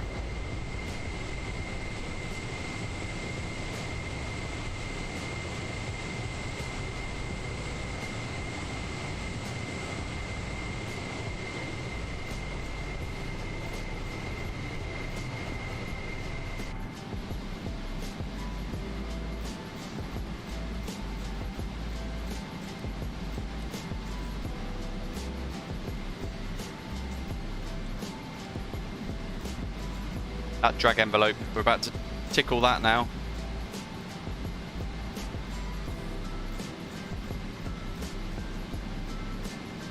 Just Fly, hello, welcome. Oh, you know what, weirdly enough, our frames have gone back up, so let's turn our settings back up, shall we? Because I can't cope with medium. You guys will be like, ah, you're breaking the...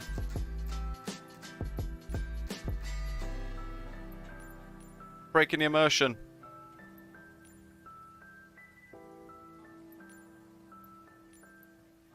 That was on our Ultra.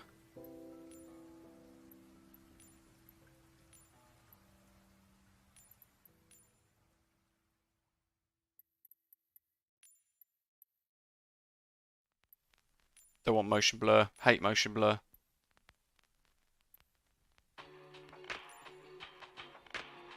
That'll do.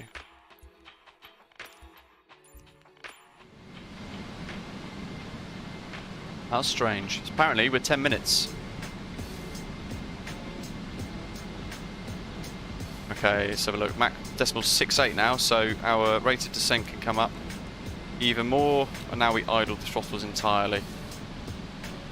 You can see that centre of gravity starting to creep forwards. Let's get the belts on.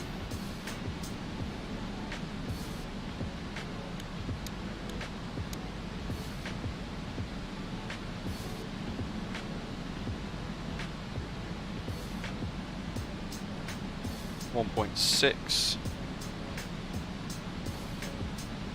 And we're going to pre-select 350 knots ready. We're going to have to stay, like the CLJ, when I say all the time, you've got to stay well ahead of the aircraft. This is, I guess this is like that, but like times 100. We need to very quickly start moving fuel forwards here. So, inlet valves, let's just stick them on auto for now. We want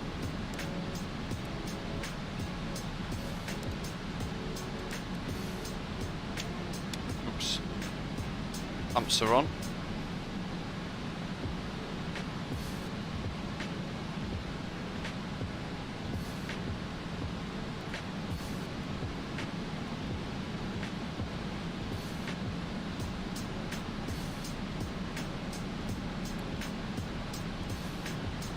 What have I missed?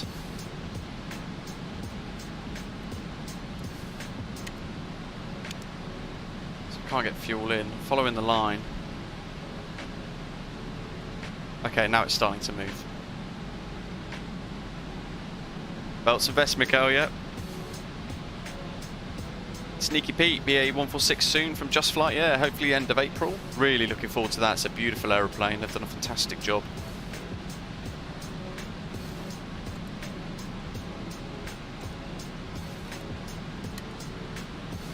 Don't want those inlet valves open, but I want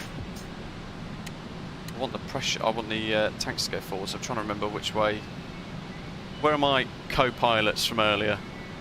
Pump number 9. Hold on. Here we go. So they're open. Oh, hold on. There we go. We need 10 open.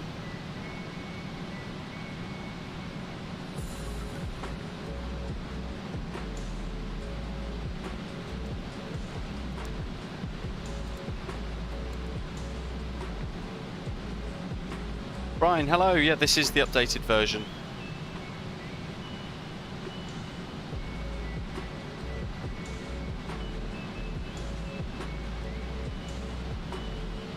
Up 11.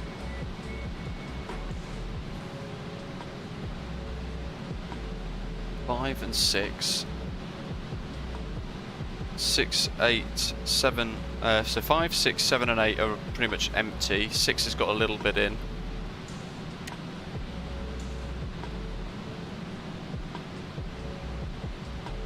I'm trying to remember this. Let's check. You guys can help me out, that would be much appreciated. We want IAS acquire.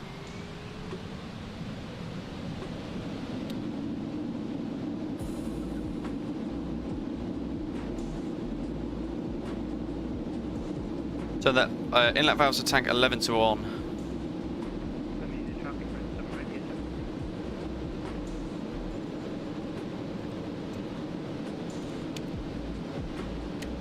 I was thinking that it's going the other way though, isn't it? We look at our centre of gravity there, it's in that little haze trying to work it all out. We've not got it balanced, so let's work to get that sorted out. We're 350.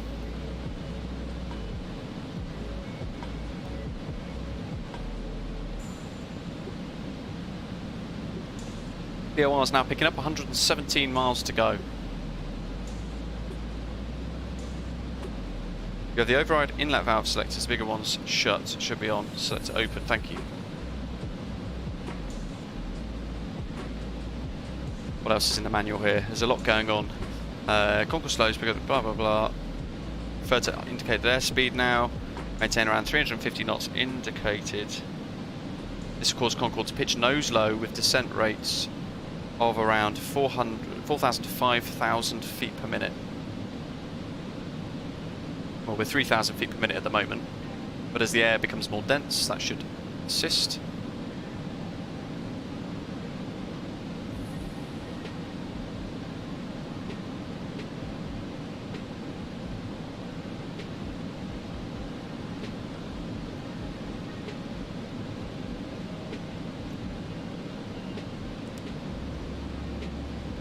Now, have we got much more movement in the throttle? I think we do.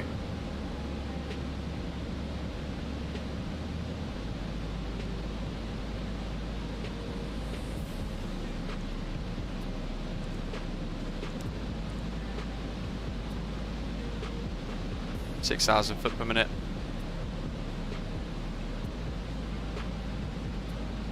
Blue, thank you very much.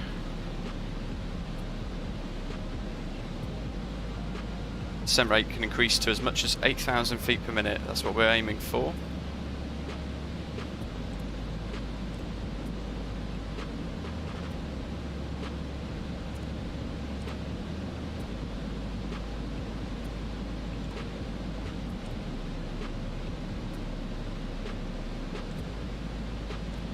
Well, let's see this from the outside.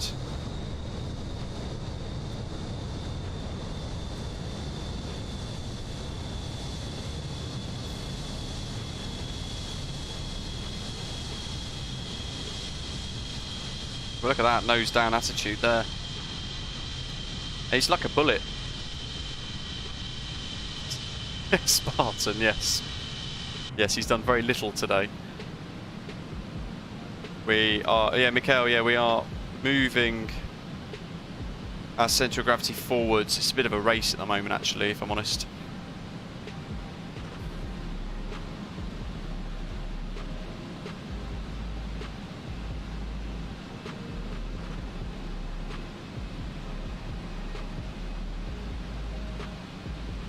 Aviation simulation, hello, welcome.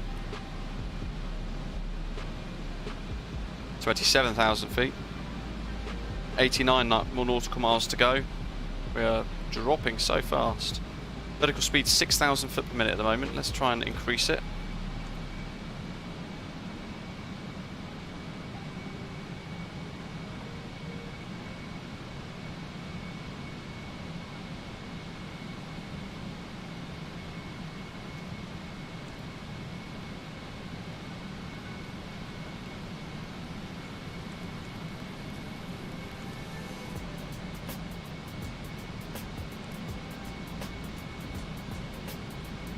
That's its limit, 6.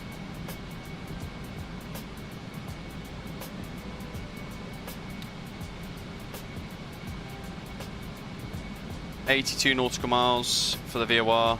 We're tracking VOR 2 is 1127, and that is Adam's VOR BGI. And then we've got 110.1, which is the ILS with a course of 091 degrees. What we will do as well is set, we're going in via BEDRA, can't we? What's the waypoints? Yeah, we're going direct BEDRA. Okay, well that works. And then Alido, wow, so we've got the approach ready for us. Elixir, and then runway 09. So with that in mind, we can actually just let it do its thing. 76 nautical miles to go. What's the next thing here? It's essential to bring Concorde's airspeed to subsonic by flight level 300, or we were. We're now, wow, holy cow, we're 16,000 feet.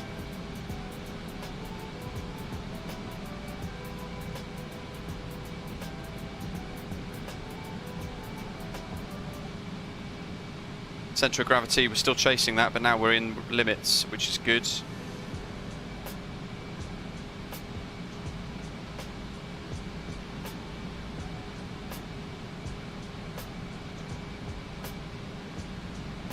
Russell, nice. You have a hawk follow. Do we really? In fact, let's go to this view.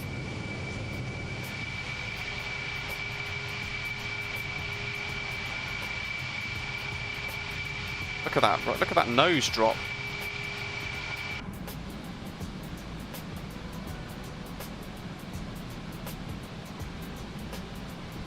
Holy cow, we're at 10,000 already. 66 miles to go. That was actually a lot quicker than I realised.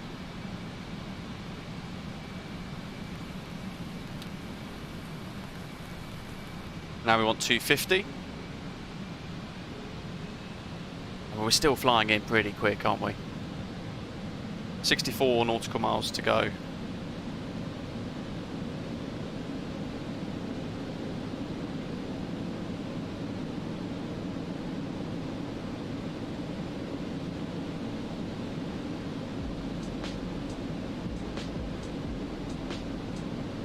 we need to be at Bennock.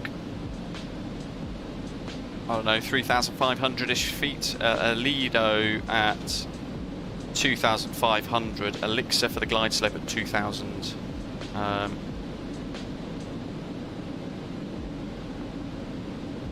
Aviation simulation, what are your impressions of the Concorde? Do you know what? The more I'm flying it, the more I'm absolutely loving it. I can't see no hawk. Into the blue, hello, welcome. Out of the way, Dave. Are they on VATSIM by any chance? Greaser or bust into the blue? Yes, who knows? Probably bust. Right, where are we at? 56 nautical miles. 8 minutes to go. And that looks like Barbados. There she is.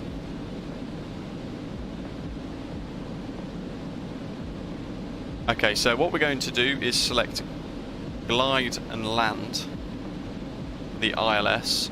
And we've got that tuned, haven't we? 101.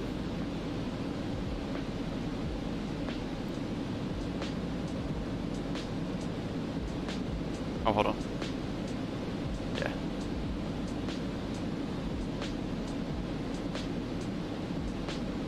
Oh, geez, yeah. Philip, thank you, buddy.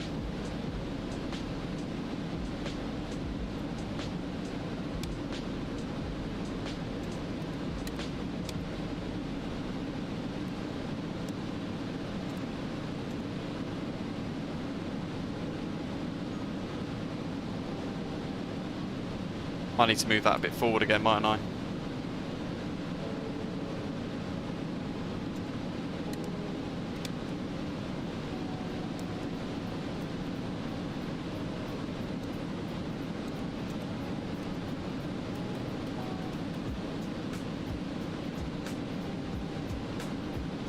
May says hello, welcome. Orb VATSIM just behind. Oh, I've got to find it then. There we go, that'll do, I think. There's a comfortable margin there.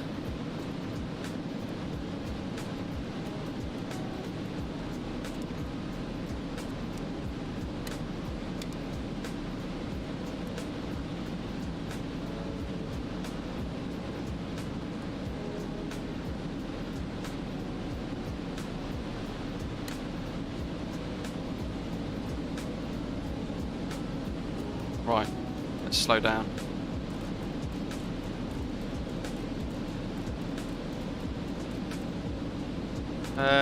Actually, there's an interesting one. Our performance page told us that our approach speed is 255 knots, so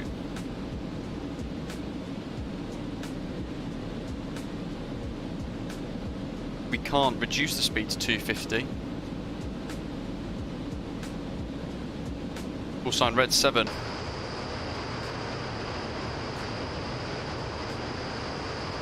Can't see him.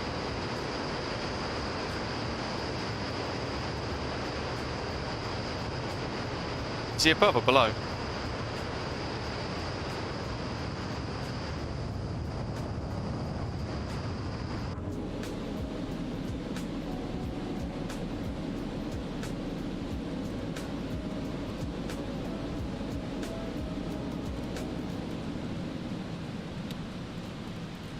Go for 270.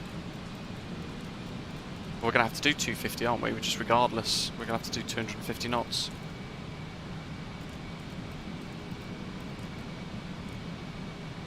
Seatbelt signs are on. Let's get the landing lights extended.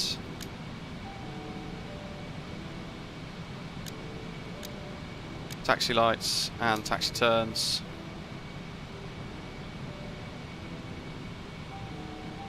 And then we can go vertical speed mode, altitude acquire, we'll go for 3. Let's begin another descent. He's shown 13,000 feet.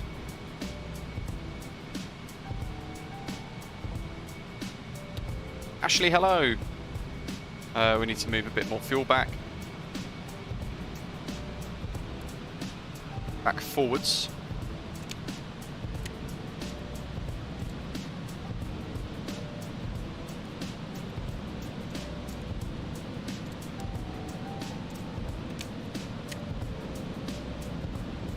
Because that centre of gravity's crept forwards. There's so much going on here, but it's great fun. Gotta say, Pilot J, Barbados is there. We're on the way in. Right.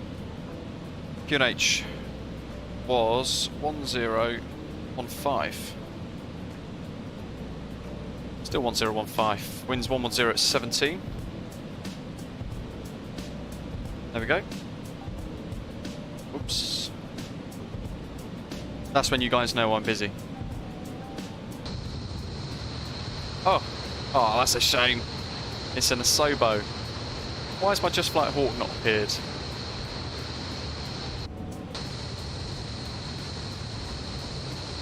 Now we're getting some dynamic textures. I mean, some of the like the wing vortex and things look like fantastic.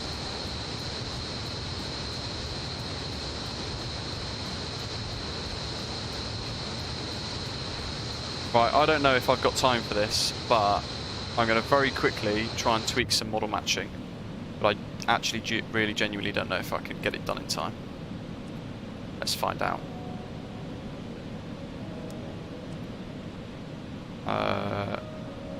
Where is it going to be? Where's it going to be? Right, here we go. Bear with me. I'm going to try and do something really quickly on the fly to see if I can make this work. What's your call sign?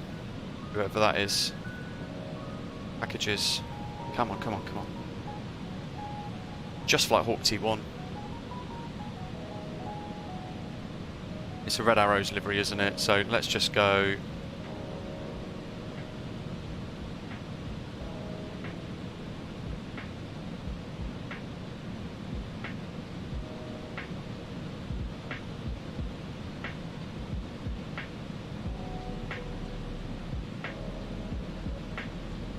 What's the type code of the Hawk, folks? Does anyone know?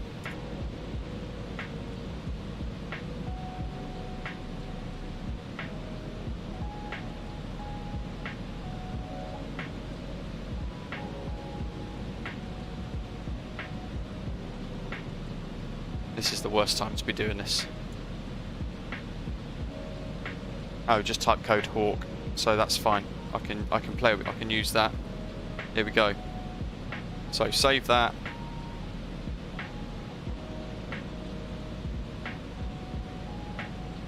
Right, here we go. Dot aircraft. Reload model matching rules. Are you ready?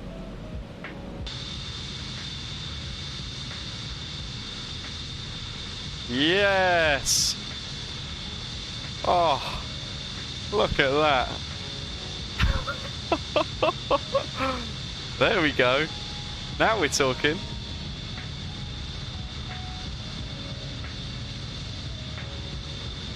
That's a fantastic aircraft as well. If you haven't got it, by the way, the Just Flight Hawk T1 for Microsoft Flight Simulator is remarkably good. It's so fun.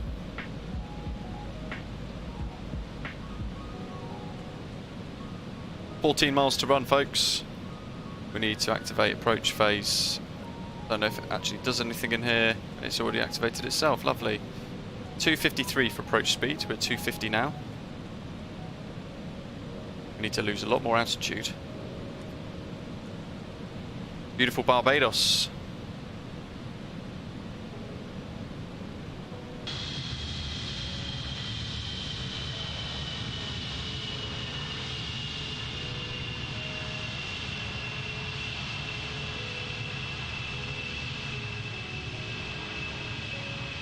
Look at that. And all of a sudden, it looks even better.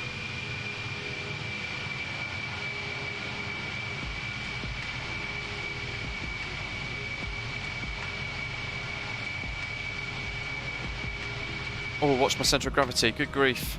Oh my god.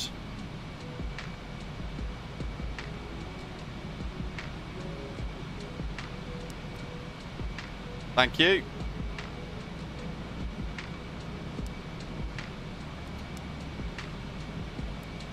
Holy moly.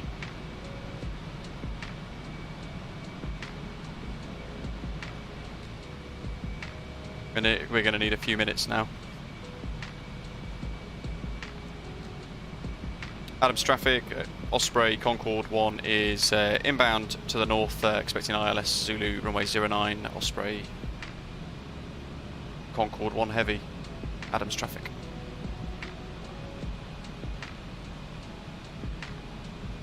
What's our VREFs? 140, oh my god, 150. We're basically at our landing speed now.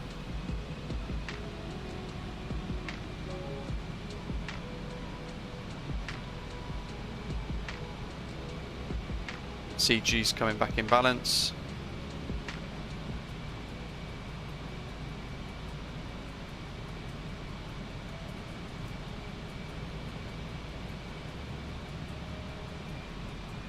Wrong, yeah, that's traffic. Concorde flight red 7 on approach.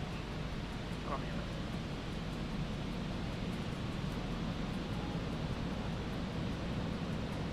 Come on, I need my cursor back, Microsoft Flight Simulator. There we go, that's off.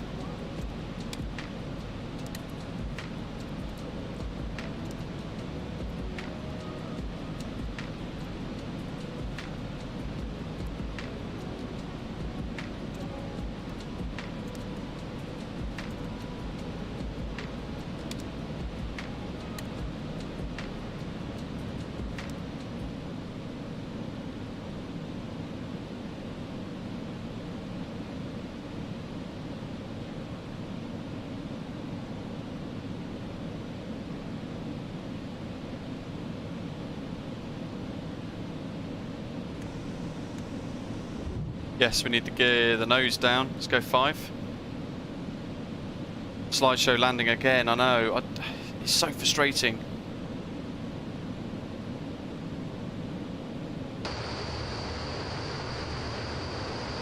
Here we go.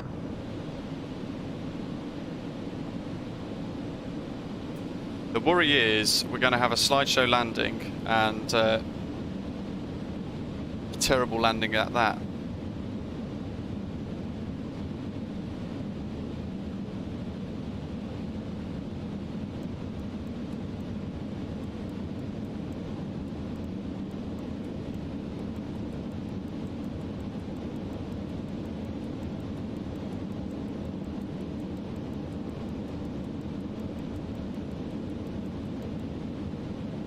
Oh, goodness sake. After all of that now, we're probably going to overshoot this. Landing glide have just gone active. Gear down. And we're going to put the nose all the way down. Droop snoot. Oh, I really wish we had more frames. 10 frames per second, this is ridiculous.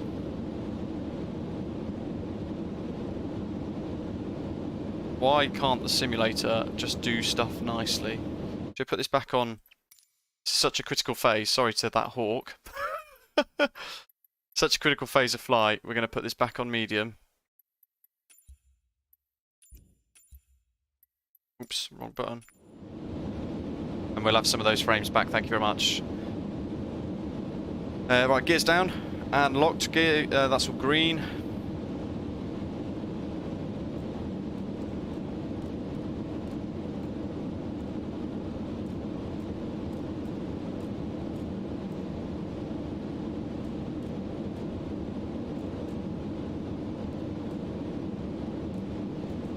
Now, interestingly, our VREF says we are needing to come in about 250 or something.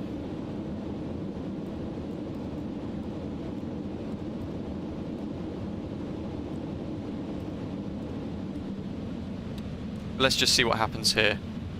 We will try to go to about 15 degrees nose up. You can see it's already struggling actually at this altitude. What are we now? 10 degrees. Adams traffic, Osprey Concorde 1, final ILS 09. We've got our frames mostly back, I think. We are at 11 frames per second. Woo-wee.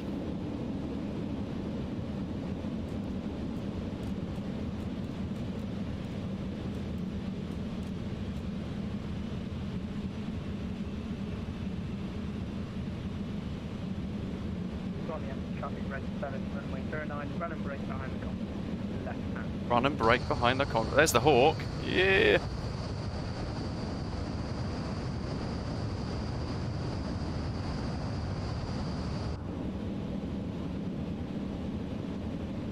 Oh, hello, welcome. We've had it fairly rough today, haven't we? With issues with frames. Okay. My controls. My throttle.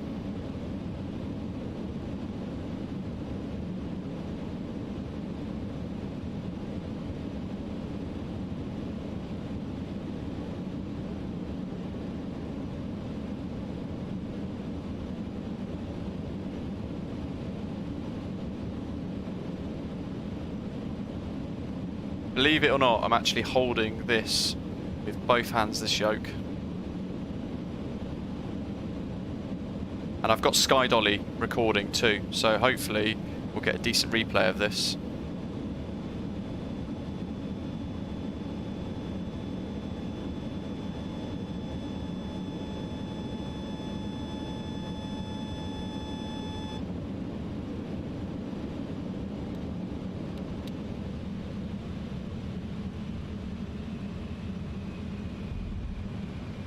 Oh, there we go. I think that was a touchdown.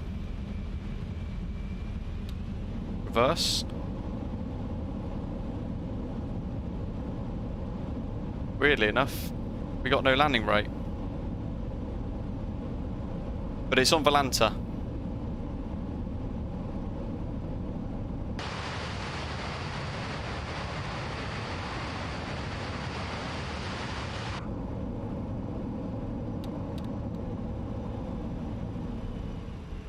Oh my god, I can breathe.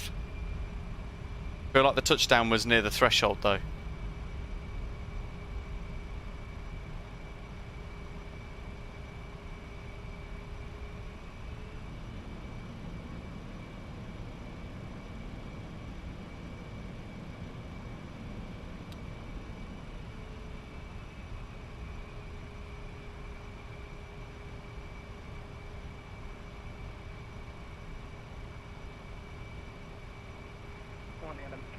You want to know what the landing rating, guys? 857 foot per minute at 1.32 G.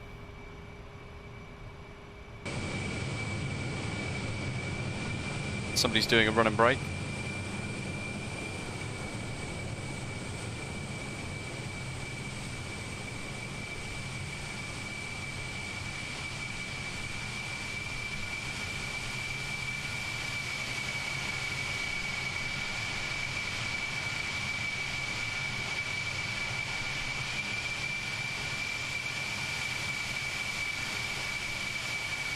Where are they?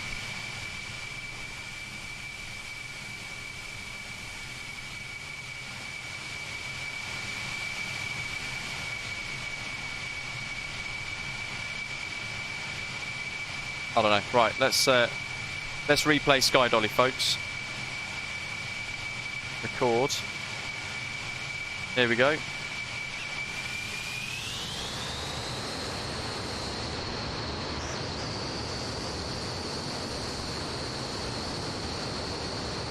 We're on a replay. I mean, look at those effects.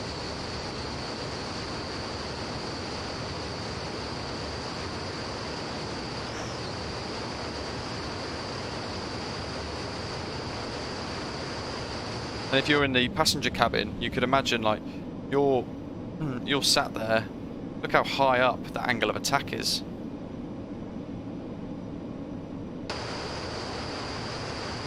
And at this point, we turn the autopilot off. Oh, this is going to be such a terrible touchdown. Phantom, physiotherapy as well.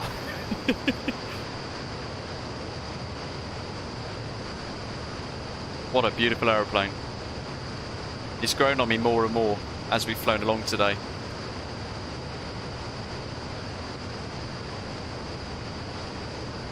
Do you guys want to see any more replays? Jess V, welcome. Yeah, I feel like I... Oh! Oh! That looks smooth. How is that 857 foot per minute? Oh, look at that. Dream boy landing. I was a bit too early on the touchdown. That's the only thing that ruined it. But that is my first ever landing, guys. Genuinely, my first ever landing in Concorde. Ever in the sim.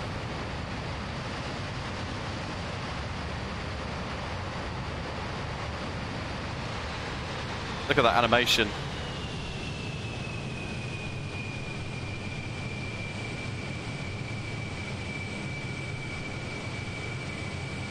Ashley, I went full Russian. Paid for the whole runway, or used the whole runway.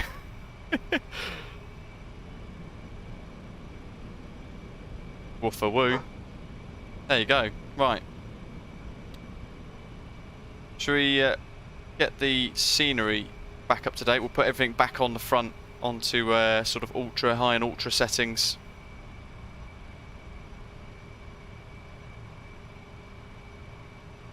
There we go. And then we can enjoy the scenery for what it is. It's available, I think, through Aerosoft. I can't remember now who created it. I've had it a while.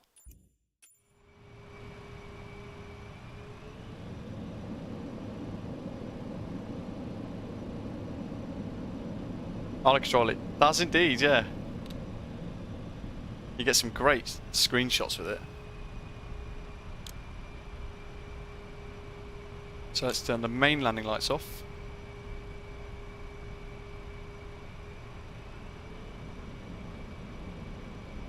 Well, let me find out what scenery this is, folks. MSFS at Barbados. It's the Final Approach Simulations Barbados scenery. There you go. Final Approach Simulations. Very nice, right?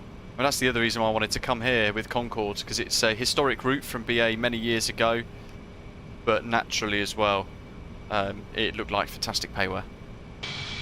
Yeah, thanks, Russell. It was, wasn't it?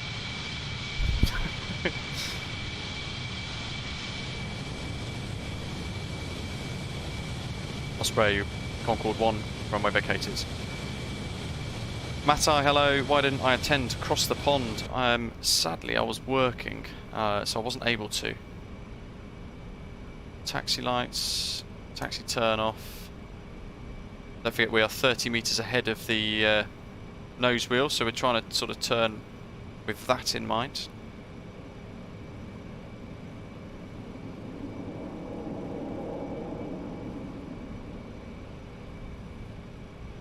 Days of flying when this was about. How incredible would it have been to have flown on this?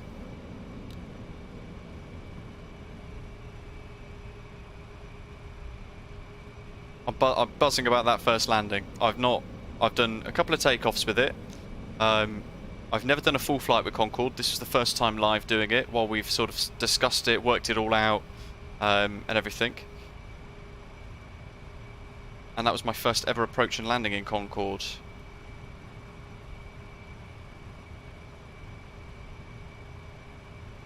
And I'm going to say...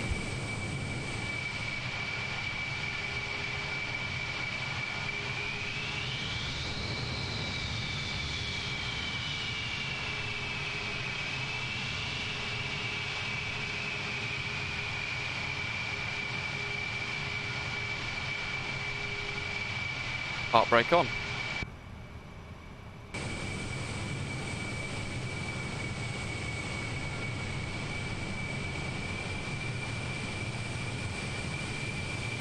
Look at that. Still the rudder pedals aren't working. In fact, if I go to this view, how do I do it? There we go. So this is, oh, they are working now. There we go. How strange. Good. So there's the rudder deflections. I'm glad that's working again now, though it's a bit late. Could have done with it for the takeoff. And then all we've got to do is shut her down. So, where's that hawk gone?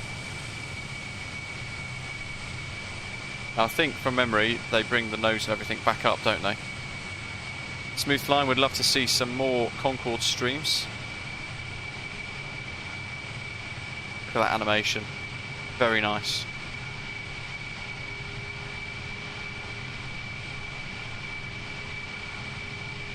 And breathe.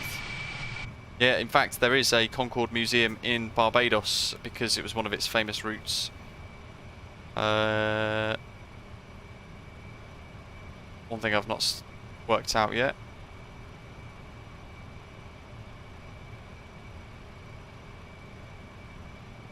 How'd you turn them off? It's going to be in the manual, isn't it? But I've closed the manual. So...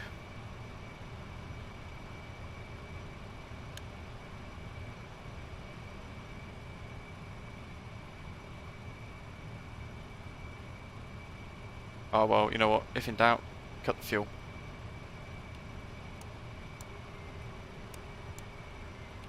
It would be the flight engineer doing this anyway, I'd imagine that is probably all he does.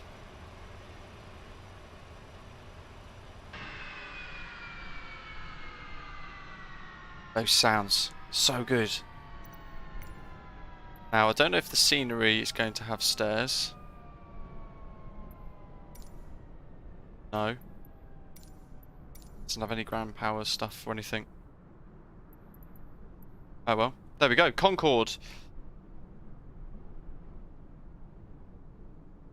Oh hello, fuel truck. Concorde in Microsoft Flight Simulator, Heathrow to Barbados in about 4 hours. Hope you guys have all enjoyed it. DC Designs Concorde is out now, you can buy it via the Just Flight website. You know what, I've actually really enjoyed it, has to be said.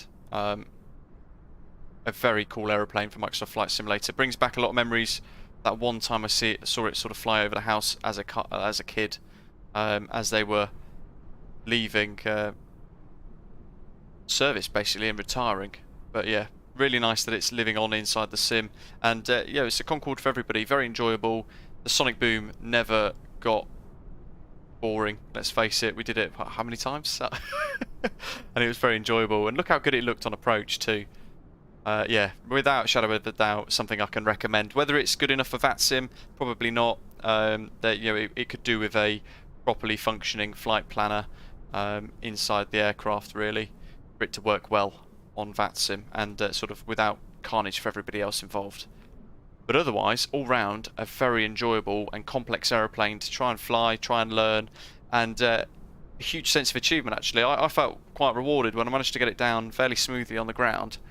As stressful as it was doing it for the first time live,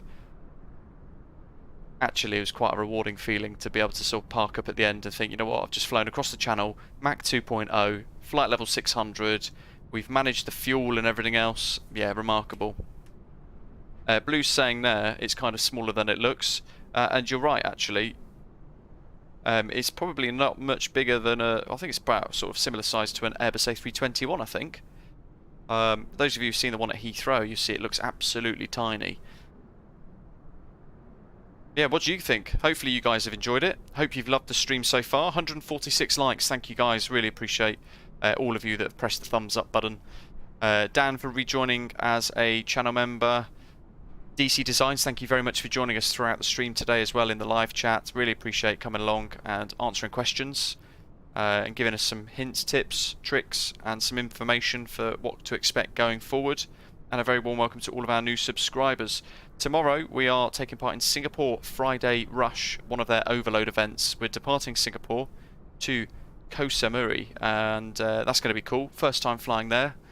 We've got the new MKVY freeware Koh Samui scenery as well, the guy that created the freeware Gatwick that swept the community back in the early days of the sim being launched. So do join me for that tomorrow.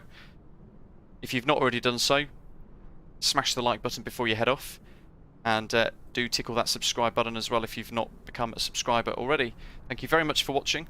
Thanks for flying with us, and I will see you tomorrow for some fly-by-wire experimental flights around Asia. Enjoy the rest of the day. Thanks for watching. Take care. And Albert Watkins, welcome on board. Great timing. Have a good day, everybody. See you soon.